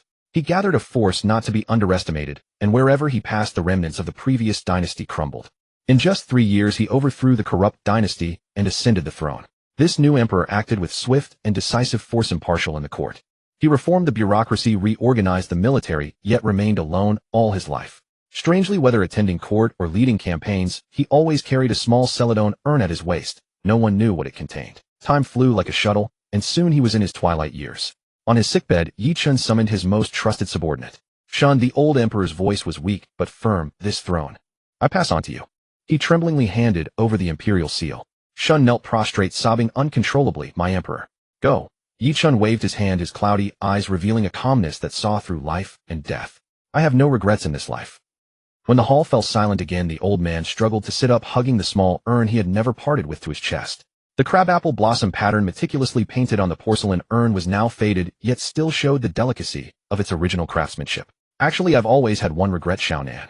He gently stroked the urn as if caressing his beloved's face, a tender smile curling at the corners of his mouth. I'm coming to join you. A single turbid tear rolled down, splashing a tiny spray on the urn. All these years, I've taken good care of myself. Outside the window, the last ray of sunset quietly faded away. The old emperor's hand slowly dropped the porcelain urn, landing with a soft thud on the brocade quilt. The emperor has passed away.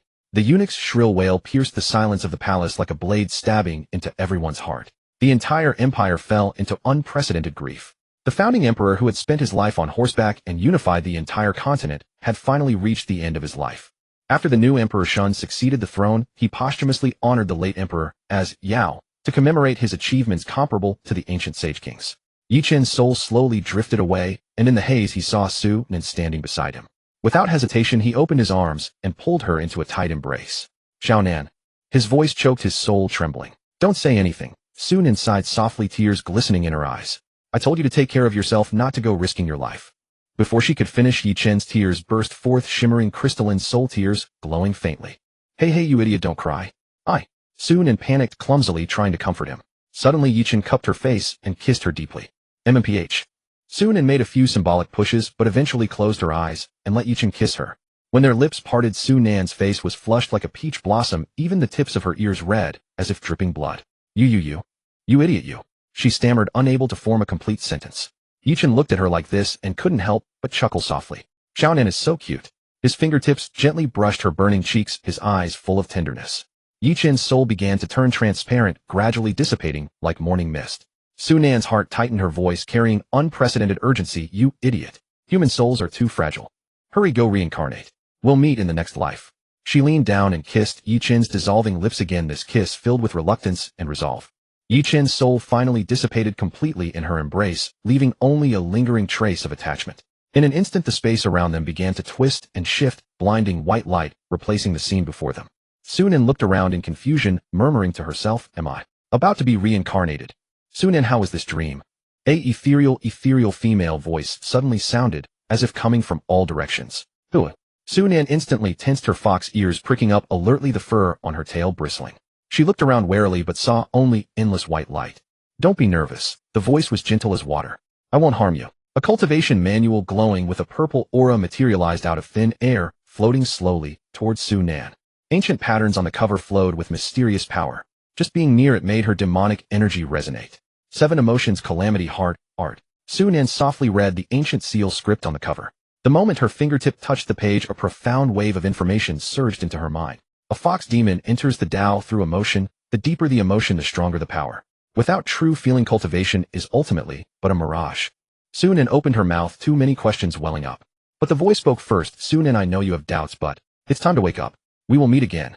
Before the words faded, a dizzying sensation swept over her. Su Nan felt her head spin, and when she opened her eyes again, the morning sunlight was streaming gently through the window lattice, softly falling on her eyelids. She lay on the bed in the Lingyan sect's small hut, as if everything just now had been nothing but a dream. But the 7 emotions, calamity, heart, art, in her mind told her it was not a dream. Finally, back. Su Nan's eyes were misty. She blinked only to find Yi Chen lying beside her. Su Nan blinked her eyes. The dream just now had been so vivid that she hadn't noticed Yi Chen sleeping beside her. Su Nan looked at Yi Chen. At this moment, Yi Chen was bare-chested, breathing evenly as he slept beside her. No, the scumbag is sleeping next to me. Su Nan's eyes instantly widened. She looked down and froze. She was now completely naked. Her snow-white skin glowed with a pearl-like luster in the morning light, yet it made her feel as if she had fallen into an ice cave. Turning her head again to look at the bare-chested Yi Chen beside her, a chill shot straight from the soles of her feet to her heart. Fairy Su. What's wrong? Yi Chen was awakened by Su Nan's movements, groggily rubbing his eyes, his words not yet finished. Bang! Su Nan kicked him hard, directly sending Yi Chen from the bed to the floor. She quickly grabbed the quilt to cover herself, curling up in the corner of the bed, her silver hair disheveled on her shoulders, her eyes cold enough to freeze. Yi Chen. You? What did you do? Every word seemed squeezed through clenched teeth, carrying a bone-chilling coldness. Her fox ears pressed tightly against her head, and the fur on her tail bristled, completely showing extreme vigilance and anger. Yi Chen suddenly snapped awake. He blinked, his gaze darting between Su Nan and himself. When he realized the situation they were in, he froze as if struck by lightning. Fairy Su, I swear. He hastily raised both hands, his voice trembling slightly with tension. Yi Chen absolutely did nothing. If I get out, Su Nan's voice was as cold as ice, her fingers gripping the quilt corner until her knuckles turned white. Fairy Su, I said get out. Su Nan raised her voice, extending her fair arm to point straight at the door. Yichin opened his mouth, but ultimately just slumped his shoulders. Okay. He knew that any explanation now would be futile, so he could only silently lower his head and walk quickly toward the door. Indeed, any girl who woke up to find a bare-chested man lying beside her would have such a reaction. As Yichin stepped over the threshold, he turned back for one last look. At this moment, Su Nan was sitting in the corner of the bed, hugging her knees, her silver hair disheveled. Her expression was hidden by the falling strands of hair, only the tightly pressed line of her lips could be seen. Yichin blinked in confusion. He clearly remembered that before he fell unconscious, he had placed Su Nan on the bed, covered her with a blanket, and then collapsed on the floor himself. How could he? Zhonglong, come out here. Yichin thought of something and shouted harshly in his heart. Immediately a guilty whistling sound echoed in his mind, followed by dead silence. Elder Lan, you failed me. Yichin covered his face in pain. He carefully turned his head only to see Su Nan still curled up in the corner of the bed, tightly clutching the quilt, her snow-white fox ears trembling uneasily. You're still looking? Su Nan threw a pillow at Yichin. Yichin quickly caught it and turned his head back. Su Nan's heart was a mess. She bit her nails, her thoughts tangled like a spilled ball of yarn. With the scumbag's character. No, he doesn't have any character to speak of. Su Nan flicked her tail in irritation. Judging by his reaction, nothing really happened. Even if something were to happen, this system of mine wouldn't stand by and do nothing. Scenes from this period flashed through her mind, each one coming too fast and too urgent, overwhelming her. Su Nan's temples throbbed. She reached up and rubbed them with her fingers. Forget it, I won't think about it anymore. Su Nan collected her mind, cast aside all distracting thoughts, and quietly sensed the spiritual energy circulating within her body. In her dantian, the originally mist-like spiritual energy had solidified into a clear spiritual spring, emitting a pure aura of the heavenly Tao. The originally light-colored demon core also deepened in hue. Foundation establishment, early stage, and its heavenly Tao foundation establishment. Su Nan murmured, then couldn't help but laugh out loud. I Su Nan have the potential of a great emperor. Her two tails wagged rapidly behind her. Suddenly, as if remembering something, Su Nan's lips curled up. I remember that when I broke through the chi refining stage, I got quite a few good rewards. Now that I've broken through to foundation establishment. She deliberately drew out her tone and asked in her heart, Xiaohu, do I get a reward for breaking through to foundation establishment? Yes, little master, yes. Xiaohu is settling the rewards for you. Congratulations, little master, on breaking through to foundation establishment. Reward art, floating life dream art, chi refining stage. Lower grade artifact phantom, sea tide flute. Upper grade artifact 9 heavens radiant cloud dress. Congratulations, little master, on achieving heavenly Tao foundation establishment. Reward a wisp of heavenly Tao aura. Floating life dream art. Those who cultivate this art to great mastery can construct countless illusions in the blink of an eye. When casting, spiritual energy flows like moonlight, silently invading the enemy's sea of consciousness, causing them to sink into a dream without realizing it. Practitioners must temper their divine sense with moonlight. Each level increase allows them to construct one additional illusion simultaneously. Phantom sea tide flute, crafted from 10,000-year-old cold jade from the eastern sea. The flute's body faintly reveals tidal patterns. When played, the sound waves are like waves layered upon each other. Clear sound can cleanse the mind and increase the spiritual energy circulation speed of allies by 30%. War tune can condense sound into blades, taking heads from 100 zhang away. Misty heaven fog. The sound waves contain hallucinogenic mist. Where it reaches, enemies will fall into illusions and then kill each other. 9 heavens radiant cloud dress, woven from the 9 heavens radiant clouds. The skirt seems to be surrounded by swirling clouds and mists as it moves. This artifact can completely nullify any attack from chi refining stage. When encountering a foundation establishment cultivator, it can neutralize the attack. When attacked by a golden core stage cultivator, this treasure will automatically activate a life-saving skill, instantly teleporting 100 zhang away. This artifact is deeply loved by female cultivators. Su Nan looked at the dazzling array of rewards in the system's space, her eyes smiling like crescent moons. She gave a thumbs up to the void, her silver hair gently swaying with the movement. These rewards are truly generous, completely tailored for me. Xiaohu, you're a good person, you're reliable. Her gaze finally fell on the light pink fairy flowing dress, its hem embroidered with delicate cloud patterns. Xiaohu, there's really no need to specifically note deeply loved by female cultivators. Su Nan muttered softly, then paused as if suddenly thinking of something. Could there really be male cultivators? Well, that might not be impossible. At this moment, Su Nan was still curled up in the bed, her snow-white skin faintly visible. A pink collar adorned her slender neck, making her skin appear even more fair like jade, adding a touch of alluring charm. Such a powerful lightning tribulation didn't even shatter this collar. She suddenly darkened her expression, channeling spiritual energy to try to destroy the collar, but found it still remained unmoved. Forget it. She pouted in frustration. I've worn it for so long anyway. After a rustling sound, Su Nan changed into the pink fairy flowing dress. If before she was as cold and aloof as a flower on a high peak, now she was as gentle and lovely as a girl next door. The hem of the dress gently fluttered with her movements like peach blossoms blooming in spring.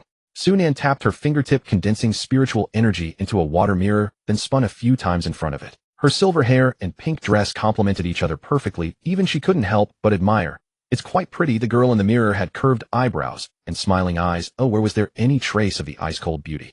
After a bout of self-admiration, Xiaohu opened the status panel.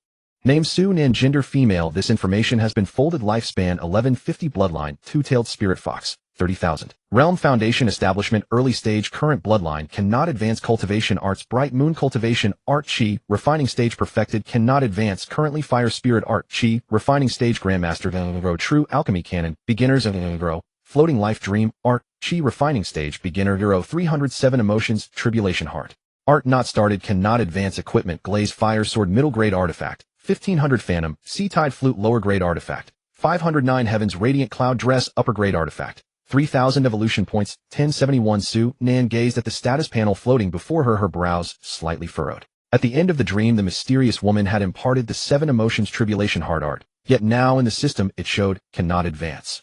Could it be that this art cannot be cultivated through system point allocation? She murmured to herself, her snow-white fox ears twitching unconsciously. Xiaohu, what's the deal with the 7 emotions tribulation heart art? Su Nan asked in her sea of consciousness. Sorry, little master. Xiaohu's voice was rarely hesitant. I cannot explain it at the moment. Su Nan tried to recall the contents of the art in her mind, but found that those profound words were like looking at flowers through fog. She could not comprehend a single character. Forget it, she flicked her tail. It doesn't seem important anyway. Her gaze swept over the meager evolution points on the status panel, and Su Nan couldn't help but sigh. Running low on evolution points again. She counted on her fingers. The bloodline needs to advance, the arts need to be upgraded, and these artifacts need to be strengthened. As Su Nan was lost in thought, she suddenly shuddered. That guy Yichin seemed to still be outside in the cold wind. Moreover, he was still bare-chested even now. Was I too harsh on him just now? Su Nan looked down at her own fingertips, her thoughts in turmoil. Cultivators have constitutions different from ordinary people. That scumbag has only been blowing in the cold wind at the door for a while. He shouldn't get sick, right? She flicked her tail in annoyance, not understanding why she was so conflicted. In the dream she had been so worried about Yichun, but back in reality, seeing him alive, and well before her eyes, she was like this. Su Nan herself didn't know what she was avoiding. Scumbag. Su Nan's voice unconsciously softened. Come in. Sorry I was a bit harsh on you just now. Her words carried a hint of embarrassment, and at this moment the tips of her ears were slightly red. Scumbag. Su Nan raised her voice, but Yichin still did not respond. Her ears perked up and she couldn't help guessing in her heart. Is the scumbag angry? She quickly walked out of the room, but there was no one around. Only a few fallen leaves were lifted by the morning breeze, spinning and landing at her feet. Damn it. Su Nan stomped her foot in anger, her snow-white tail bristling. And I was worried about you. You dead scumbag. On a distant forest path, Chen Tianming idly toyed with a gleaming memory crystal, a sardonic smile playing on his lips. Junior brother, you wouldn't want your secrets to be discovered by others, would you? Yi Chen's face darkened like thunderclouds. In a flash of cold light, his long blade was already pressed against Chen Tianming's throat, threatening me so blatantly. Aren't you afraid of death? Afraid? Of course I am. Chen Tianming unhurriedly pushed the blade aside with his index finger, slowly tucking the memory crystal into his robe. But I bet you don't dare kill me. He lowered his voice, a hint of smugness in his tone. I've already prepared multiple copies of this memory crystal hidden in various places. As long as I don't return tonight to cancel the formation, they will automatically be delivered to the elders. Surely a cultivator who has broken through to the 10th layer of chi refining and a two-tailed spirit fox can attract the attention of a golden core cultivator. He licked his lips, a lecherous gleam in his eyes. Tisk tsk. And that woman, junior brother, you brought back. She's truly tempting. A transformed beast. That's a rare commodity, whether in talent or... Yi Chen suppressed his anger and withdrew his blade, his voice icy. Shut up. So that formation of yours won't trigger the transmission upon your deaths. Of course not. What, you really want to make a move? Chen Tianming suddenly panicked and stumbled backward. The places I hid them are known only to me. Before he could finish Yi Chen's right, I was completely shrouded in black mist. Should I call you clever or foolish? This is the cultivation world, not some technological realm. Yi Chen chuckled softly. Since it's not instant, why don't I just search your soul directly? You. Soul searching is a forbidden art of the immortal path. Chen Tianming collapsed in terror, scrambling backward on all fours. No help. There's a duh. The black mist surged like a tide, swallowing him in an instant. Moments later, only a pool of foul-smelling pus remained. Chen Tianming's soul wailed in agony within the black mist, its twisted face etched with resentment and regret. Yichen slowly opened his eyes, the black mist receding from his right eye. Was Chun Tianming an idiot? He crushed the memory crystal in his hand, sneering. Doesn't he know that villains die from talking too much? His gaze shifted to the struggling soul, and his fingers suddenly clenched. Besides, you never prepared any backups. With a piercing shriek, Chun Tianming's soul was completely refined. Yi Chun gazed at the dissipating black mist in his palm and murmured softly, I'm actually a merciful person. I wouldn't even step on an ant. It's just that you saw something you shouldn't have. Yi Chun looked up at the sky and sighed helplessly. Why are all the villains under this heavenly Tao so brainless? As soon as he spoke, his heart tightened, and he immediately fell silent. Just as Yi Chun was about to leave, a rustling sound came from the nearby bushes. His eyes sharpened, and he moved like a phantom to the source of the noise. Who? A figure scrambled to flee. Yi Chun's right hand clamped around the person's throat like an iron vice, pinning them forcefully against a tree trunk. Ah! A panicked scream rang out. Senior Sister Li. Yi Chun squinted, recognizing the familiar face before him. Li Ling struggled with both hands to pry his grip from her neck, her face flushed from lack of oxygen. Yi. Junior brother Yi. I didn't mean to. I didn't see anything. Cough. Yi Chun's grip remained firm as he pondered. This Senior Sister Li had always treated him well. Today, she had only stumbled upon him by chance. He was not a bloodthirsty man, but if she leaked the secret. I've got it. Yi Chun suddenly released his hold. Li Ling slid down the trunk like a broken puppet, clutching her throat and coughing violently. Senior Sister Li, I truly never intended this. Yi Chun's voice was low and calm as a wisp of dark mist slowly coalesced at his fingertip. But you happened to witness it, so you can't blame me. The dark mist writhed like a living thing, and under Li Ling's terrified gaze sank into her brow. Her face turned ashen, her long lashes trembling as she closed her eyes, awaiting death. Yet the expected pain never came. Li Ling hesitantly opened her eyes, gazing at Yi Chun in confusion. Master. The moment the words left her mouth, she was startled herself. She had meant to call him Junior Brother Yi, but that title had slipped out. Yi Chun's expression remained cold, his voice devoid of warmth. Only the dead keep secrets. But I am not fond of killing, so I had no choice but to contract you as my spirit servant. He paused. Senior Sister Li, from now on address me as young master, Yi, not master. Li Ling's expression shifted through a storm of emotions, from shock to resistance, finally settling into resignation. She took a deep breath and whispered, as you wish. Young Master Yi, compared to death, this was a mercy. Rise. Yi Chun turned his back to her. I won't interfere with your daily life. We'll each go our own way. Li Ling slowly rose, her complex gaze fixed on Yi Chun's back. Just as he prepared to handle the situation at hand, another rustling came from the bushes ahead. Is there no end to this? Yi Chun cursed under his breath in irritation, raising his hand to unleash a mass of thick black mist.